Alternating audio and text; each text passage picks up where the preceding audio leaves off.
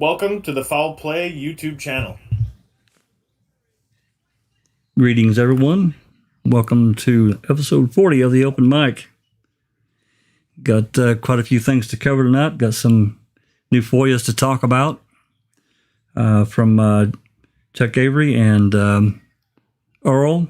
One from Earl, and the one from Earl is actually quite long. So, hope everyone's doing okay tonight. We moved the time up a little bit later, so our Australian friends could join us. It's pretty late for our European friends. I know Alice would agree with that. But I've been trying to kind of switch back and forth because it just became really difficult over the summer to try to get a balance in the middle. It was kind of late for the Europeans and really too early for the Australians. So just going back and forth, hopefully will work a little bit better and everybody can participate. With that said, let's get everyone here in Discord introduced, and we're going to get started here. I'm going to go through the Tom Pierce call that we uploaded yesterday. It's not new, but I'm going to go through and I'm going to explain it a little bit about why it sounds the way it does, and hopefully this will end any controversy over it. Anyway, Alice. Hi everyone, thanks for joining us tonight. BB. Hey everyone. Linda, checking convictions. Hello everybody. Mr. Kratz. Susan, my bad. Oh, come on, Jack. Hi, everybody. Jeff Jones. Hey, everybody. Mystic. Hi peoples. And Nosy. Hi, guys. Sunshine Christina. Hey everyone. And Dr. Soap. Good morning, everyone, and I'm calling from my therapist after our last reading with Uncle Ken. You're probably going to need to call him back after this open mic tonight. Oh, yeah. Oh, yes. So, okay, before we really get rolling too far into this, I'm going to pull this up, and let me just briefly explain the process. This is about the Tom Pierce call that has been going. We've had it. It's been out there for a while, but it never really had a permanent hosting home. I had it on my Google Drive for a long time, and other people have had it, and so forth.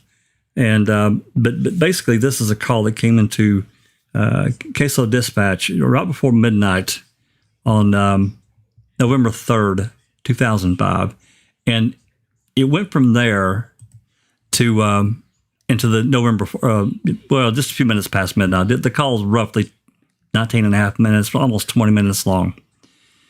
It is a call. It's not like you just say, well, it was a phone call. It was and it wasn't.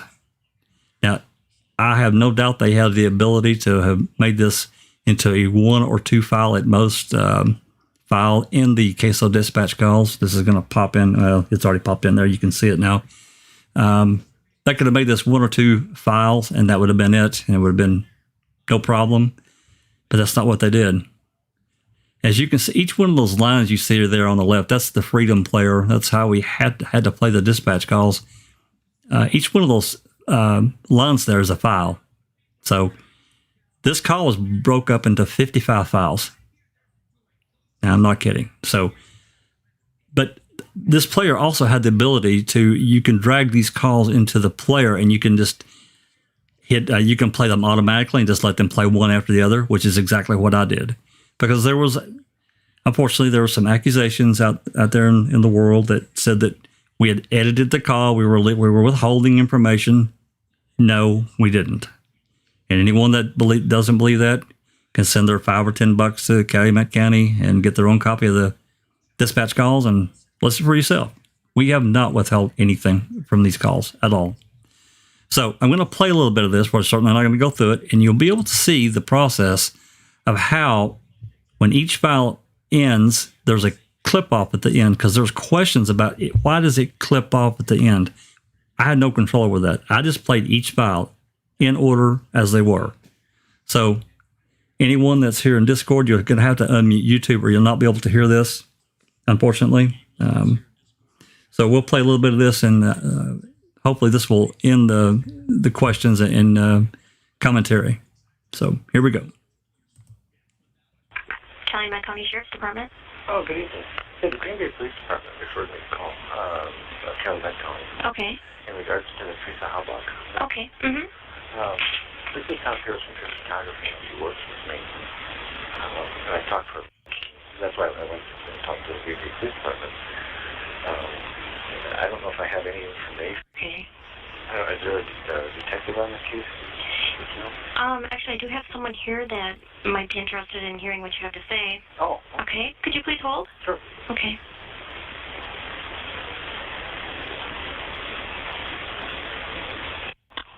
Corporal Leslie Lemieux.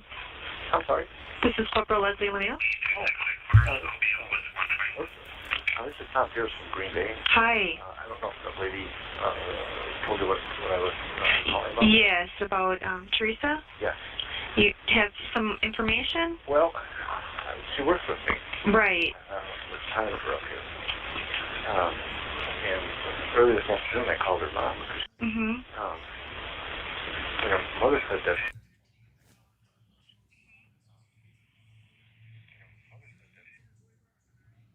I think that's enough. I think that makes it abundantly clear. At the end of each call, it drops off, and there's absolutely nothing that I could do about it. I mean, somebody that maybe some software engineer could join these together in a more seamless fashion. I just loaded the calls as they were and let them play. I just felt that was the best thing to do, and the reason that I did it the way that I did it is to show that I wasn't trying to hide anything. We weren't hiding anything. But again, the accusations, I can't help those. But I simply presented the information as we had it to try to clear it up. Because originally, Mr. Jinks had been asked to make a recording of the calls. And, of course, as she found out, she didn't know how to work the Freedom Player. None of us did then to play them automatically right after we got access to the dispatch call CDs. You kind of have to fool with it to get the automatic part of it to play, and none of us really knew how to do that in the beginning.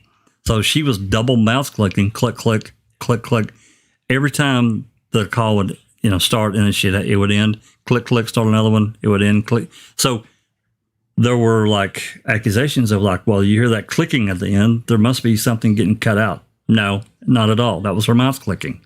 So that was another reason that I wanted to do that, to alleviate that. Little bit unknown to me that some focus would get focused on this part of it where the call these sections just abruptly end and then it starts again. I had no control over that. Hopefully that clears that up. Questions? We have one question. Yep. JD says, does this version marry up with Millbilly's as it should be the same version? There's only one version, and Mel Billy got it from the source that I got it from before he got it. So, yeah, same version. As far as I know, unless he's created his own open records request and gotten something from Calumet County that I'm unaware of, then he got the copy of the CD from Seeking Truth, the same as the rest of us. So, it's the exact same thing. I'm not exactly sure. I'm guessing he probably did something similar to what I just showed in this right here. So hopefully that clears that up. Question? Anyone here have any questions before I move on? I just wanted to cover that. Nothing. We good? Saying about the timing with the call originally, when I put the call together, there were two separate parts to the call. There was him calling into dispatch and then him being transferred to Leslie Lemieux. So if he does not put the first part, which is the dispatch part, which is probably 35 seconds or I'd have to look.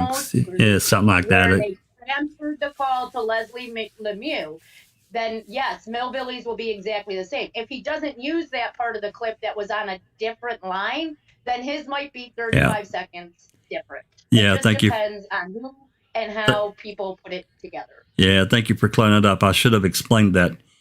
When Tom Pierce called into Calumet County on 11/3, it was near midnight. It was on one line. They put him on hold, as you heard there at the beginning of the call. The call then got transferred to a separate line, which I think was channel 7. It's been too long. I'd have to look at the file again. I think it came in on line 6 or channel 6, and then it got moved to channel 7. But they are the same call. That's why I said, at most, they could have made this into 2 separate files at most. So even if we said that the first part of the call was separate than the second part, then that still means that that second part was cut into 53 seconds or 54 sections, which is ridiculous. They could have made that one call. There are many calls on this dispatch CD. I mean, they're not as long as this, but there are many calls that are 5, 6, maybe even 7 minutes long. One file. So I know they had the ability to do it. So, okay. Anything else before we truck along? Are we good in comments, guys? Jack, I just wanted to say, yep. Do you have any idea why that call is so heavily fragmented? I don't. I mean, there's suspicion that there's, little bits and pieces of, I need to do a timing thing because Jinx brought up something good before we started. That's a good question about when the call came in, because it was right before midnight, just a few minutes before, and how long it lasted after midnight, because we have the timestamps, right? Yes. Yeah. But what seems odd to me is that often he's just about to say something and it's cut off. Yes, that's right.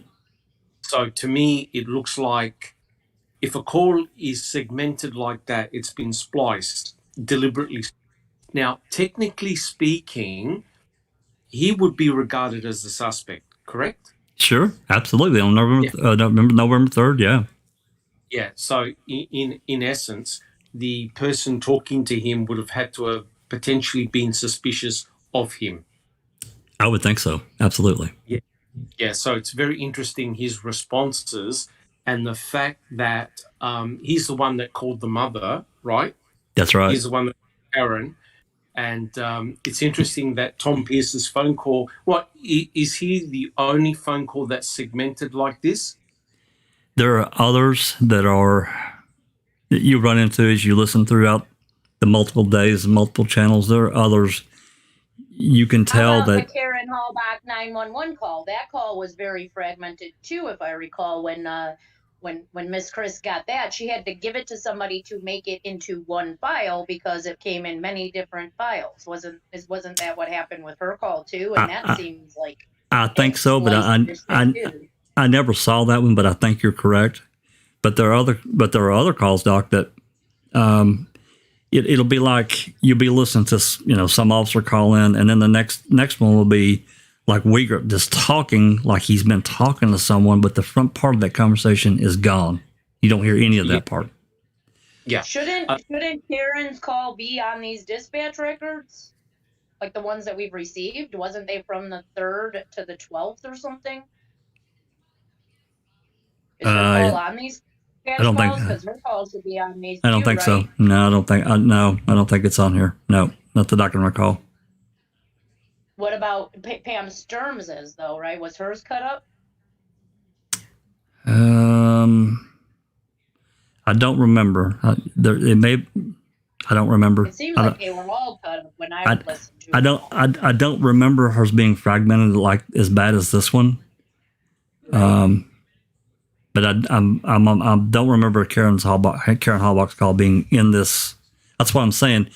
These calls, I began to notice. I thought in the beginning, whoa, get to listen to all these calls, but then I'm going through and it's like somebody's just like talking. It's like like they've been talking to someone, but you didn't hear any part of the front end of the conversation. I'm like, okay, what the hell's going on? And it happens multiple times throughout multiple days.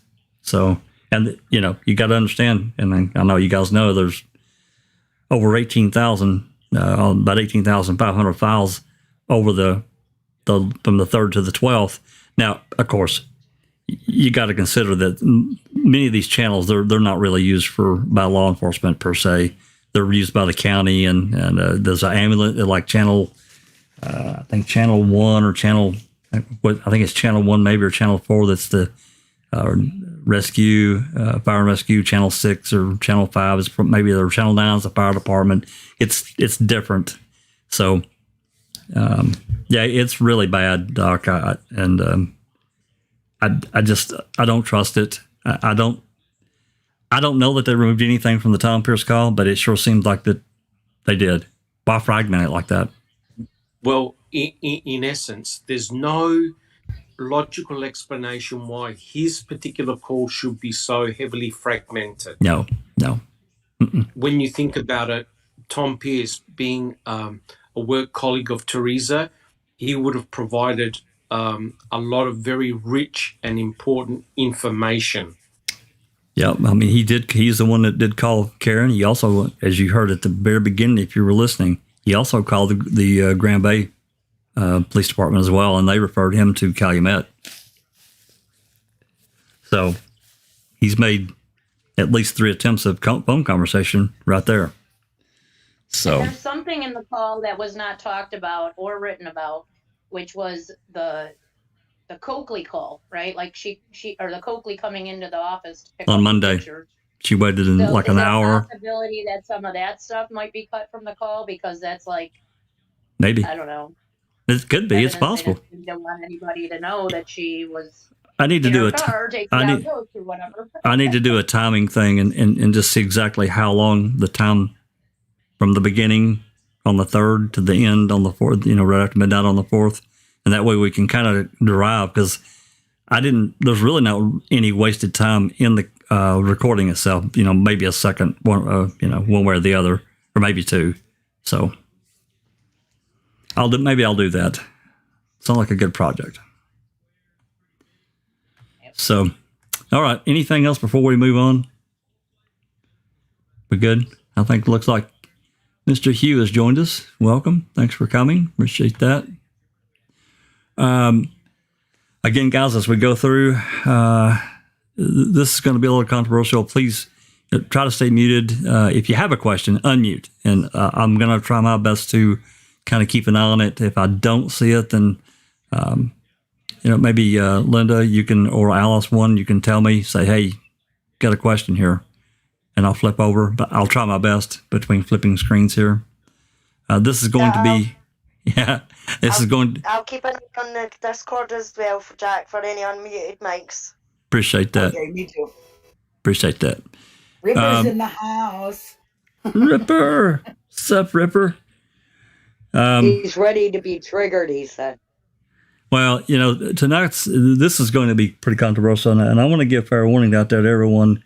This is controversial. Many of these are controversial in nature, the reports themselves and what's in them. I mean, we knew about it. We knew about the incidents, but we don't know most of it. We didn't know the content of these various incidents. And in full disclosure, I think that we have to let this stuff out. We can't just say, well, it's Chuck, he's part of the family. We can't do that. I'm sorry. That's not right. And, and it's not to say that these are not court cases. These are incidents. Okay. I want to make the distinction here. These are not convictions. These are not, prosecutor files. These are incidents that have happened since about 1983 that, Christina got and let me pull this. I'll get started here. Christina got a master lookup file on Chuck Avery, I don't know, a couple of weeks ago. And we talked about it and felt like that, some of these files need to be looked at. And again, please, everybody, be out there, be civil, have your discussions, remain civil. Don't be throwing out a bunch of trash talk in the live chat. I'm warning you now, you're going to get removed if you do. I've already told everybody that's not what this is about. This is about providing the information there. What you do with it in your own research, hey, that's on you. And you can create it, you can share it under your own content. We're just not going to do it here. It would be inappropriate to do so. That's not. Please do. When we're talking about sexual assault, please, in the chat, just use the initials SA. Please. Yep. Yeah. Absolutely. Yep. Because we have to not, these are subjects that often trigger other people that have been through some really difficult times in their life. And we're not about this being a catalyst for anyone to, be uncomfortable, that kind of thing. Again, this is because, Chuck is, Stephen's brother, he's definitely there. He's definitely involved in the family. He's right there around us when all this stuff is going down. We have to provide this information. We can't get a fuller picture without it. We can't do it. I can't. So, hey, Sammy, welcome. I didn't see you slip in there. Thank you. I'm sorry I'm late. I had some unexpected company. That's all right. That's okay. Hi there, everybody.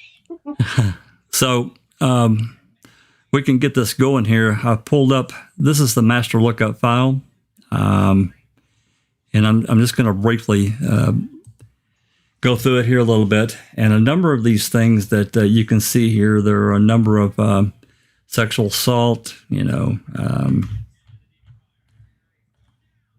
there's just several of these things there. And now, obviously we didn't try to get everything because some of the stuff is redundant. We don't need it anyway. But a number of them we did get, and it took some time waiting on it because there's a lot of redactions. You are going to see that, and that's just the way it is. We don't know who is involved, and it doesn't really matter. It's the who someone is as a person, and that's really what we're looking at, and what they may or may not be capable of. I'm not accusing Chuck of doing anything other than we know these events happened. Here it is, and we're going to share it. There is one file I'm not going to share. I talked about this before we went live, and maybe I did a little bit after we went live. There is one file I'm not going to share it, and it doesn't need to be out there.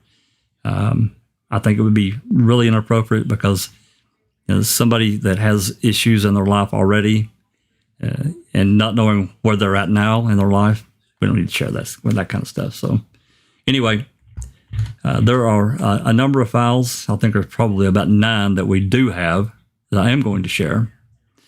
So starting in the first one's going to be from 1983. Now, I'm going to pull these up and we can read through. Some of these are not really that long, just a page or 2, 3, maybe sometimes 4.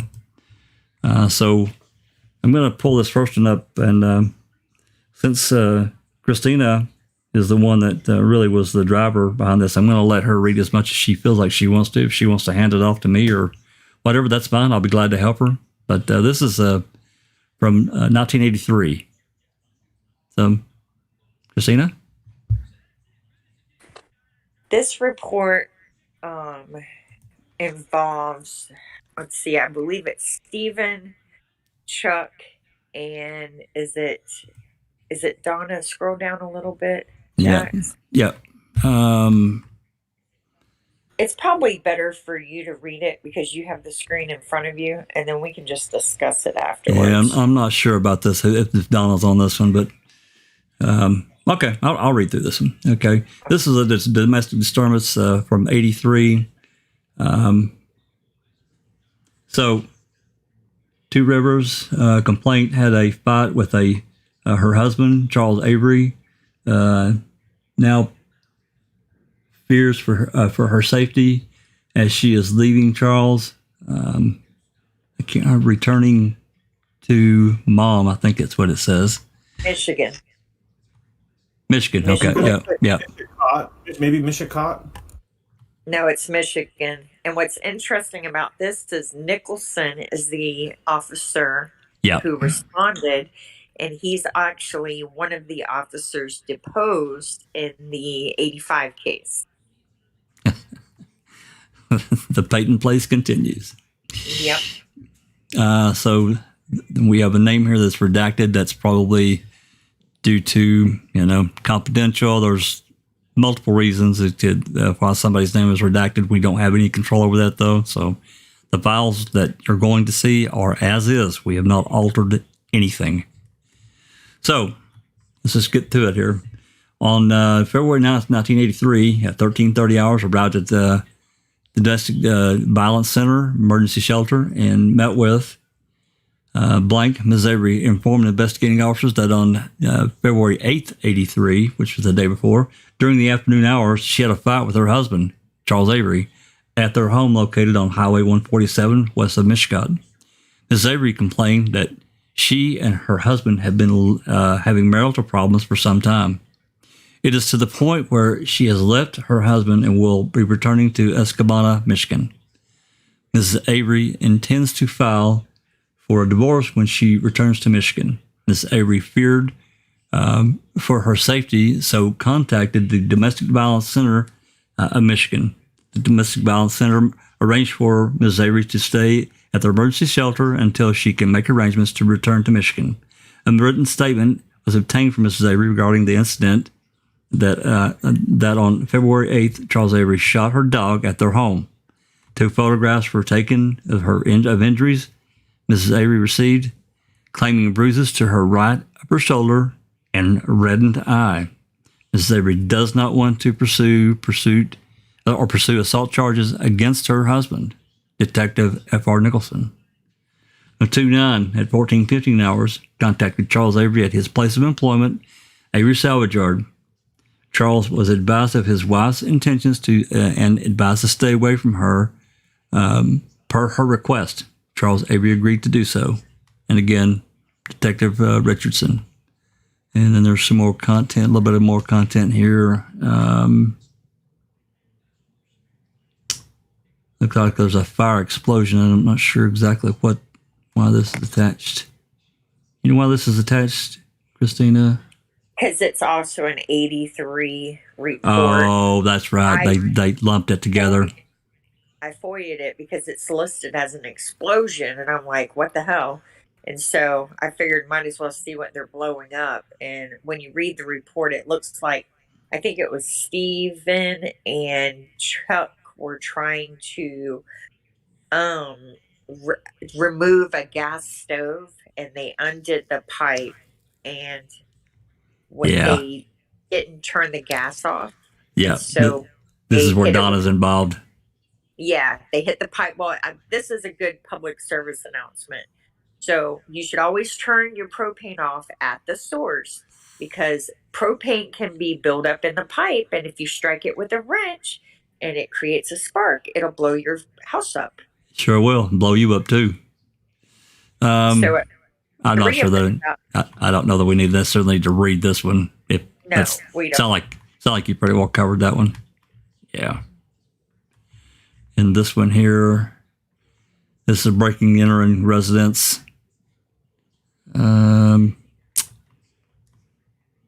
Charles Avery, Two Rivers residence broken into. Father's home also broken into. Lives next door. Okay, so this sounds like Alan Avery's residence got broken into. Yeah, this one's just in there because it's linked in the 83 file as well. There's nothing major in there. What's weird is guns are stolen, but then I read somewhere in another report that the guns showed back up. Okay, so that's not weird. I thought that was kind of weird. Yeah, so they were reported stolen, but then they reappeared somehow. Interesting. Yeah. Okay, and then this last, see, here's another one here. This is probably going to be the last one. Family trouble. Lieutenant Belkey, who responded to this one, received a call from Michigan. Wait. Can I say something? Can you go back up a little? I know you don't want to read that other one, but this kind of shows something too about the people in Manitowoc, how they feel about Avery. Like, it says something that per dispatcher, Miss Charles Avery reported this last line here. What does it say? Fuck you, Avery. Somebody put that on their child's thing or something. It was written on the wall. On the children's bedroom wall with wax all over the walls. Yeah. So that shows you in 1983 they didn't like the Averys. Somebody didn't. Somebody breaking into their houses, right? At least somebody got. Yeah, they were angry at. Yeah, absolutely. Well, absolutely. I was thinking this could be related to the break-ins that Stephen was doing at the time and someone getting revenge on them. Because wasn't Stephen breaking into the trailer or the homes in Privets around this time? It was somewhere around this time, yeah. Yeah, I reread I forget her name.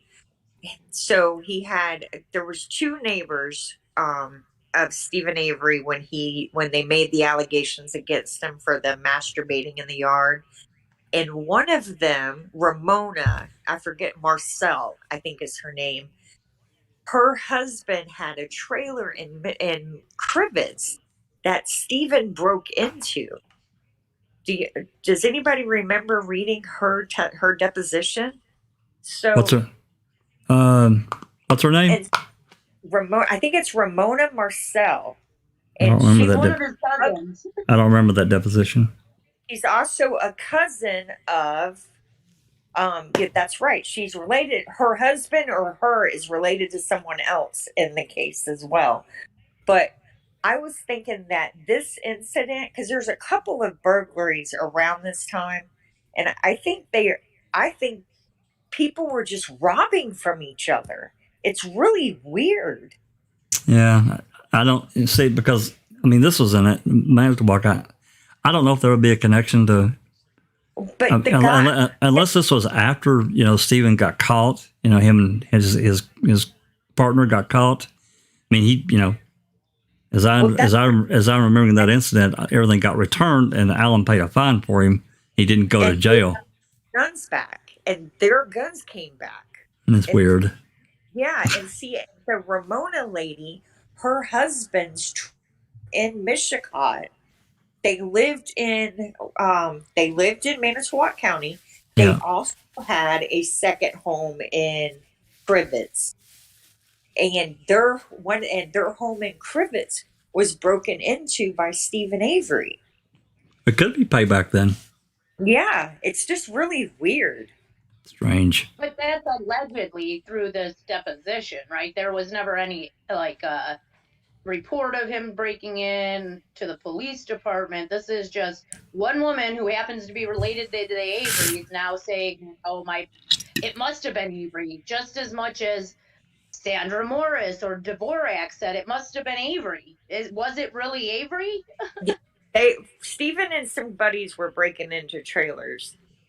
They were, I think there was a report of that. Are you talking about the Crivets stuff? Yes, I am. Well, these were homes, and yes, there apparently there are reports. I haven't FOIA'd them. I mean, if somebody wants to, they can. I haven't got to that. When there are other FOIAs that I'm waiting. Well, there you go. I remember the burglary in Haiti where he stole beer and sandwiches and a couple. No. Apparently, Stephen and I don't remember who it was. But it was up in that area. It may not have been exactly Crivets, but it was up in that Crivets area that they stole. They were breaking in homes and stealing whatever they could, I guess. But fortunately, they got caught. Now they didn't hurt anybody, nothing like that.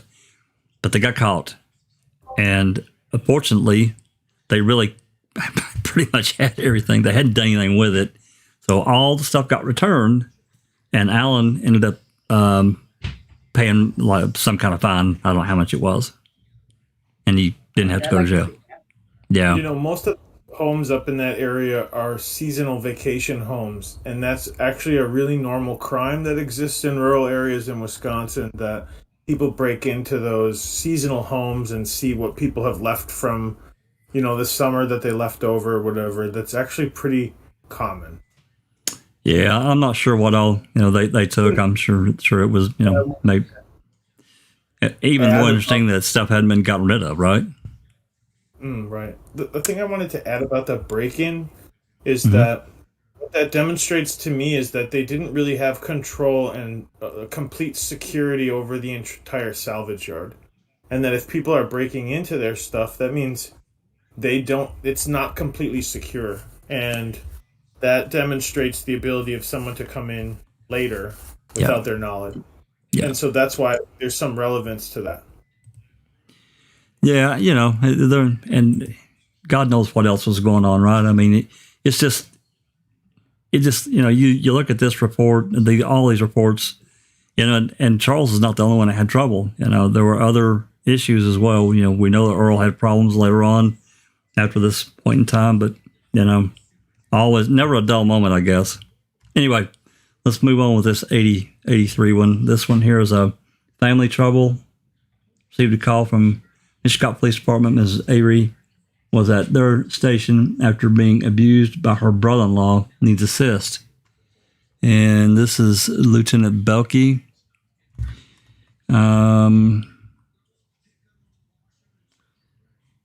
Stephen and Charles are listed here. I guess I can read some of this. I don't necessarily know that I need to read it all. On 10/21/83, 1815 received information from the Mishcot Police Department that there was a family trouble call at their office. Stopped at the office and spoke to she stated that the problem started on Wednesday on 10/10, which 10/10, that was 11 days prior, when Stephen Avery beat up his wife. And she left home and went to a domestic violence center. Charles then stated to his wife that she was not to speak to Lord Avery or even attempt to see her. On Thursday night, 10/20, Charles beat up, striking her with a broom in the back and apparently striking her across the face. He did break her glasses at the time. This afternoon, Stephen cornered her and was yelling at her, pushing her into a corner and making matters worse. Blank stated that she could not put up with much more of this anymore and wanted to get out of the house and leave. Subject then went to the Mishcot, at which time Charles followed her, causing no trouble. He was informed that she didn't want anything to do with him. He took the truck and went home, leaving the message that if she wanted to talk to him, she could call him. Subject was transported to the Domestic Violence Center by myself. She will now seek legal action through an attorney and is going to be applying for a divorce. Subject made the comment that Charles is supposed to be living on welfare and has 2 other children and is not making any payment to his other wife. He stated that the subject usually pays about $15 per year for their support. Well, that's not much. So, yeah, that's not good. That's really terrible. So, another domestic, family squabble situation, striking, a woman, it's just not, it's not good. All right, questions before we move to the next report, which I think is going to be 1986. Any questions from the chat or anyone here? I haven't. Well, I just have a comment, actually. Yep. That's the first I've ever heard of Stephen hitting somebody. That's the first I've ever heard of it. Yeah, it's pretty early on. Yeah. I bet you know how. I'm not excusing anything, but you know how domestic situations can explode in just an instant. Oh yeah, yeah. But first time I've seen in writing that Stephen did have a domestic like that. I mean, I've heard it, but first time I've seen it. I understand. Hugh, you have a comment? You're unmuted. Yeah. Hi, Jack. I'm just wondering, was this around the time that Steve and Barb had a sort of literal wife swap with Barb's former husband and Steve's former wife? I'm not sure when that was. That wasn't Barb's. It was Barb's husband. That was in the 90s, I think, when they got together. Yeah, I think this was a little bit. Yeah, I think this was several years prior. What month is this? This is before that he went to prison for the rape of Penny Bernstein. Before that, I think this is 83. Yeah, this is October of 83. So he was 21. I think he had just been released for the other crime. Okay, sorry, I just came across that and I couldn't remember when it was. That's all right. Good question. Clear that up. Anything else from the chat, or can we move? Should we move on?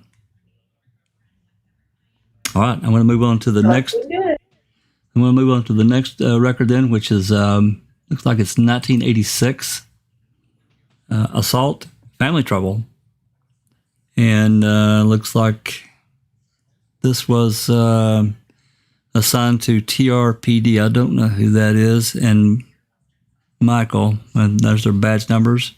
I'll try to read this. It's relatively small.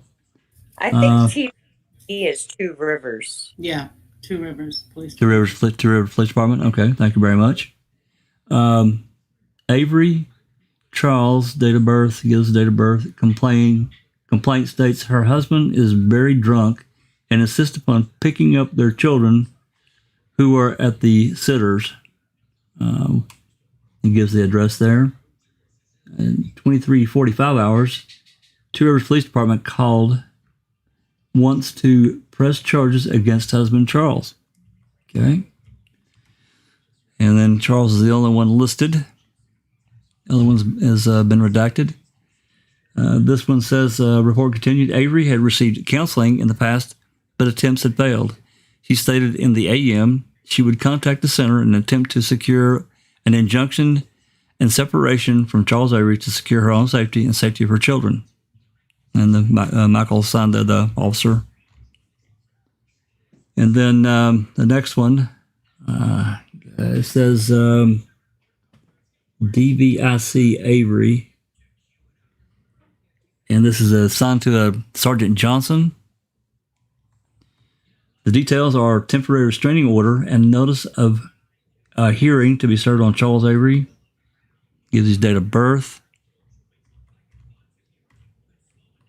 And we've got a few dates here. This is July 28th. This is subject to be served. July 28th, 1750 hours. Met, I guess that's complainant at the residence and stood by while she removed clothing and toys. Charles Avery not at home, unable to serve. TRO. 7:29 the day after. Looks like at 8:30. 20-30 hours, phone call received from Donna Avery stating that we should cancel any further attempts on serving Charles Avery as she was going to her attorney to cancel the restraining order. Okay, so there's been some cooling off of temperatures. July 31st, 1100 hours, contacted Donna Avery, who stated that she was told by clerk of course that she would have to appear in court on the hearing this date on August 1st at 3:30 p.m. to cancel the restraining order. She stated that she will appear at the time stated. And then there's a written in one on 8/4, injunction dismissed, and it's signed. Okay. The next one, incident, it says B Residence Avery, and this assigned to I can't read that. Defect. Yeah, Officer 431 and Meisner, Officer 216. And the details are comp stated. Dvorak? It could be. That very well could be Dvorak. But I thought hers was with a V. I don't know. Maybe Jinx can look at her little handy dandy officer list and see if who. Dufek. That's what I see too. Yeah. It could be like DIV. It's definitely a U, but I can't say what that letter is before the F. Or it could just be bad writing. I don't know. Anyway, the details are complaint. Part of her F. Complainant stated that he was gone for the weekend. He just returned and found someone had broken into his residence and took his guns. Okay. Again. Yeah. Again. Yeah. So we got a 12-gauge shotgun, different model, a 44 caliber rifle, unknown type, and looks like $10 worth of quarters. I didn't even know they made a 44 caliber rifle. Oh yeah. Okay, I knew they made a 44 handgun. Oh yeah. Dave. Go ahead. Dave, he says there was a defect. Defect. Oh, but the officer that got assigned? It could be. I don't know. I don't know all these officers, and there are many that from this time frame are gone that we probably never even heard of. So anyway, October 26th, 86 at 1650 hours, 10 to 5. Officers met with Charles Avery at his residence in Two Rivers. Mr. Avery told officers that sometime since Friday on 10/24 at 6 p.m. when he and his family left for the weekend trip to Michigan, his trailer home was entered. Entry appeared to be made at the rear door of the trailer, but no forced entry could be observed. Once inside the trailer, the culprit stole 2 shotguns, one .44 caliber rifle, and $10 worth of quarters. From Form number 023 was filled out and attached to this complaint.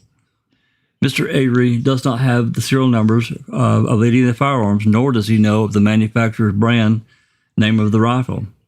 Missing of the .44 caliber rifle, one Browning 12-8 shotgun, and one Remington. Total value of the weapons is $400. Several clothes, cabinets, and closets have been gone through in an apparent attempt to find other items of value. A security box full of insurance and other important papers was opened and left on the bedroom floor. The complainant will phone our department on Monday to speak with a detective about possible attempts to gather fingerprints. Complainant has no idea how the trailer could have been entered without forced entry, except that he may have left the residence key in an AMC station wagon. It's listed, looks like the license plate there, which was left parked outside the house trailer. Nothing further to go on at this time. 10/27, which is the day after, went to the Avery trailer to dust the gun cabinet and tackle box and so on and so forth. I'm not going to read all that because this is just gun stolen, so nothing of major significance. And that's the end of, looks like we're here in 86. That's the end of 86. Any questions before we move on? I haven't looked at Discord here. Anybody got anything they want to comment? Good? Okay. Let's move on to the next one then. So we're moving in now to 1987. Okay. So incident says B. Reese Avery Road. I got a quick one. Yep. Dave says that person is related to the mayor of Manitowoc. That person, that officer? Yes. Okay. All right. I still don't know the name, but interesting. Maybe we can drive that down and find out. Now, this is assigned to officers. Their names were Officer Greg Dufek and Anthony Dufek was mayor. That's, there. I think, is relevant. There you go. From newspapers.com. Thank you. Thank you for looking that up. This is assigned to Officer Seam. How would y'all pronounce that? Seam? That's how I'd say it. Officer for badge number 487. And this one's like really a lot to read. The details are reports.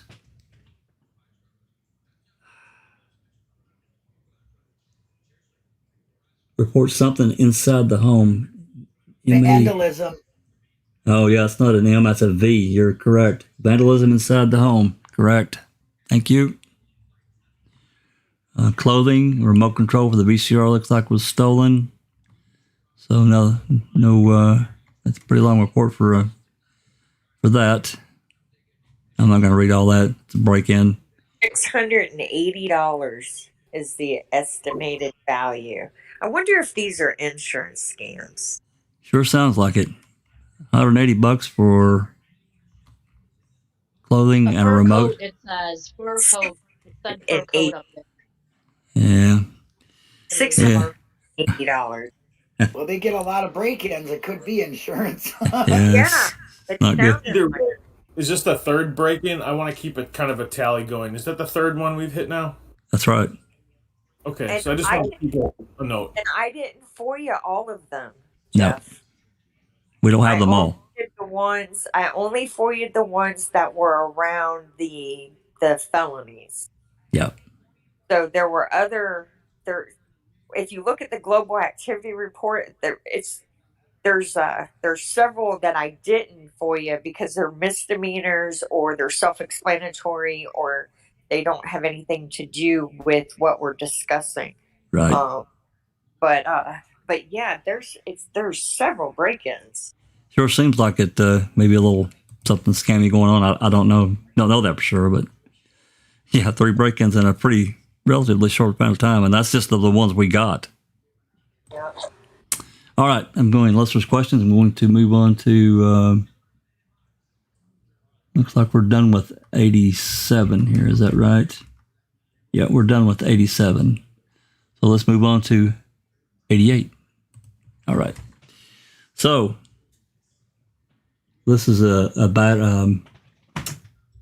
an aggravated battery that looks like it's been written over there. Oh, that's why I included this, or I had you put this one up. That if you read in the description, it says the family dog was in the home at the time, which leads them to believe it's someone the dog knew. Oh, in that prior report? Yeah. Yeah. Yeah, I've seen it when you scroll past. Interesting. Well, this is aggravated battery assigned to Sergeant or Officer Anderson, and here's Mr. Bushman. Where do we know him from? Oh, yeah. Got their badge numbers there. The details. Someone is taking a vehicle out of the yard without permission. Okay. On, this is September 25th, 1988, approximately 15:30 hours. Officer Anderson arrived again at the Avery residence. Again, notice that. And met with blank and blank. These are juveniles that are redacted here. That's the reason it's redacted. It says it right there. The officer first spoke with, who stated that he had intended to purchase a car from. He stated Earl Avery and his brother, Chuck, had gotten into an argument as to who owned the vehicle. Y'all going to love this. Owned the vehicle to sell it. Blank stated that the first argument occurred inside the Avery parents' residence, and Blank was not in the house at the time. After that, Blank accompanied Earl Avery in the wrecker, and they had pulled up to the driveway at the Chuck Avery residence where they began hooking up the disputed car. Chuck Avery came out of the house yelling that they should both leave. Blank stayed in the wrecker or off the property and let the two brothers argue it out. The Averys began fighting and eventually were rolling around on the ground with each other. Blank stated that he was on the other side of the wrecker and really didn't see much of the fight or how it started. Officer Anderson then interviewed Blank and inquired what had happened. Blank stated that there was a dispute between himself and his brother Chuck as to who purchased the vehicle and who could sell it. Blank confronted Chuck at his parents' residence and demanded the keys to the vehicle, which Chuck refused to give him. They began arguing, and eventually Blank pushed Chuck while in the house.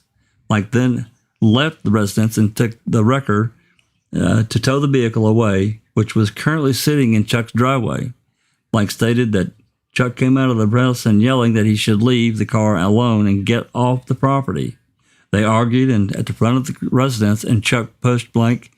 Blank then pushed Chuck back. Chuck went to the garage, picked up a shovel, and threw it at Blank. I'm going to guess this is Earl. I think so. The shovel hit the wrecker, and the two began to fight. Chuck picked up the shovel and struck Blank in the chest area. Blank then stated that he was struck somewhere in the head with the shovel. Blank managed to get the shovel away from Chuck, and they wrestled on the ground. Blank stated he didn't know where the blood on Chuck's nose occurred. After the officer then interviewed Charles Chuck Avery, as Chuck had made no mention of striking his brother with a shovel. Yeah, it's Earl with a shovel. Chuck stated that he did throw the shovel at his brother, but okay, looks like we're missing a page. Oh, there it is. Yeah, there it is. But missed him. Chuck did not recall striking Earl on the head or across his chest with the shovel. I'm going to guess this was Chuck was taken in custody for DC, domestic complaint violation of the state law. Chuck admitted that the disturbance did occur and that their children were screaming. He stated that Chuck's wife were screaming.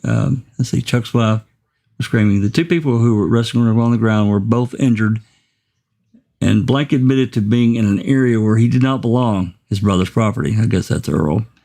I don't know why they blanked all this out. It makes it really difficult. Yeah. I'm going to say this is Chuck was transported to the NCCO jail and allowed to make calls arranged for bail. Data sheet was completed by Officer Bushman for the DC charge.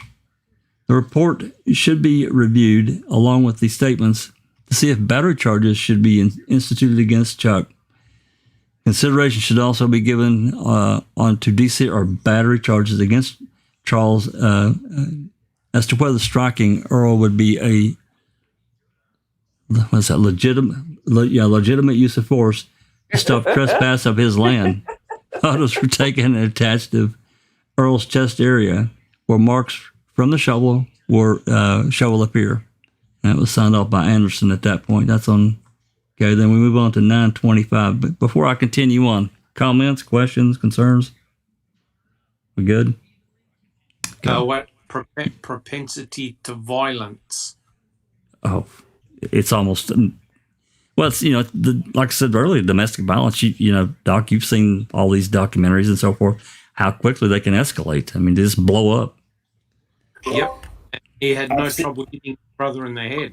No. I've seen brothers go at it with shovels, telephones, anything that's available. Whatever's handy? Yes, whatever's handy. So, as violent as this sounds, I've seen it. I've witnessed it with my own eyes. Oh, yeah. Absolutely. It's not that uncommon. It's inappropriate. It's horrible, but I've seen a lot worse than that. It sounds like a Glaswegian party, you know what I mean?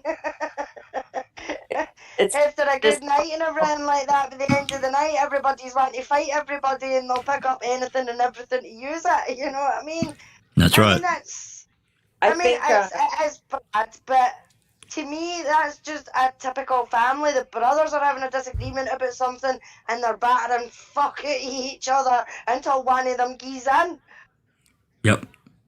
I think it needs to be noted that, some people have hypothesized that Earl may be Chuck's latchkey, but it's clear that Earl is not afraid of Chuck and was quick to defend himself against them. So Earl is just as violent as Chuck is. I mean, I think we could probably all agree too, Christina, that these guys grew up on a junkyard. They're brothers. It's a rural setting. That's just life. I'm not saying it's justified. I'm just saying that's just the way it is. Brothers fight. Exactly, Jack. They sort it out themselves rather than get the police involved to say, oh, my brother's trying to steal my car. It's a typical rural family who keep to themselves, so they sort out their own problems, their infighting and everything like that is done their way, So if that means battering hell out of your brothers to get something done, then so be it, you know what I mean? Siblings fight. Sure. And they fight over the simplest and silliest wee things, and I could quite believe them arguing over who bought a car and who's got the right to sell it and actually coming to fisticuffs about it. Yeah, I agree. Yeah. But we do recognize that they didn't sort it to themselves because we're reading a police report and one of them got arrested for it. Yeah. So. Well, I mean, when you start picking up something like a shovel now, it really kind of escalates things to a pretty serious degree. I mean, it's one thing from the fist fight. That's a little bit different. But no, I don't really remember seeing any photos of Earl back from, this time frame. But, as it stands now, Earl's about 4 times bigger than Chuck. I mean, come on. That's what I was going to say. tickles me to think of a Glaswegian pair of brothers, but also, given the size differences, it sounds like a bit like a Tom and Jerry cartoon. Yeah. All right, let's. We got something else for us. Yep. Yeah, just real quick. Sherry, she was saying how she's got it on her big screen. Sherry Pintello. Yeah. And that all the blackouts, she could see right through them on her big screen. What did I tell you, Christina? Yeah. He said somebody would be able to figure out the redacted stuff. There's some stuff, Sherry, we're going to need your help on for sure. Absolutely. Yeah. Well, there were that would be helpful if we could read it. Yeah, there were. Actually, I looked at a couple, and I told Christina, I think if I blow this up, and I just did it on my computer, just goofing around. I really wasn't even trying. I could actually almost see the name made out because she said Earl was the one locked up. I can see it on mine. Earl was the one locked up. I think they both were. Well, I mean, it almost, escalated to picking up a shovel or some kind of instrument like that. That's pretty serious. Yeah, but not only that, Jack. I mean, redacting the name out when we know that it's Earl, and then say it was his brother anyway. You know what I mean? So there's only a few brothers we can pick for, so it's going to be one or the other. Well, you know what I mean? Well, and they're striking it because he's a minor, right? I don't think Earl. I don't think Earl was a minor in '88. I think he was borderline. He was born in '70, so he was 18. Yeah. When's his birthday? I don't know. It's 1970. I just don't know. I don't remember what the date is. I think it might be after September because I that's what I was thinking too. He should have been 18, but they're striking either if he was arrested, not the victim. His name shouldn't be redacted for that purpose. So maybe it was borderline enough they felt like that they should redact it. I guess I don't know. He's either 17 or 18 for sure. Yeah, no doubt. All right, let's finish this one up. Okay, so September 25th, 1988, 13:42 hours. Officer Bushman and Anderson arrived at Avery Road, where they were met by Charles and Donna Avery. Charles stated that he had purchased a '77 Pontiac Catalina 4-door, dark brown, on this date in the AM, and the vehicle had been parked at their residence. He stated the vehicle had been purchased for use in the Avery Auto Salvage Yard. Pontiac's VIN number gives it there. Charles and Donna stated they did go to Chuck's parents' residence on the Avery Auto Salvage Yard, where they were having coffee there when Blank came in and asked Chuck for the keys. I'm guessing that's Earl. To the Pontiac. Chuck told Earl that he couldn't have the keys and he would have to wait until their father got home to sell the vehicle. Earl became upset at this and placed Charles up against the wall in a forceful manner and spilled coffee down Charles' leg and lap area. Earl stated again that he wanted the keys, and he turned and left the residence. He stated that he would hook the vehicle up to the wrecker and take it. Charles and Donna both left the residence, going back to their residence. Charles stated that he placed the pickup truck to the rear of the Pontiac. At that point, Earl pulled up with the wrecker, and Chuck told him to leave the property. Earl refused and began to hook up the wrecker to the Pontiac. Charles was standing between the wrecker and the Pontiac, so Earl could not complete the hookup. Earl became very upset and struck Charles in the face with his closed fist. He struck the left side bridge of Chuck's nose. At that time, Chuck's glasses came off, and he sustained a swollen lip, top and bottom lip, with lacerations to the inside of his bottom lip. Charles Avery then retrieved his glasses and told Earl he was going to call the police. Earl pulled the vehicle from the yard with the wrecker, scraping the back portion of Chuck's Chevy pickup. Damage to the pickup was extremely minimal, consisting of scrapes to the bumper. It appears Earl pulled the vehicle behind Avery Auto Salvage Yard, salvage building, exited the wrecker, and entered the salvage yard. Upon officers' arrival, they were unable to locate Earl. They left it unmarked there. They left it undid run redacted in the salvage yard. Statement forms were completed by Donna and Charles Avery. Form 023 was completed by Charles Avery due to the fact Earl did not have permission to remove the vehicle or come onto the property and strike and injure Charles in any manner. Arrest data sheets were completed for the DC and battery and are attached. Officer Anderson received a call via radio advising that Earl had called MTSO and was calling or willing to speak with Officer Anderson. Officer Anderson arrived at the Avery residence and spoke with Earl, referenced this matter. Signed by Bushman. 9/27 at 12:30 hours, data sheets were prepared, charging both Charles and Earl with battery in violation of Statute 940.19 and are attached. Anderson. Wow. Wow. I can visualize this while you're reading it. This is crazy. It is crazy. I know we talk about the violence and stuff, but somebody said Tom and Jerry before, and this brother squabbles, they sound like when you're reading it, Jack, it's hard not to laugh a little because it's like, I'm going to take the truck. He's like, hell no, you're not taking the truck. Yes, right. I am taking it. Right. Like, hey, I'll get that thing. I'll take the front end loader and I'll get that truck. He's like, I dare you to get that. It just sounds like, what is, it's really hard not to laugh at this back and forth that you're hearing about these brother squabbles, right? I know. Yeah. Well, you know why? I have a lot of boys in our family who were like that. I mean, one they were arguing over who was going to ride a bike, and one of them threw the bike at the other one. So I mean, back in those days, in the 80s, it's kind of how it went down. Even the 70s and the 60s, trust me.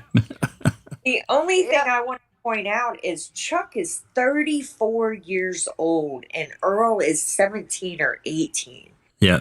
It doesn't matter. Look, I'm an older sibling, and when my younger siblings pushed my buttons, I battered them. Yep. You know what I mean? One of the silliest things was my wee sister used to steal my makeup. But she would stand in front of me and she'd be like, I've got your mascara and you're not getting it. And I'd be like, am I not? Slap. You know what I mean? Yep. Yeah, I am getting it. Yep, yeah, I am getting exactly. I'm getting it back. Giza, you wee bitch. BB. You know what I mean? And that's just how it is. Yep. BB. Oh, I'm sorry. When you're reading through it, I'm picturing Laurel and Artie. Yeah, really. Can I just say? Please. Can I just say something? So, Alice, according to what happened between Earl and Chuck, it was only a minor scuffle, correct? Yeah, a minor misunderstanding. That's nothing, you know what I mean? That's nothing getting hot out the heat with a shovel. All I could say is thank God nobody picked up a chainsaw. And started it. Jeff? I can tell you. Or an axe. When my brother and I got into fights, we stopped punching each other or hitting each other because that would show that we were in a fight and we didn't want our parents to know that we were fighting, so we would literally just throw each other into things, right? It wasn't, brothers do crazy stuff. Yeah. Yeah, lassies do the same. I used to put a cover or something over my wee sisters and punch them so that I wasn't bruising them. You know what I mean? But I could still batter them and not leave a mark. Hey, can I just sort of say something? This episode is now turned into Dr. Phil.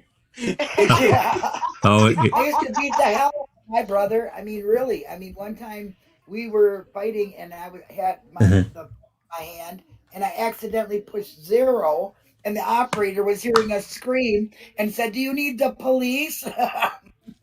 No, I need you to go over here and hold him so I can beat the crap out of him. I had a few cousins that were they scrapped all the time. That's just the way it was. But I think that the one thing though that's pointed out earlier is that Chuck is twice Earl's age at this point. That's right. Oh yeah, I know. He's born in 54, so But Earl was probably twice his size, even at that age. Exactly. So imagine how upsetting that would be to Chuck to have your younger brother who's half your age, twice your size, in your he won't face. listen to Yeah. Yeah, he's in your face. I'm going to do it any damn way. Yeah, exactly. Well, it's family. Family knows how to push each other's buttons really quickly. So, all right, and we're going to move into. You said Dr. Phil there, Doc. Oh, not Dr. Phil, Jerry Springer. Well, that's Jerry Springer. Yeah. It's amazing how everyone recalls what they did in their childhood and admitting to all this violence on a YouTube. Yeah. It is. All right, this next one is a sexual assault assigned to Galanzik Herman.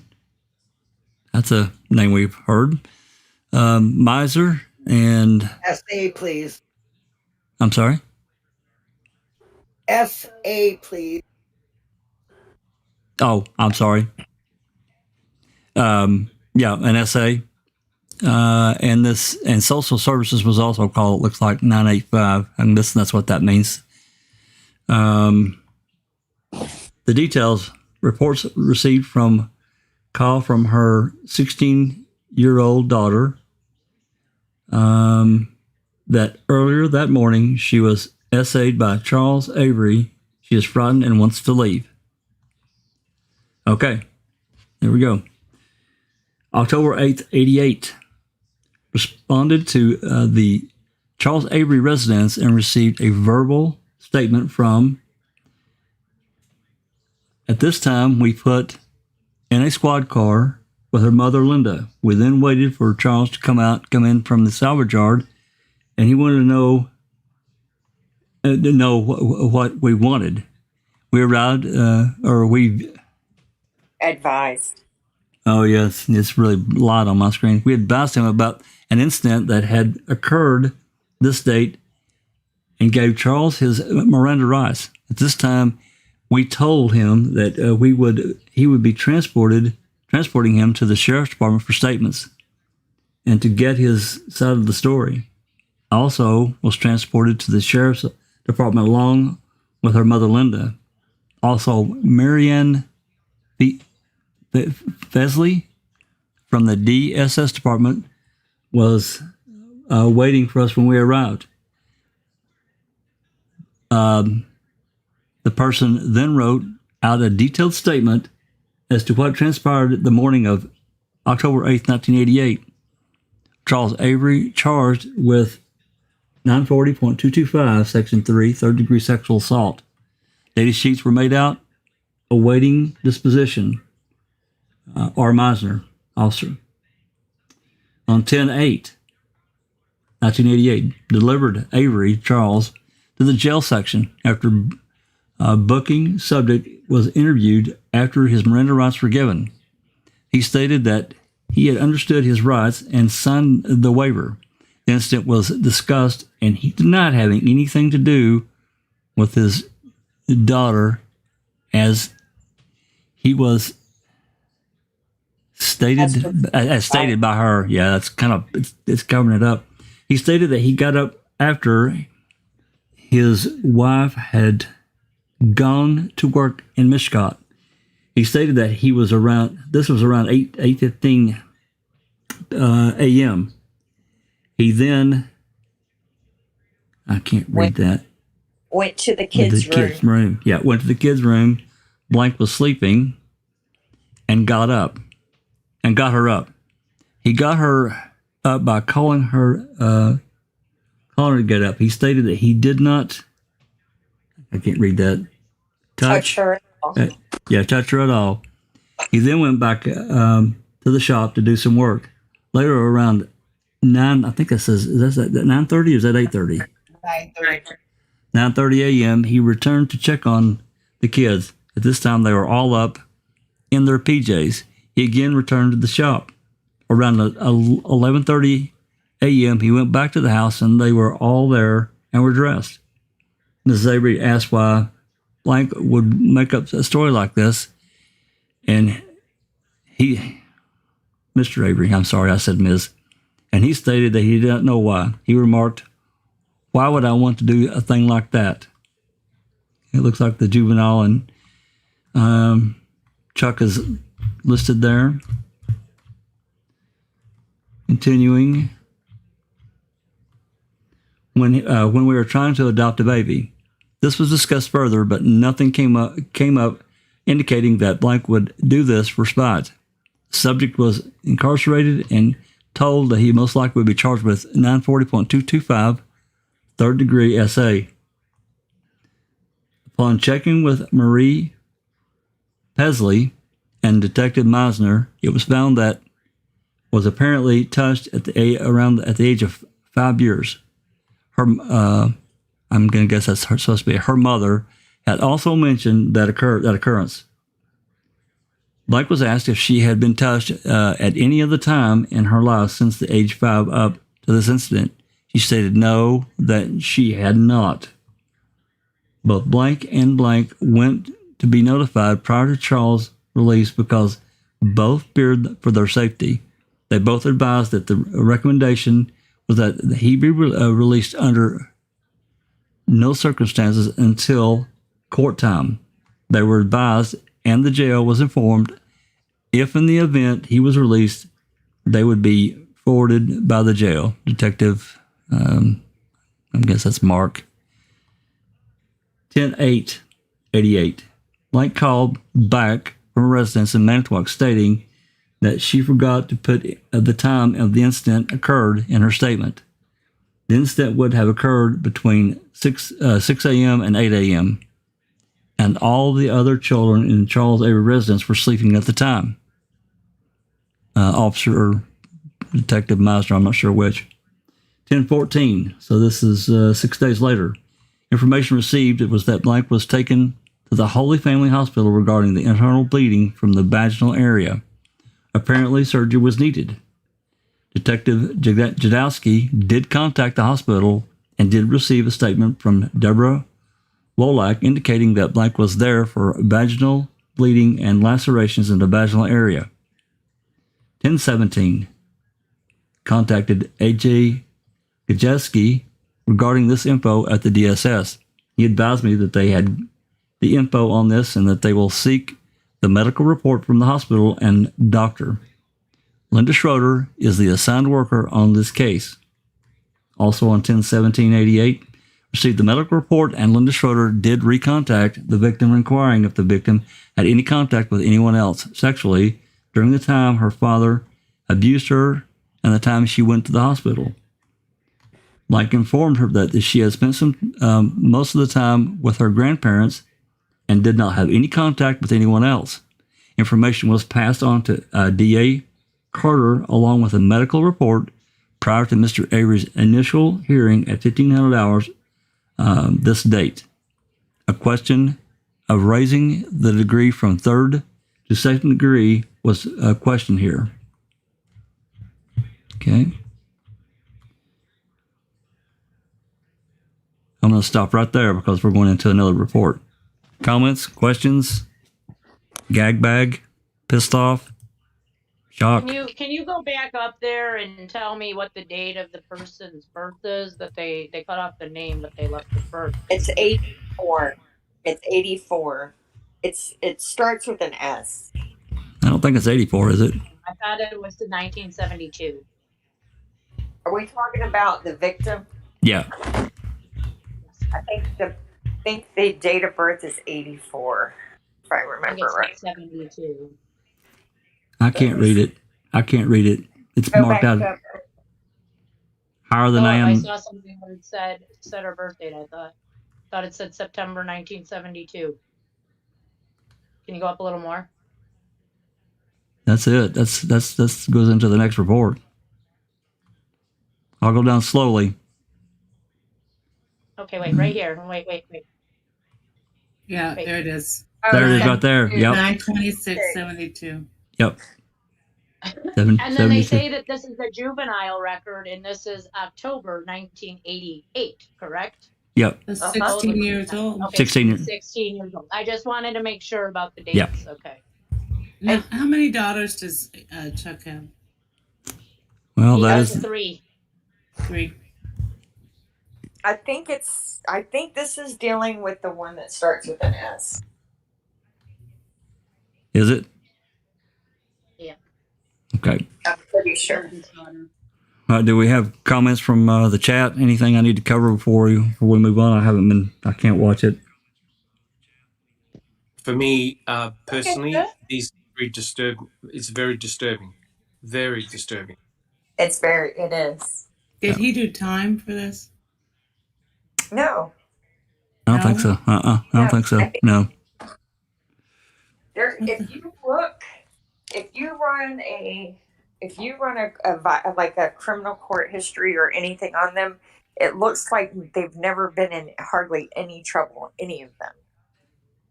It's really bizarre how they've treated Stephen versus Chuck and Earl. I mean, my God, she had to have surgery. I know, right? And I'm going to say something that just hit me about this. If it wasn't Chuck, remember she said she was at her grandparents' house? Yep. Yeah. And I'm not alleging her grandfather did this. Who else was in that house? Who else do we know also likes to mess with young girls? Earl. Exactly. Yeah, so if it wasn't Chuck, then... Yep. Possible. That was 88 I just though. want to say about the WCCA site with the courts. They don't have everything on there. They put on and take off what they want when they want. There are records that were there in the beginning of all the research we started back in 2000, early 16, and that are no longer there anymore on the site, but they were there at one point. I think they're. It's not that they never saw a courtroom. We just might not have that information in a public forum. And why are they doing that? Dave Bagatka says club member. Are they controlling the narrative? It really are. Pretty much. What's that, Susan? Go ahead. Dave Bagatka says club member special treatment. Was Chuck in the club? Well, I can't answer that. I don't know. We only know what we can see. Well, actually, I talked to what Jinx had brought up there. I actually talked to Christina about this because there are other records, as she said, that were visible. We could see them, and then all of a sudden, we can't see them. Now, somebody had made the statement, I don't know who it was, that said that you can pay to have that stuff hidden from public view. I don't know if that's true. Well, from what I understand, if you've had your record expunged, you can have it removed. Now, supposedly, wealthy people can also pay to have it discreetly hidden. But so it's still supposed to be available. So, in other words, we not as a public. Well, as the public, we may not be necessarily have the access to see it, but somebody with other access can see it, right? That's what I think. Yes. When it comes to juveniles, they at a certain point, they're not there neither. So no, I know. Jinx is. Go ahead. There is a record that was on the WCCA, and I was looking into it. It was for a Calumet County case. It is no longer there. So I wrote to Calumet County Courthouse and said, I'd like this record, blah, blah, blah, blah, blah, blah. And here's the name. Here's the date ranges, 2009, whatever. And sure enough, they sent me the document. So just because it's not on the website doesn't mean you can't still FOIA the information from the courthouse and just ask for stuff on a certain person for a birth date, because of course you should always give a birth date, a middle name if you can, because there are sometimes more than one person. Like if you don't have a case number, you can say, I would like something on Charles Earl Avery from 1985 to 86. His birth date is blah, blah, blah, 1954. And those are the key words they would use to search it then. Right. They can't deny you public record, but they don't have to show it to you so you know to request it. Correct. All right. Anything else before we move to this next one? More comments? Okay. This next one is also an essay. Meisner, the DSS, and Zoniak details has appointment to meet caseworker at 1 p.m. Okay, looks like this may be a continuation because this is the same kind of date range here. Yeah, 10/11/88. Linda Schroeder called and told me that in talking with blank Avery, she stated that another girl that had gone to Lincoln High School may have had contact with Charles Avery. A meeting with the subject will be set up at Lincoln High School sometime in the afternoon this date. Met with blank at Lincoln High School and sometime in the afternoon. Okay. She wanted to discuss this over with her mother first before writing a statement. She did verbally admit, however, that Charles did touch her under her clothing and upper body parts and lower body part. Blank was given the statement and will drop it off if she decides to make one out after conferring with her mother. It should also be known that she is engaged to Earl Avery, brother of Charles. Linda Schroeder of the DSS will be contacted also if she wants to pursue the matter any further. Okay. And then on 10/13, we're kind of going backwards here. I'm not sure why they did that. A statement received from Officer T. Weber, PLO, Lincoln High School, regarding blank incident with Charles Avery. From info received, it appeared that in the early August, Charles Avery did crawl into bed where blank was lying and did touch her inappropriately without her permission. See statement attached. Note, for PLO Tom Weber, Lincoln High School, Earl Avery has been harassing the entire blank family, even traveling to Fond du Lac to do so. There has been a restraining order served by Detective Conrad to avoid this in the future. 10/17/88, Charles Avery charged with 4th-degree sexual assault. 940.225, Section 3-1, data sheet at the office. Okay. And it looks like that's the end of... Nope, they're going to take that back. And we've got a few more pages to go here. Okay. Detailed report. The complaint, blank, stopped at MTSO. She indicated that approximately 1 week ago, Charles Avery sexually assaulted her 17-year-old daughter, blank, by touching her vaginal area with his finger and also sliding his hand underneath her nightgown and fondling her breast. The incident took place at the Avery residence as blank dates Earl.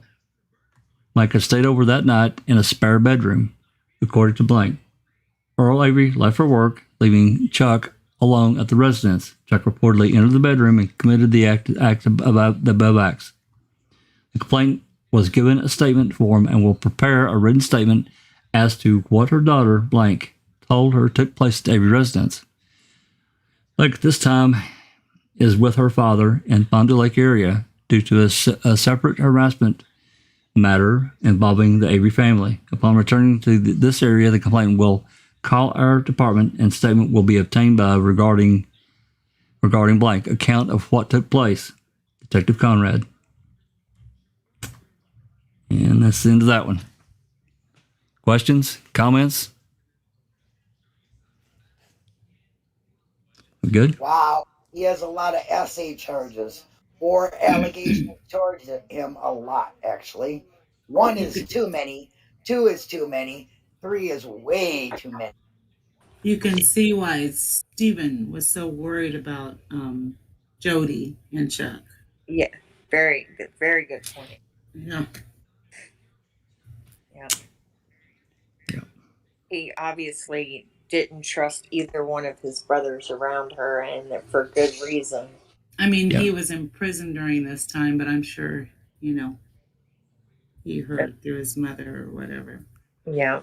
So Can we? Does anyone know when Candy was born? It says she was engaged to Earl Avery? Was that that Candy that they were talking about? I don't know that. We'll have her date of birth later. Yeah, it's coming. Here's another essay. Oh, Lord. This is 1991. I'm moving forward. If there's no more comments or questions, this is 1991. Okay. We have something. I'm not looking at Discord. Do we have a question or comment before I move forward? We good? Okay.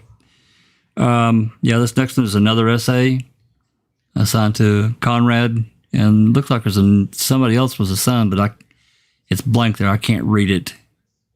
Oh, badge 200, whoever that is. The details received a request to assist. RE gives a phone case number, looks like possible essay abuse. Okay.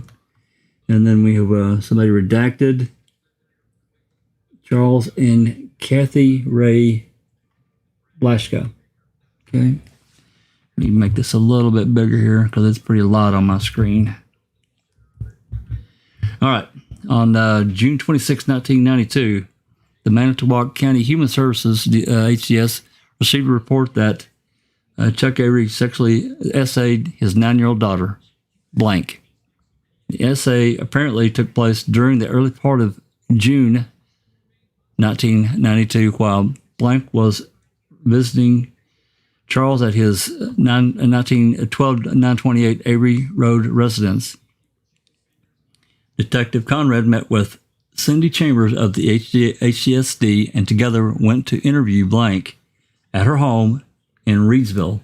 Prior to our arrival, I was informed by Cindy Chambers and earlier by Detective Jadowski that blank is a very shy young lady who has difficulty meeting strangers. It was decided that because Cindy had contacted blank earlier, that she would begin the interview. After a brief introduction, Cindy Chambers and blank, I'm sorry, I messed that up.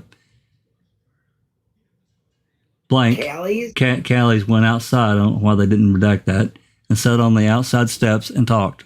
Detective Conrad remained in the residence talking with blank, Kathy Blaschka. And the rest of that's redacted. Kathy was asked how the info reference alleged sexual essay was brought into light. Kathy stated, whatever, Green Bay. Somebody told Kathy also, and that had been essayed. Apparently told blank that while she was staying at her dad's home for visitation during the early part of June, Charles Avery rubbed blank vaginal area. Kathy Blaschka further stated that is her daughter as a result of the relationship Kathy had with Ross DeGrand many years ago. Blank is now 16 years old and is staying at a foster home in Green Bay as custody was taken away from Kathy Blaschka. Kathy also informed Detective Conrad that this incident reportedly took place during the afternoon of June 5th, 1992, and was returned home June 7th, sometime after 6 p.m. Kathy stated that she attempted to talk to blank about this, but she was unable to extract any info from blank. Let's see, I'm going to mess that up. Kathy stated that since the early part of June, blank has been very withdrawn from her normal activities and on many occasions is found cowering underneath the kitchen table or just stays in her room without interacting with family members. After approximately 15 minutes of conversation with Kathy Blaschka, Detective Conrad exited the residence and joined Cindy Chambers and blank. Initially, upon joining in the conversation, this is rough. Yeah, it is. Blank became very quiet and did not wish to talk or even look at Detective Conrad. After a short time and offering some comments about the general surrounding area and other subjects, became considerably more comfortable in the presence of Detective Conrad and again began talking with Cindy Chambers. Cindy continued asking Blank questions. At this time, did Blank indicate that sexual intercourse took place between herself and Charles Avery? Blank did hint that possibly through her interpretation, Charles Avery did touch her vaginal area, but she was very unclear about those statements made in the presence of Detective Conrad. After leaving the residence in Reedsville, Cindy Chambers stated that Blank told Charles Avery did touch her vaginal area on one occasion. The time frame would have been the weekend of 6/5 through 6/7, 1992, when Blank visited with Charles the entire weekend. Blank did visit Charles Avery on 6/14, 1992, but there was no accusation of any sex-like SA at that time. Since 6/14, 1992, Blank has not been with Charles Avery because of other problems, custodial situations which were addressed in complaint, and there it is, got a complaint number. Cindy Chambers did make a telephonic contact with Charles Avery on June 26, 1992 at 2 o'clock, discussing this matter of Charles not having been allowed to see Blank until this matter is resolved. Cindy stated that Charles Avery has agreed to retain from any type of contact or by phone or in person Blank until this matter is resolved. July 1st, 1992. 14:44 hours. Charles Avery had telephonic contact with Detective Conrad stating he wished to talk about this matter. Charles Avery did then come to MTSO. Prior to the interview, Charles Avery was informed of his Miranda rights by Detective Conrad. After being read and reviewing each warning and waiver, Charles Avery freely and voluntarily waived his right to self-incrimination, signing the Miranda warning and waiver in the presence of Detective Conrad on July 1st, 1992 at 10:49 hours. See attached. Charles Avery stated he is presently married to Donna Avery and has been married to her for approximately 10 years. Also residing with Charles and Donna at their home on Avery Road is Blank, age 7, and Blank, age 10. Charles stated that Blank is his daughter and that determination was made as a result of a blood test after Blank was born. Charles stated he works for his father, Al Avery, at the family salvage yard. He stated his wife, Donna, works at the Quick Trip gas station in Manitowoc. Charles stated that he feels his relationship, Blank, is very close, that she does not call him by his first name. Charles stated as far as he can remember, Blank always referred to him as Dad. Charles stated that on the weekend of June 5th, 1992, he, Donna, two boys picked up Blank at her house in Reedsville at approximately 18 hours, 6 p.m. He stated that they used to do extended weekends. They went out to eat, either at McDonald's or at the Ponderosa in Manitowoc. He stated they usually go shopping and do several family stuff on Friday nights, which includes going to the Quick Trip where Donna works and renting several videos.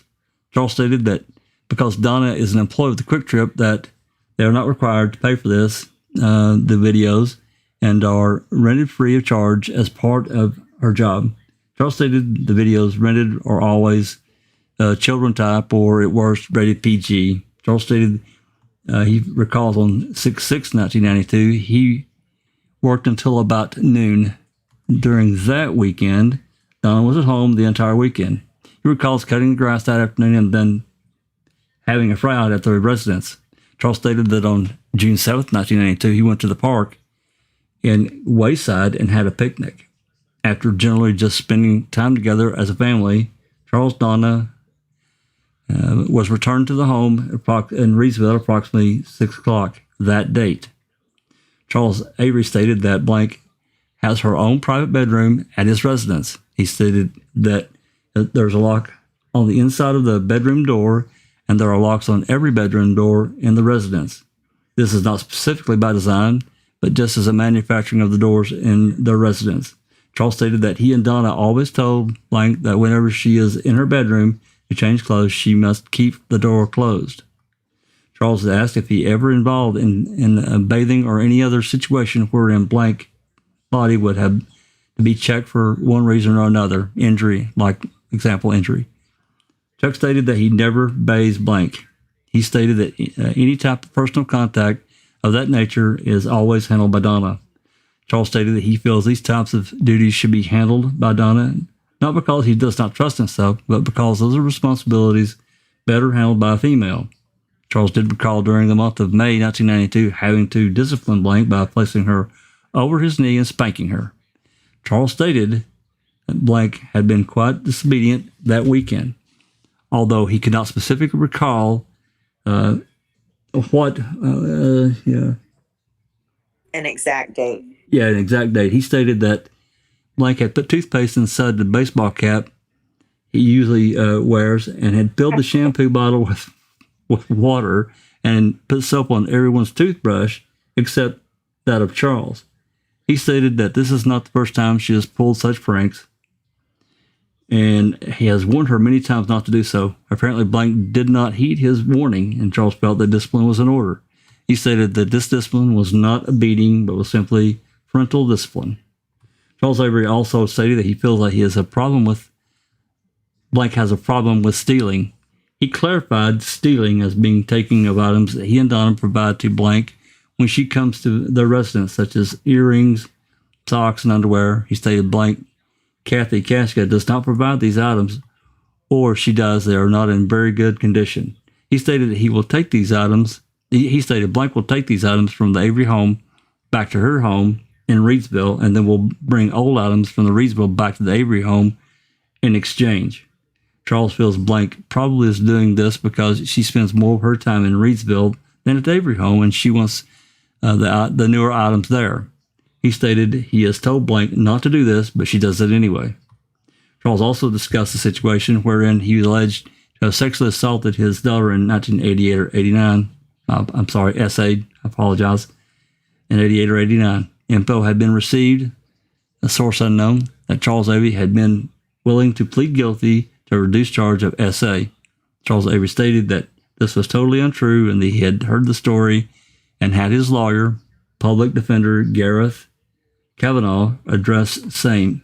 Charles stated that he can produce a letter from 1989 which Attorney Kavanaugh wrote to the Judge Deere requesting clarification of that potential incorrect info. Charles Avery stated that he would provide Detective Conrad with a copy of that letter for the investigation file.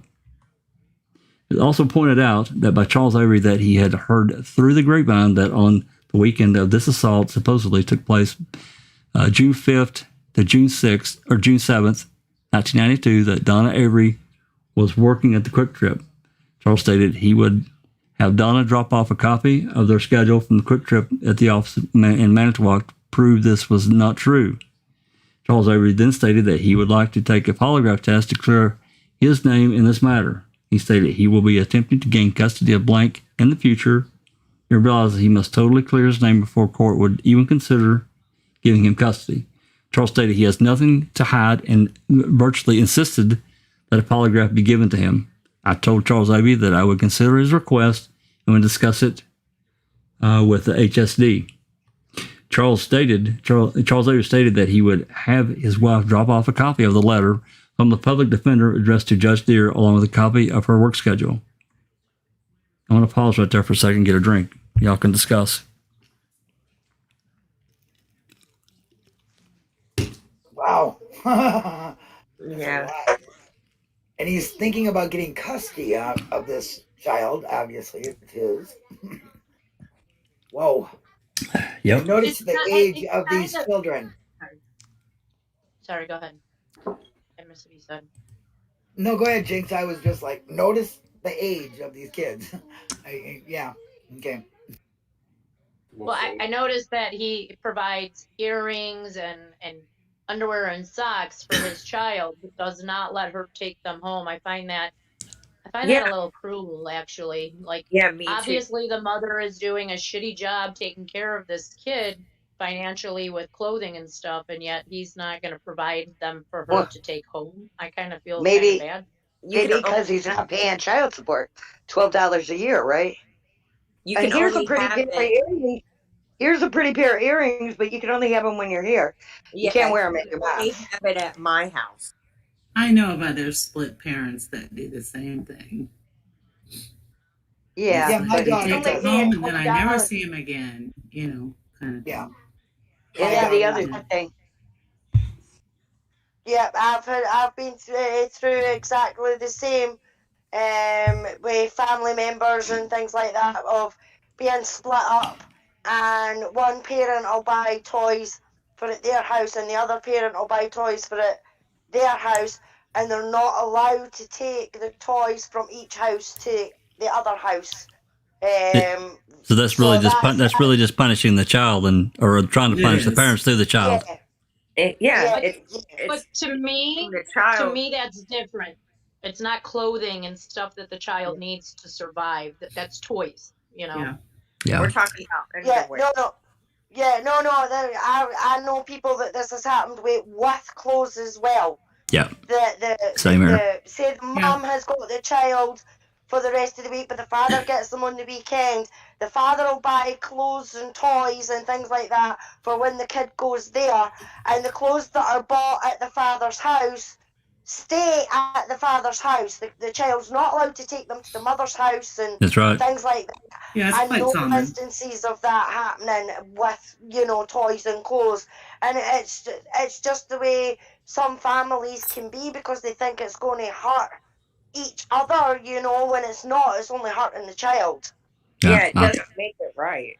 Now, this incident that Chuck is saying that none of that was true, and I get a letter from the judge and blah, blah, blah. Is that about the one that we read prior to this? It's got to be. I don't think so. Well, it's one from 88, he said. Yeah, I don't think it's the same case. No, it's from one from 88. And then he said, what was the year of the prior one? 91? Hell, I can't remember. Let me look here. Yeah. Let me look. Oh, maybe it was 88, because the one prior to this, the one we're reading now, is not dated 1988. But it's a different county. If you read the way it reads. Yeah, the report, the one he's contesting is from a different county. Yeah. He's not contesting the Manitowoc County incident. He's contesting one that took place in another county. And obviously it didn't take place in another county. Okay. All right, I'm going to continue on if there's no more questions. July 1st, 1992, at 13:30 hours, Donna Avery stopped at the MTSO and dropped off a copy of a letter dated March 3rd, 1992, addressed to Judge Alan J. Deere from Eric Kavanaugh, the public defender. In summary, the letter indicated that apparent info provided by Human Services dealt with the fact that Charles Avery wished to plead guilty to a sexual assault offense, but on a lesser charge, and this was totally in error. He also provided by Donna was a copy of her work schedule for the month of June 1992. In reviewing this work schedule, Donna did work on 6/5/1992, but completed work at 1500 hours 3 p.m. and did not work on June 6th or 7th. This case was further discussed in detail with Cindy Chambers, and it was decided a request will be made to have a polygraph test set up for Charles Avery. Contact will be made with Detective George Kionenberg of the SBSO to arrange a time to have Charles Avery take the polygraph test. Detective Conrad. Okay, on 7/8, let's see, okay. That was July 1st. Okay, on July 8th, it looked like about a week later, at 14:30 hours, Detective Conrad was requested to return to MTSO. Upon doing so, Detective Conrad learned that Kathy Blaschka blank were at HQ. Kathy stated that her blank wished to talk with Detective Conrad. Blank and Detective Conrad then spoke privately for some time. During the beginning stages of the interview, blank was extremely shy. Whenever the subject of essay or being touched came up, would make an effort, would walk out of the view of Detective Conrad, usually turning her back towards him. After blank became more antiquated with Detective Conrad, she began to respond more positively to questions. Questions and answers during the interview were as follows. LNC. What do you call Charles Avery? Blank. He tells me I have to call him Dad, but I don't really want to call him anything other than Chuck because he isn't my dad. Detective Conrad, do you believe Charles Avery is your father? Blank. No. Conrad, why don't you believe that? Blank. Because he says he is. My mom says he isn't. Okay. Blank was then asked if she recalled at any time when Charles Avery touched her on any part of her body when she did not want him to. At this point, Blank again became very shy or embarrassed, turning her back to Detective Conrad, stating, I don't want to talk about it. I then asked Blank if she would be willing to write it down on a piece of paper, what her answer to that question would be. She stated she would like to do that. I asked Blank if she could tell me about how long ago this incident took place when Charles Avery touched her. Blank replied, I don't know. I guess it was 2 or 3 weeks ago, but I'm not real sure. Blank then asked for a piece of paper, which she was given by Detective Conrad. On this piece of paper, Blank wrote, on Friday, 6 a.m., I got there on Friday. I said 6, I guess that's probably p.m. I watch TV and I go to bed. I wake up in the morning, eat breakfast and go play, come in, eat lunch, go play again, come in, eat supper, take a bath, watch TV, and go to bed for a short time. He touches my private, blank, I guess, did sign the above statement in the presence of Detective Conrad on July 8th at 14:50 hours. I then asked Blank what she meant by private relating to her body. Again, she became very embarrassed, turned her back, and very quickly said, where I go potty. I asked her what part of the body she went to potty from that Charles Avery touched her, and she said, where I tinkle. Blank then asked if she could stop talking about this because it was beginning to really bother her. Prior to this interview, Blank had been provided with an MTSO care stuffed animal. These animals were given to alleged victims of abuse. Blank was asked if she would like to a picture taken with other department care animals or puppets. He stated she would. Deputy Kinzel then provided one of the puppets, a frog, which Blank had a picture taken with. That photograph is attached to the investigative file.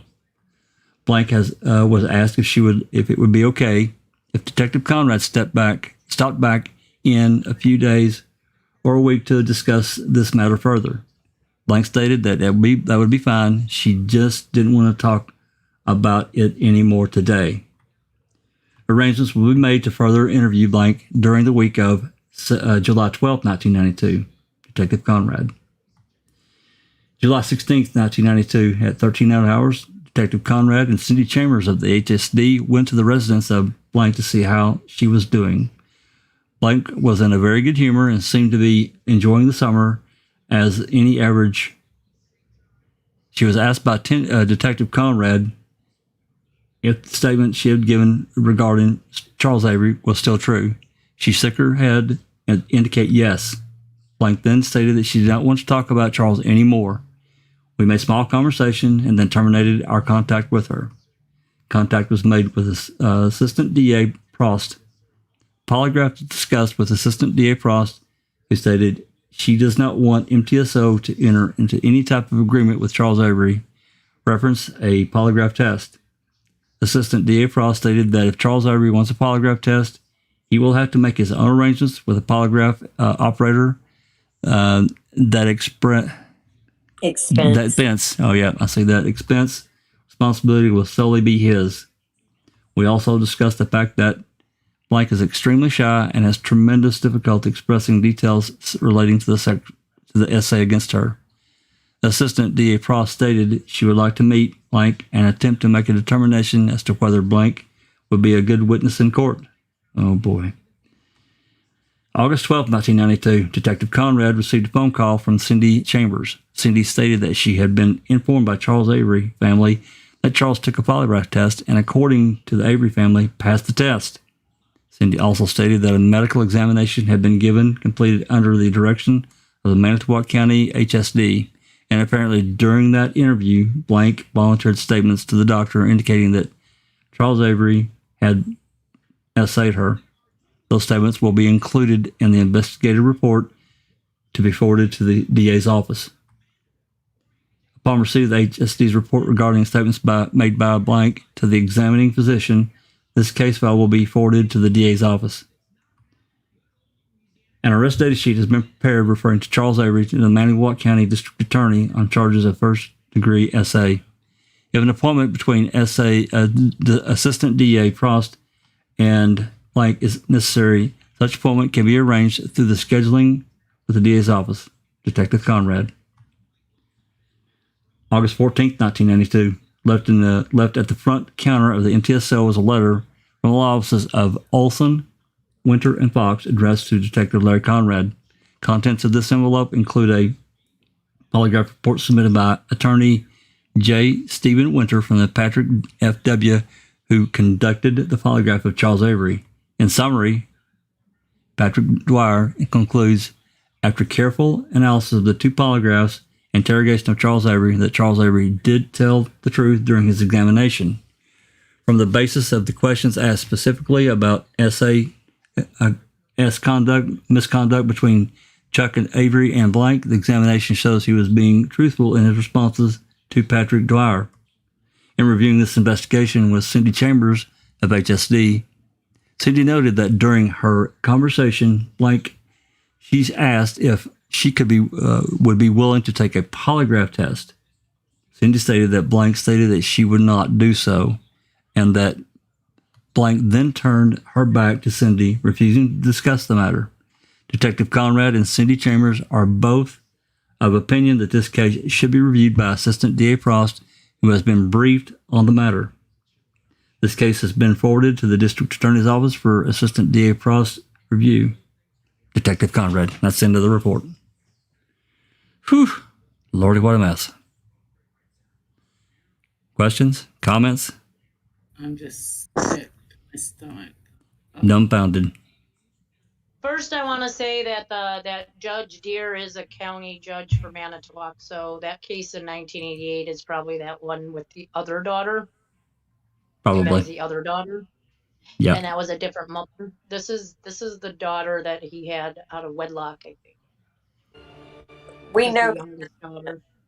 if What's you that? look at this report, there's a spot where the last letter of this one's name is not redacted.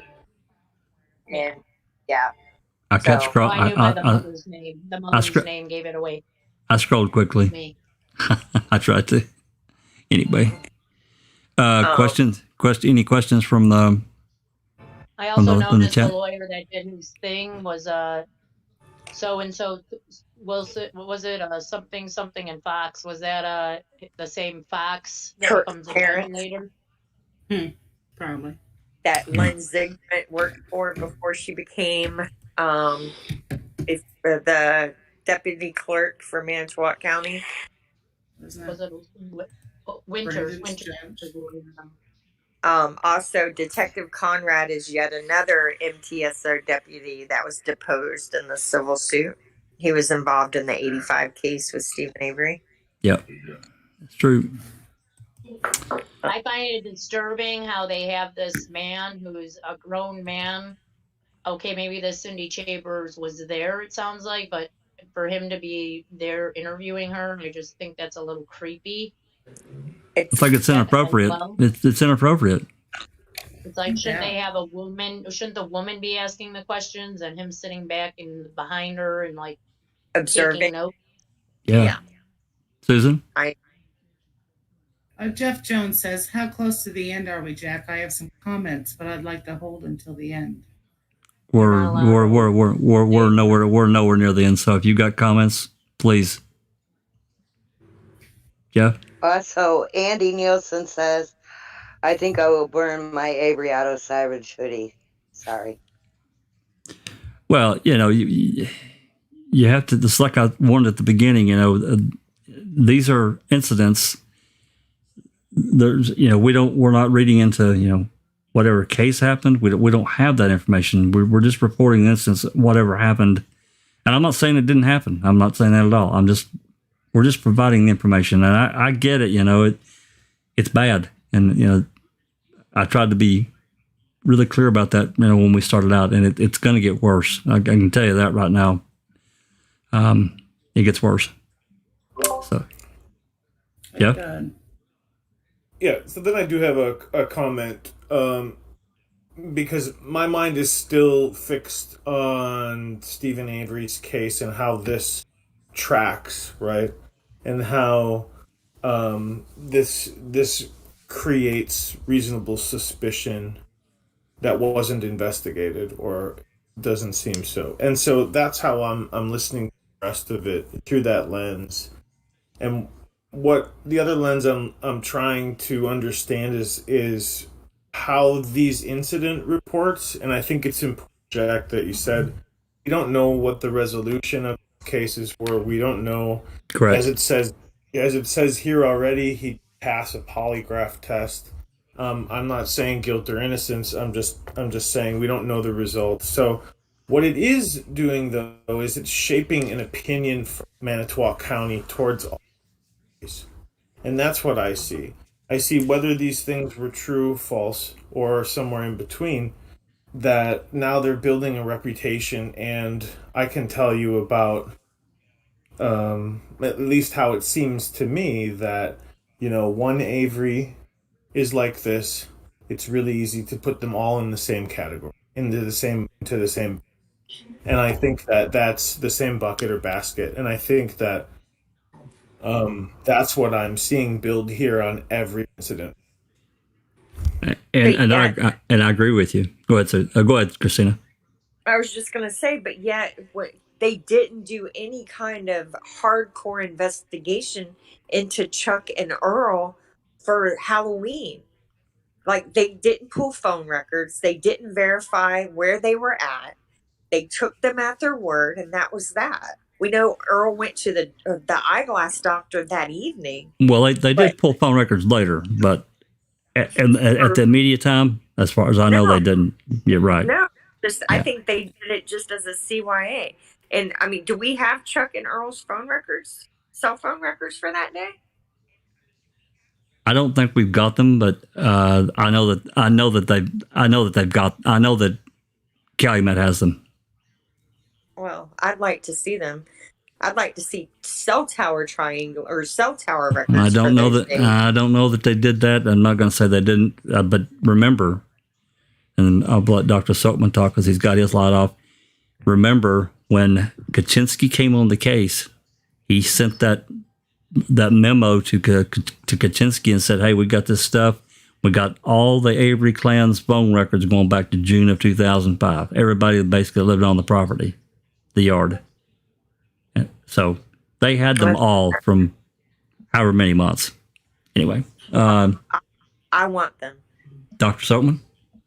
Yeah, I just want to say I 100% agree with Jeff Jones in his summation. Yep. And I just want to read something out. 30 seconds. Is that all right? Oh, please do. Absolutely. Because when you hear this, you now understand what Jeff Jones was actually getting at. Len, I'm learning the Avery family history and interactions within and about each member of the Avery family. These are criminals. There are members engaged in sexual activity, SA, with nieces, nephews, cousins, in-laws. Anyone else is fair game to these people. They have a history of stalking females who have no connection to this group. I'll just stop there because what Jeff Jones actually is alluding to is very, very important because Stephen was lumped in the same pool as both of his brothers.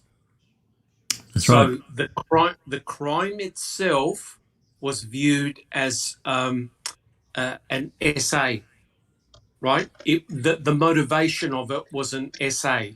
Yep. So it's interesting how Earl and Chuck are building up this profile of continual essays all the time.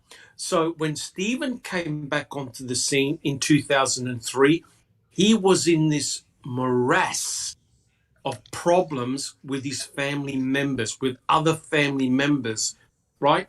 And he was disgusted with what was happening with his nephews, right? Yep. Because he kept on arguing with his sister. That's right. And very interesting how Christina Sunshine and also I think Mystic Jing said, hey, nobody looked at Earl and Chuck in a serious manner. And it's interesting how the fingers immediately got pointed to Stephen, who never had really a record like this. No. Yet his two brothers had an incredibly bad track record involving SA and assault, especially of females. Anger issues. Yeah. But his brothers were not suing. No doubt. No doubt. Yeah. No doubt. But what I'm saying is now Kaczynski's letter makes more sense in terms of that's Kaczynski's and Michael O'Kelly's thought patterns. Could you imagine the MTSOs? Absolutely. Right? Stephen Avery had no chance. No chance of. He'd been locked away for 18 years and all these things were going on. He had no idea. I'd like to see a report from another juvenile where this allegation was made that wasn't related to Avery, to see how they were treated, to see if they used female officers, to see if they actually recognized the trauma they could have been potentially subjecting them to by having a man question her about a man assaulting her. I mean, these guys are just clueless, or they just really view the Averys as less than human. Well, I think I think they do that, but it definitely should have been, a female officer that questioned that child. I think it was I don't know what Detective Conrad looks like, his body size and how he carries himself. And I'm not saying he's a bad detective. I just think it was wrong. They should have been a lady. And we think about Kratz, talking to that girl and her mother, asking all those disgusting questions. It's the same kind of thing. That's what I was going to say, Susan. We know from a later report that's only 10 years old that they still employ the same kind of. Yeah, you'll see it. Yeah. Hugh. Yeah, I think everything I was going to say has been said, but I did want to endorse what Jeff said, and then Dr. Silkman put a really interesting context to it. And yeah, the Conrad or whatever, just inept. It jumps right off the page. I think that that's a really good presenting this information. I think was really important because, again, it's like I said in the beginning, there's involvement here. From a superficial, he was there. He was on the property, and all these issues, wherever they led. I'm not saying he's guilty. I'm not saying that, but there are incidents, and if it wasn't just one, and it wasn't just two, and it wasn't. So we just keep counting of these problems. Now, is it possible that whatever relationship was going on with Chuck and I guess the girl's mother, with her issues there, and this back and forth, was she creating this problem, or did she get this girl to say some things? We've all seen that happen. I'm not saying that's what happened. I'm just saying there's a potential there because when people get their relationship breaks up, we see all kinds of problems between moms and dads, and the child suffers. And so I thought in that context of what Jeff said, Dr. Silkman, and really everybody, these things it's information, and it's part of the story, and we can't ignore it. If we do, we're just being hypocrites. I think, Jack, that this background information is incredibly important. It's very painful, very hurtful, and I feel very at ease. But it's discussing it. But it is important because it provides a context and background. And remember, Stephen Avery was away from 1985 to 2003. That's right. When all this shit was going down. And so he came back into the salvage yard and all hell broke loose, right? That's right. So isn't that very, very interesting? Absolutely. All right. Let's move on to the next one. We got several more to get through, and we're gonna be at this a little while longer. So this Can I next just one. say something before you do that? Oh, please do. Yes. I found it interesting, the questions about the girl's father. Do you believe Charles Avery is your father? And she says no. And she says, why not? And she says, Charles says he is, but my mom says he isn't. That kind of says something too about the mother and daughter relationship. That's right. And what the mother feels towards Charles Avery as well. So just keep that in mind as well, right? Exactly. It says that the children may be being used as weapons. Well, again, we see that happen all the time. It happens every day. That's the reason I said what I said a minute ago. That's exactly right. So that's a good point. Okay, we're moving on to 1992. I think that's where we're at. Are we in 92? Let me see here. Yeah, we're in 92. Okay. Another essay handled by Conrad. Cindy Chambers is also involved again. Requested to assist. I didn't pull the same one again, did I?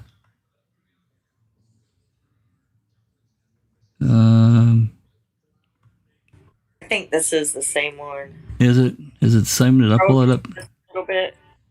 Hold on a minute. Let me go back up here. There were so many I pulled up there. Yeah, I think it is the same one. I did pull it up twice. Yeah, these are both 92. All right, let me close this one. My apologies. It looks the same one. Yeah, my apologies. We're moving to 98. Yeah, 98. Is that right? Yep, another essay. And look who's on scene. Sergeant Colburn, Gil, here's Seam again, and Detective Michael. Okay, details, reports, juvenile essay by blank. And we have Donna and Chuck listed here in the report. February 28th, 1998 at 18:29 hours. Deputy Colburn responded to a Senex service station in the village of Mishkat to take a complaint of an assault. Upon arrival, I made contact with Donna Avery and her 16-year-old blank, who was identified by the first name blank. Donna went on to state the reason that she contacted MTSO is because she wished, just blow this up for a little bit. She wished to report a assault. Slide that over. Okay. Donna stated that she was the victim of an SA and that her husband, Charles Avery, who is also blank, is a suspect in this incident. At this point, I asked Donna and blank if they wouldn't mind sitting in the rear of my patrol car while I continued this interview. Donna and blank readily agreed to do this and sat in the rear of my patrol car, which I parked in an unlighted area to afford blank as much privacy as possible. Blank then relayed the following information to me. She stated incidents of SA nature began reoccurring when she turned 14. Blank stated incident happened while they were constructing swimming something. Can you read that? So swimming pool? Yeah, okay, that's right. It's got an E. Okay. Blank stated at some point during the construction of the pool, Charles asked Blank to remove her clothing. Blank stated she complied with Blank's request and removed all of her clothing with the exception of her bra and panties.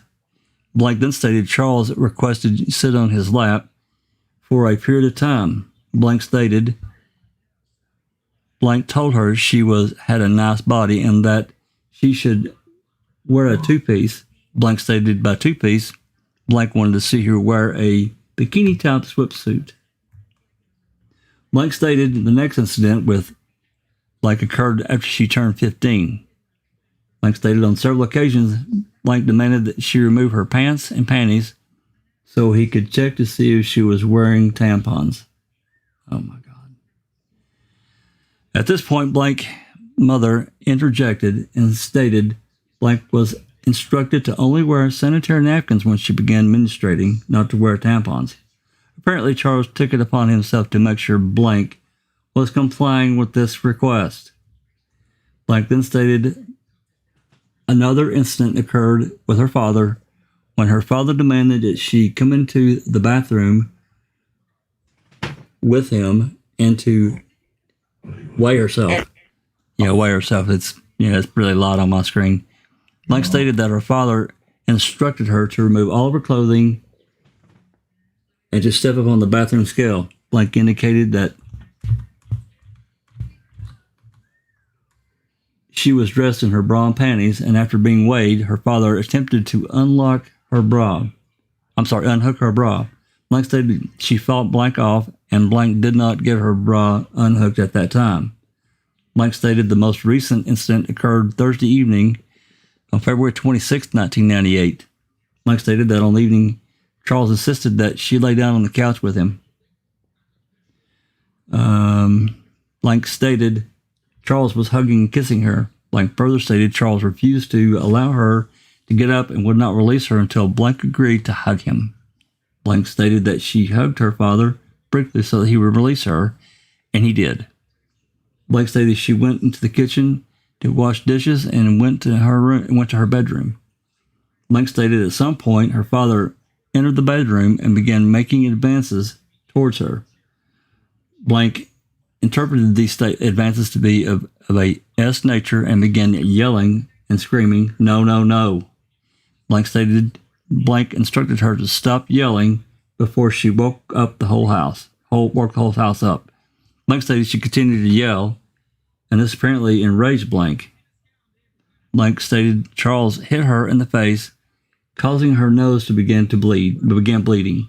Blank stated she responded to the bathroom to look for Kleenexes and to stem the flow of blood from her nose. Blank stated Charles followed her into the bathroom and again began making advances.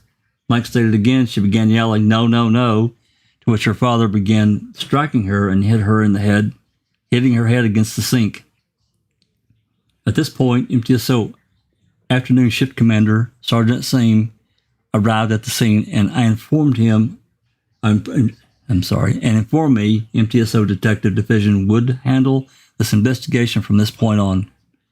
I, Deputy Colburn, informed Donna and Blank MTSO would do everything they could to help her in this situation and instructed her it would be in Blank best interest to respond to MTSO where they could be interviewed for a more private and comfortable setting by Detective Michael.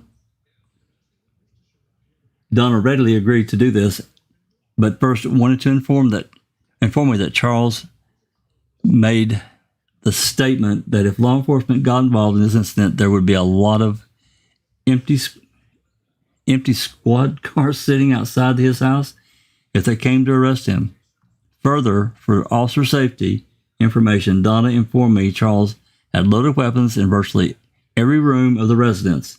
Donna further stated that when Charles asked what he meant by his earlier statement, Charles stated that he would take care of matters. Donna asked if I could transport Blank to MTSO in their own vehicle. I informed her that this would be fine. Donna stated that she was emotionally okay to drive and responded to MTSO. Donna was allowed to follow MTSO Deputy Gill, who was present during this interview with Deputy Michael. I informed the night shift commander, Lieutenant M. Bushman, of this incident and of Charles' statements should they have to contact him this evening. No further action taken at this time. See Deputy Gill's and Detective Michael's additions to this incident. Colburn. What the hell? Yeah. What did he mean? There would be a bunch of empty squad cars. I'm guessing he means he's going to shoot them. That's the only interpretation I can bring away from it. Why would they be empty in that case? I guess once they got out of their car, he'd shoot them and their squad car be empty. I don't know. It's a weird statement. Or that he is protected. Oh, that's a good thing. Oh, that's a different thought. Maybe. I hadn't thought about it that way. Like And he also went on to say, what was it he said after that? That he would take care of it or something like that. Take care of matters. Uh-huh. Yeah. Nice bit of report writing by Andy. Well, sure. Yeah. Oh, you know, after we saw the email, after I saw all the emails he had written, I saw right away that this man can truly write if he wanted to, right? Mm-hmm. Right. Yeah. So, all right. Let's see where we're at here. This report is. We got a few more pages. Jack. Yes. Mm-hmm. Please. Just remember Colburn's name. That's actually very important, and it's important for what he did on November the 3rd, right? There's a report out. If I could just do a little bit of a spoiler, there's a report out that when Colburn went to the Avery property, that's after Teresa was phoned in to be missing. His first person of contact was not to go and see Stephen Avery, but guess who was going to go and see? Yeah, Chuck Avery. Yeah. Isn't that interesting? Well, it is interesting, but far more understandable now. They were buddies, weren't they? He was buddies with Earl. Oh, Earl. Because Candy knew Colburn in however she knew him, but he came there to get old car parts anyway because he was restoring an old car. Yeah, so it was Earl. That is interesting. It's completely unexplained, is it not? That why he didn't actually follow through and see Chuck. Well, it's not that he found out Chuck wasn't there or anything. It just didn't. Well, it was also Beyonda that was, the appointment was made for. Oh, for the rap? Oh, yeah, that's right. That's correct. It's interesting that Colburn was the responding officer to this. To this one? Well, he was a relative. Well, apparently by this time he had left the jail, right? Mm-hmm. He's got them in the dark to make her feel more comfortable. Well, for privacy. Yeah, I'm not buying that. Let's let a traumatized little girl sit in the dark with a creepy cop and tell the story. No. Jamie Hart says, pretty sure he was trying to restore a 99 RAV. Yeah, good one, Jamie. All right, let's move on. February 28th, I Detective Michael was notified by a patrol engaged in an investigation of an SA. In response to patrol's request for assistance, it was advised that they should bring the victim to the NCSO detective unit for an interview. 2:28, February 28th again, at 17:15 hours, the victim, blank, along with blank, Donna Avery, arrived at Detective Gill, at the detective unit, escorted by Deputy Gill, who was also assisted in the investigation. Initial interview with Donna found that she obtained knowledge of the incident involving blank and her husband, Charles, on Thursday, February 26, 1998. Donna stated that she worked second shift and noted a problem as something was wrong with blank due to her being moody Donna stated she then badgered Blank until Blank told her Charles held her on the couch where it was required of her to give him a hug prior to releasing her. Additionally, he entered Blank's bedroom several times after that. She stated that the conversation took place with Blank in the presence of Charles, who stated had been disciplined for running up and down the hall for engaging in a water fight. Let's see. I lost my spot here. With their sons. Donna also stated this evening she again confronted Charles with some of these issues. Charles became upset and began smashing things. It was during these discussions she stated she learned from Blank there had been other instances as well.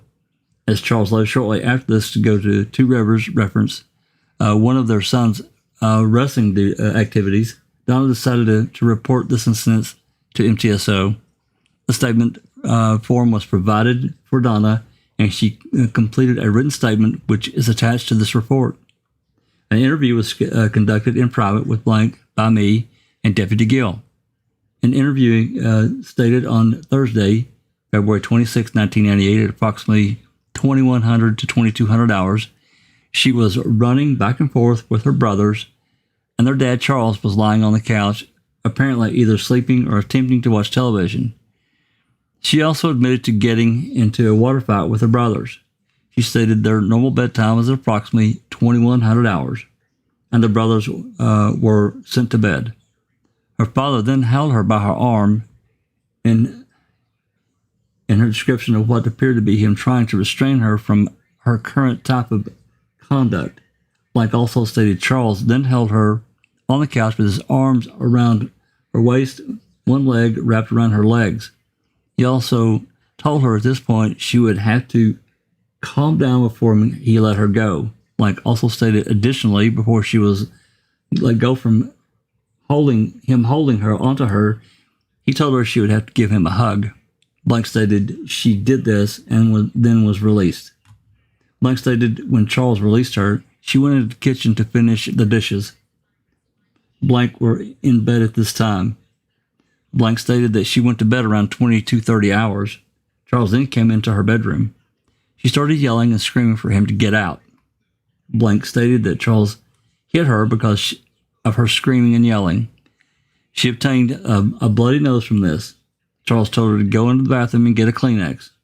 Blank stated she went into the bathroom and went to get a Kleenex from the hamper. He also told her to put her head over the sink.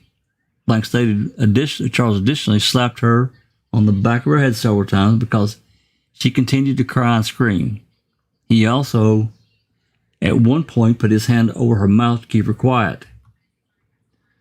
Blank was then questioned as to prior events which had happened between her and Charles. Blank relayed 3 other incidents which occurred between the two.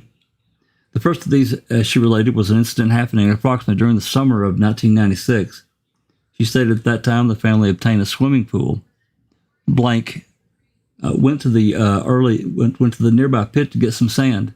Charles came back to the house in the living room and told Blank to take off her clothes. She stated she did this to the point where she was only wearing her bra and panties. She then stated Charles told her to unbutton his pants, to which she told him no. At this point, Charles then had her sit on his lap on a chair and told her she had a nice body. He suggested she wear a 2-piece bathing suit rather than a 1-piece. In a further interview on this, Blank revealed the purpose of this happening was because Charles was attempting to describe to her that wearing a 2-piece bathing suit was identical to her wearing just her bra and panties, and that there would be nothing revealing and nothing to be ashamed of about this. She stated that with the issue of unbuttoning Charles' pants, he never pressured her to do so after she told him no, and that he did not touch her sexually or made any accusations of any insinuations of any S contact or advancements. The next incident, which Blank revealed, was sometime after the above incident in which Charles inquired if she was wearing a tampon. She stated she told Charles no and that he did not believe her. He attempted to check if she was by removing her underwear. Blank stated he made an attempt to remove her underwear. However, she held on to them and was able to prevent him from actually removing them. She stated that during the occurrence, he never actually got her underwear off and would have been able to see anything other than possibly a bit of her front. She again stated that during this incident, there was no touching of her private parts by Charles, and there was no accusations or mention of anything to do with a S nature. Also, her refusal to voluntarily show him her private parts did lead Charles to discontinue his actions. That incident, which Blank revealed, was when Blank asked her to come into the bathroom to be weighed on the scale. She stated she had been wearing her nightgown and had it. In the previous incident, Charles asked her to take off her bra. He attempted to unfasten it for her. Like stated, she again refused to do this and attempted to push her away. Charles then, according to Blank, made some more attempt to remove her bra. She again refused, and Charles dropped the issue. Again, Blank made no mention of there being any S contact or conversation of S nature between the two. After the conclusion of an in-depth interviews of all events, Blank was asked more directly if Charles had ever had any contact with her on private body parts. Blank stated he did not, but clarified that there was one instance where she said the two of them had been voluntarily wrestling as gameplay, and they accidentally, for a brief period of time, touched her on the breast. Blank did not consider the act to have been intentional or S-related. Other than that, she stated that there had been no touching of any private parts of her body. It was also learned Blank had been S-assaulted previously in her life, and she did not know, and she did know what S-assault and S was. She also confirmed nothing of this nature took place between her and Charles, her father, Charles. Interview was then conducted jointly between Blank and Donna. Additional findings during these lines of questioning found Blank happens to be a bit of a behavior problem. It is apparent the holding of Blank on the couch, which took place on February 26, 1998, was conducted by Charles in an attempt to physically restrain until she calmed down her current disruptive behavior or pattern. It is also found through the questioning of Blank that it's not unusual for Charles to enter the bedroom of Blank, including her bedroom, to check each of them and say good night prior to the end of the evening. During the last entry reported by Charles entering the bedroom by Blank, it is apparent she was struck by Charles as a disciplinary measure for her screaming and yelling. Blank gave no indications Charles entered the bedroom for any reason of S purposes. The incident involving Charles checking Blank for a tampon was found to have been related to a situation where Blank, due to physical reasons, is not able to use tampons. Her mother stated that they discovered the disappearance of several of her tampons and suspected Blank may have taken them. It is apparent that the issue where Charles attempted to check if she had one was not related to any matter of S approach to Blank, but it's a matter of checking for the theft of tampons. The incident involving the weighing of Blank, the bathroom scale, was found to be related to a period when Blank had been a bulimic and they had been keeping frequent records of her weight. After a thorough interview of both Blank and Donna, collectively and individually, and having been interviewed both by me, Detective Michael, and Deputy Gill, collectively and individually, the investigation failed to show any clear evidence that Charles attempted to touch Blank in a S manner. Statements from Blank revealed Charles at no time had touched a private part of her body. The findings of the investigations led us to believe that none of the attempts contacts were of a S nature, but had some other underlying nature behind them. Although I consider the incidents revealed in this investigation to be extremely inappropriate, contact between there are no definite statements or evidence at this time suggesting that they're criminal in nature. It was found that these occurrences took place predominantly when Donna was gone to work and related matters unrelated to S contact. Donna stated that there were instances where she went to the state of Michigan on vacations over a weekend, and Charles was the only person in the residence with blank for extended periods of time. During this time, when opportunity seemed to be at its highest, no S advances were made on blank by Charles. Having been advised of the full nature of the contact between blank and Charles, it is Donna's feelings that although no S contact took place between the two, she has concerns that this has a strong indication contact may occur in the near future. It was Donna's decision to return to the residence with blank, as she was expected back at the residence by Charles, and her two boys still remain at the residence. Donna stated that she would remain at the residence with blank on Sunday and again on Monday. She did not intend to go to work that day. Rather, her intentions were to obtain residence either in a friend's apartment or to obtain an apartment of her own and move out of the residence during that time period. Donna did not feel that there was any problems occurring this evening and refused to offer officer assistance in removing herself and their items from the household this evening. It was brought to Donna's attention that officers had some reservations as far as Charles' physical contact upon hearing of the situation. Donna made it apparent to officers the conduct that she had earlier related was quite normal for their household, and she's quite used to it.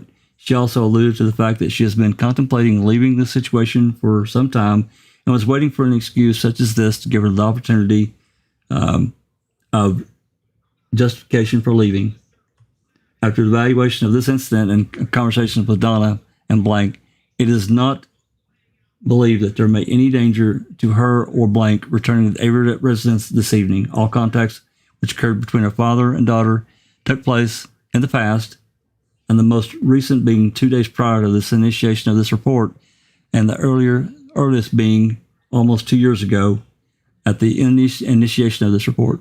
At this point, the investigation officers also could not find any justification of arrest of Charles for the offense of SA. It was noted, however, Charles had been arrested on one prior occasion for SA, and also blank has previously been a victim of SA. This incident will be revealed with Detective Conrad, who is the last investigating officer of the assaults at the Avery residence involving Charles. Also, the case after investigation will be forwarded to the DA's office for an opinion of prosecution in this matter. A copy of this report should be forwarded to the HSD. An investigative may not have been turned up in criminal charges for the violation of SA, but does show that conduct displayed by Charles is extremely inappropriate and may require future monitoring or counseling. Also, with Donna's intent to vacate the Avery household within the next day or two should effectively separate Charles and blank and terminate future contacts of this sort. Michael. This incident was reviewed with Detective Conrad, who concurred with the findings and evaluation of the case by me. This report should be forwarded to the DA's office for the determination of possible charges and forwarded to the DHS for the review and information. Michael.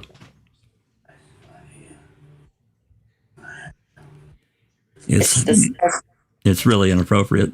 Really inappropriate.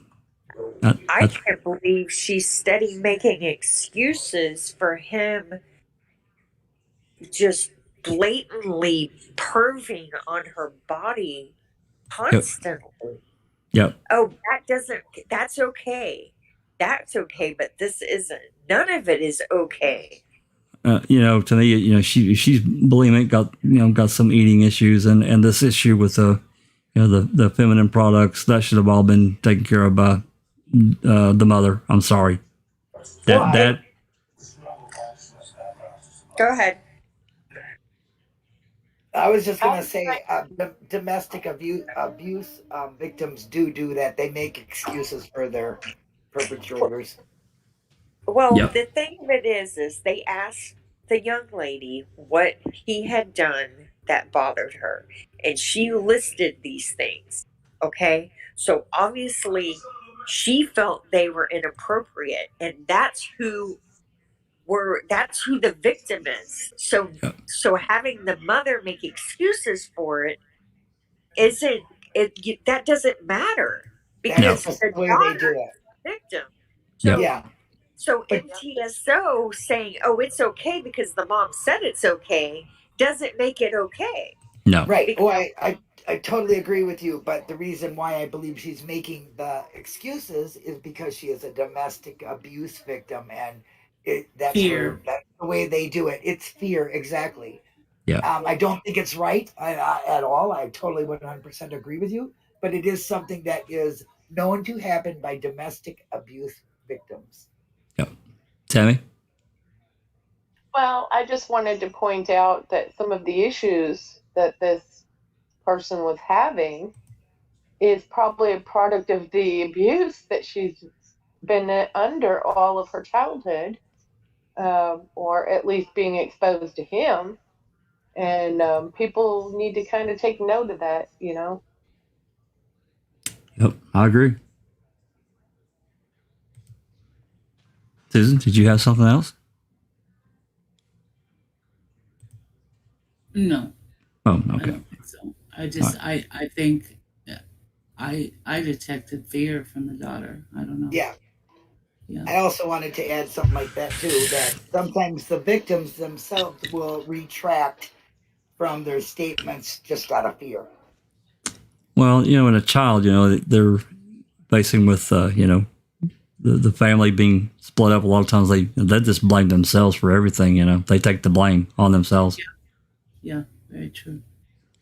So, okay. If there's nothing from the live chat, let's move on to the next one, which I think we're on 1999. And this one is 12 pages long. I'm not sure if I got all the way through this one, but we'll see. So this is another essay. We have, looks like Officer Jost and Sergeant Syme. Details. Check on blank Avery, who was raped and checked by husband Charles and Avery. DOB with a telephone cord and held against her will overnight. Okay.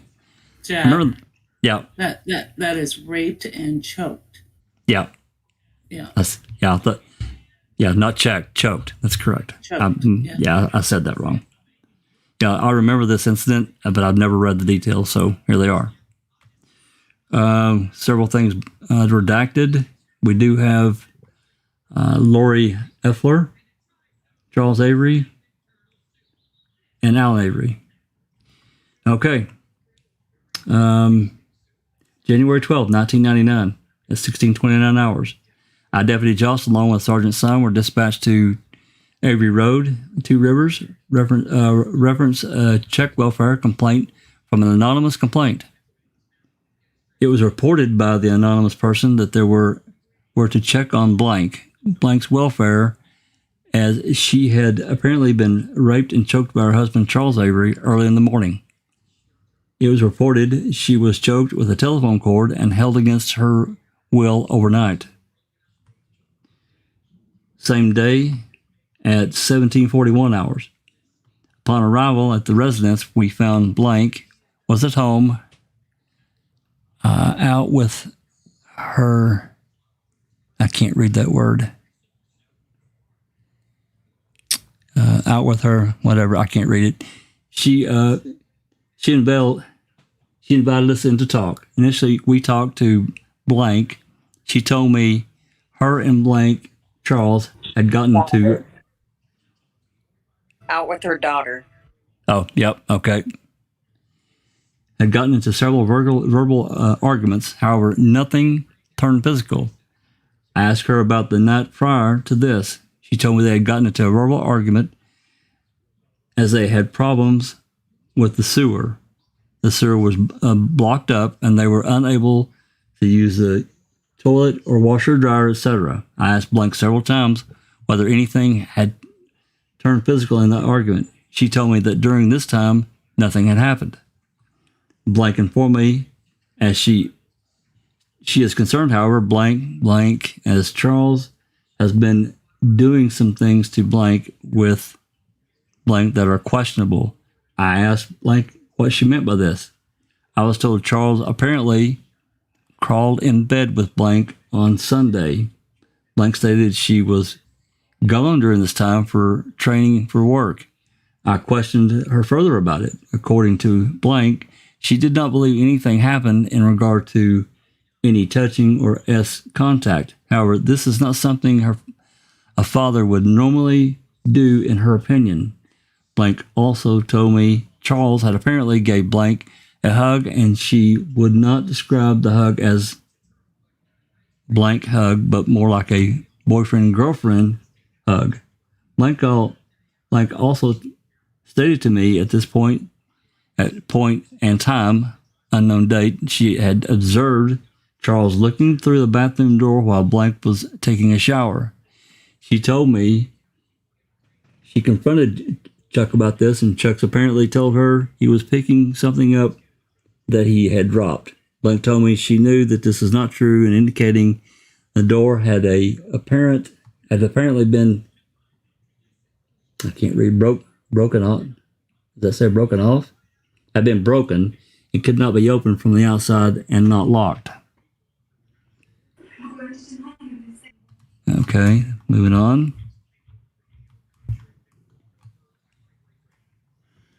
Deputy Joss called blank over to talk about this incident. She told me verbally and completed a written statement later indicating that on Sunday morning, blank, Charles crawled into bed with her. He had his shirt off, according to her statement. He was lying on his side facing her. He stated he got out of bed, later on came in by her and pulled her by her feet to get her out of bed. She also stated in her written statement that a second incident took place in which Charles came into the bedroom and asked for a hug. Blank stated that she gave him a hug. However, she also described it as more like a girlfriend, boyfriend type hug and not a blank.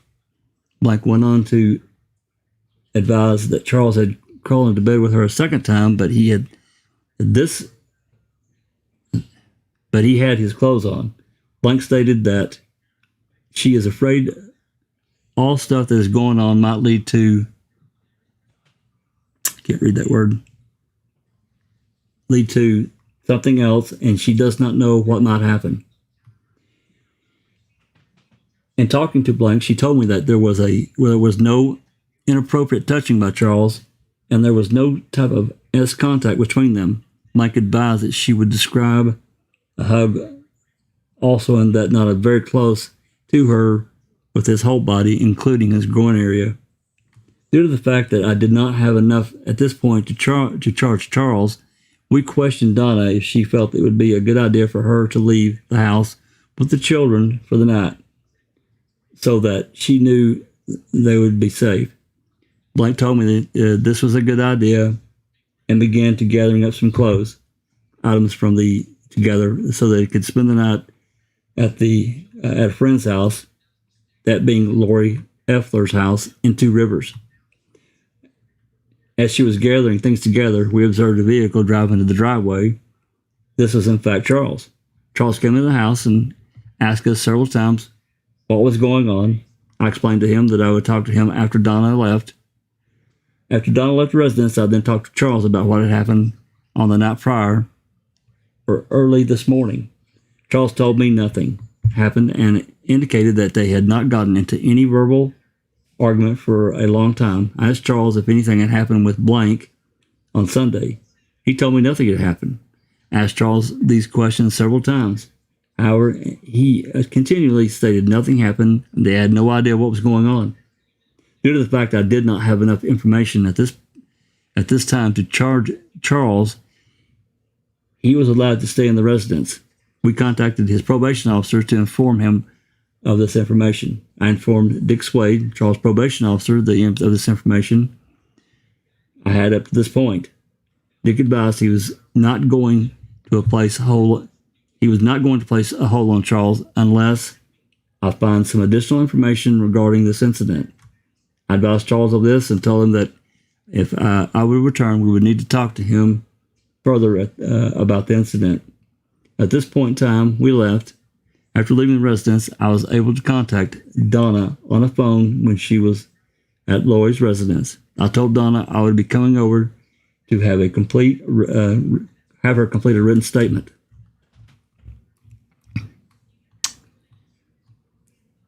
I, Deputy Jost, arrived at 1811 Monroe Street, Two Rivers, where I talked to Lori and further about the incident.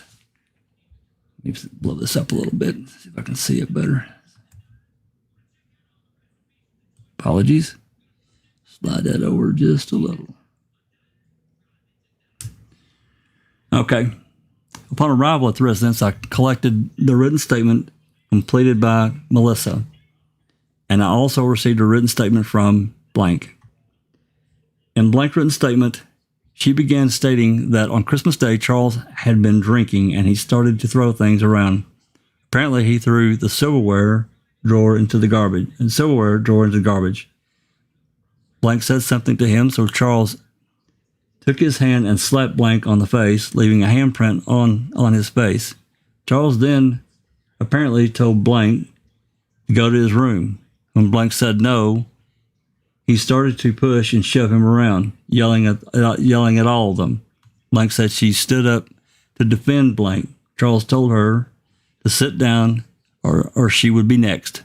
Charles then grabbed Blank by the hair.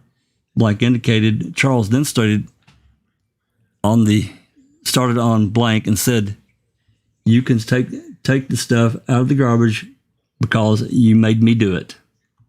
Blank continued in her statement by stating that last night Charles forced her to have sex with him. Blank stated he held her down. Blank stated she asked him what he was doing. Charles stated he apparently did not know. He said some awful things to her, indicated that she was fat and ugly.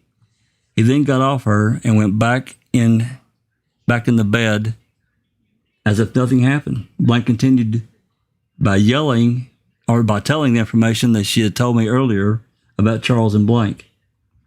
Due to this new information, I had just learned from Blank about the SA. I continued to ask her questions about it. I had her complete a 023 form stating she did not give permission to Charles to have S with her. She stated that S was against her will. Due to the information that Blank put in her statement about Charles hitting Blank, asked Blank if he would be willing to fill out a statement. Blank written statement indicated, on Christmas, Blank hit me in the face. At this point, I went down to the basement of Lori's residence with Blank to further talk with her about the SA, as she had wished to talk to me alone about it. Blank told me as she was lying down in bed, and Charles also crawled into bed later that night. Blank stated Charles started to poke on her rather hard. She tried to get away from him by crawling out of bed. Blank stated she fell out of bed. At that point, Charles climbed on top of her and put his knee in her lower part of her neck. Blank went on to advise this caused her some when he was doing this. She asked him why he was doing this, telling him to stop. Blank told me Charles several times to stop. However, he continued. Blank stated Charles then forced himself on her and had S with her. She also stated it was vaginal intercourse. She advised that after Charles was finished, he then climbed back into bed as if nothing happened. I explained to Blank that this was a very serious situation. I asked her if there was anything further that she needed to tell me. She told me there was nothing further, and this is all she would put in her statement. This is really loud here, is when I have trouble reading it. After explaining the situation, I think it says Phil To her. to her. Okay, and reading After explaining the situation further. Further, yeah, okay. And reading the 72-hour no contact form to her, Blank selected to. I can't read that; it's too light. To have the 72-hour contact prohibition enforced if I was able to make. Go to the next page. Yeah, make contact with Charles. Blank also complete the domestic abuse victim worksheet, and she was given the victim information she provided by MTSO. She was given a copy of the DVC paperwork with all the information she would need. One thing that was not mentioned above that Deputy Josh checked on while we were still at the Avery residence was when I was talking to Blank, due to the fact I told Charles had raped Blank. I asked her if she had any marks on her body that would indicate a struggle took place. Blank told me nothing like that happened, and she showed me her upper arms as well as her neck area. At that time, I did not observe any distinct marks. After I talked to Blank, and she started her and warned her about the dangers of the incident and going back home to Charles based on the complaint that was now on file. Blank told me she understood and indicated to me on several times that she was more concerned about Blank than she was about herself. Blank told me basically the only reason she was reporting this incident is again because she is concerned about her daughter's welfare and what Charles might do to Blank. Blank stated that she could take care of herself.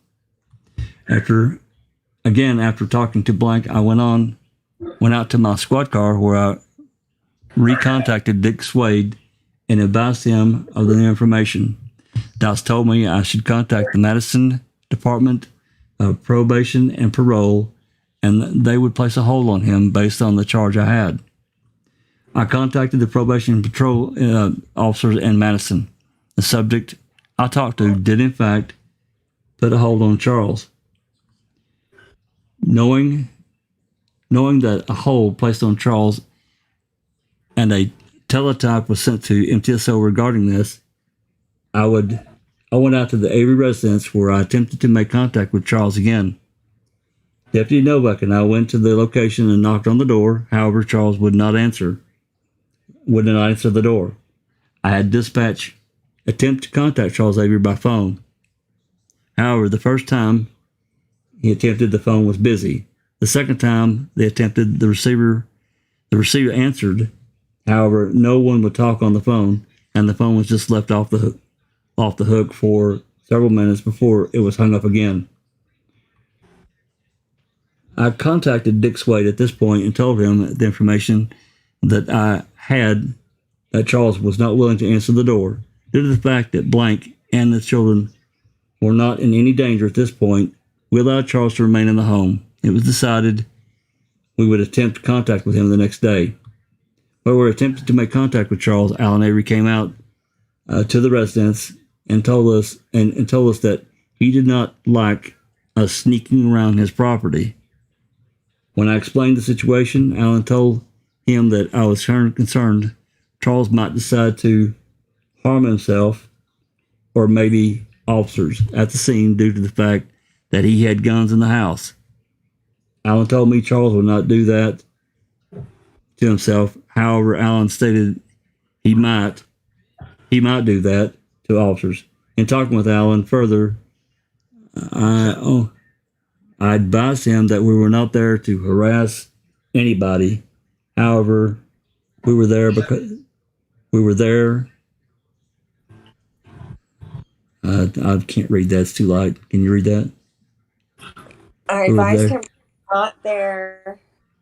I advised him we were not there to harass anybody. However, we were there to do our job as Charles had a probation hold placed on him. Thank you. You're welcome. Continued. On 11399, I, Deputy Jost, attempted to contact again with Charles Avery at his residence. However, again, we were unable to make contact with him. Alan told me he did not see Charles all day and he did not know where he was.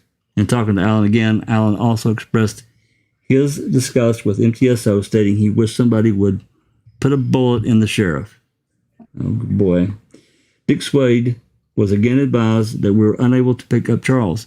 He indicated he would put an apprehension request out for Charles on 1/14/99 the following day. 1/14/99.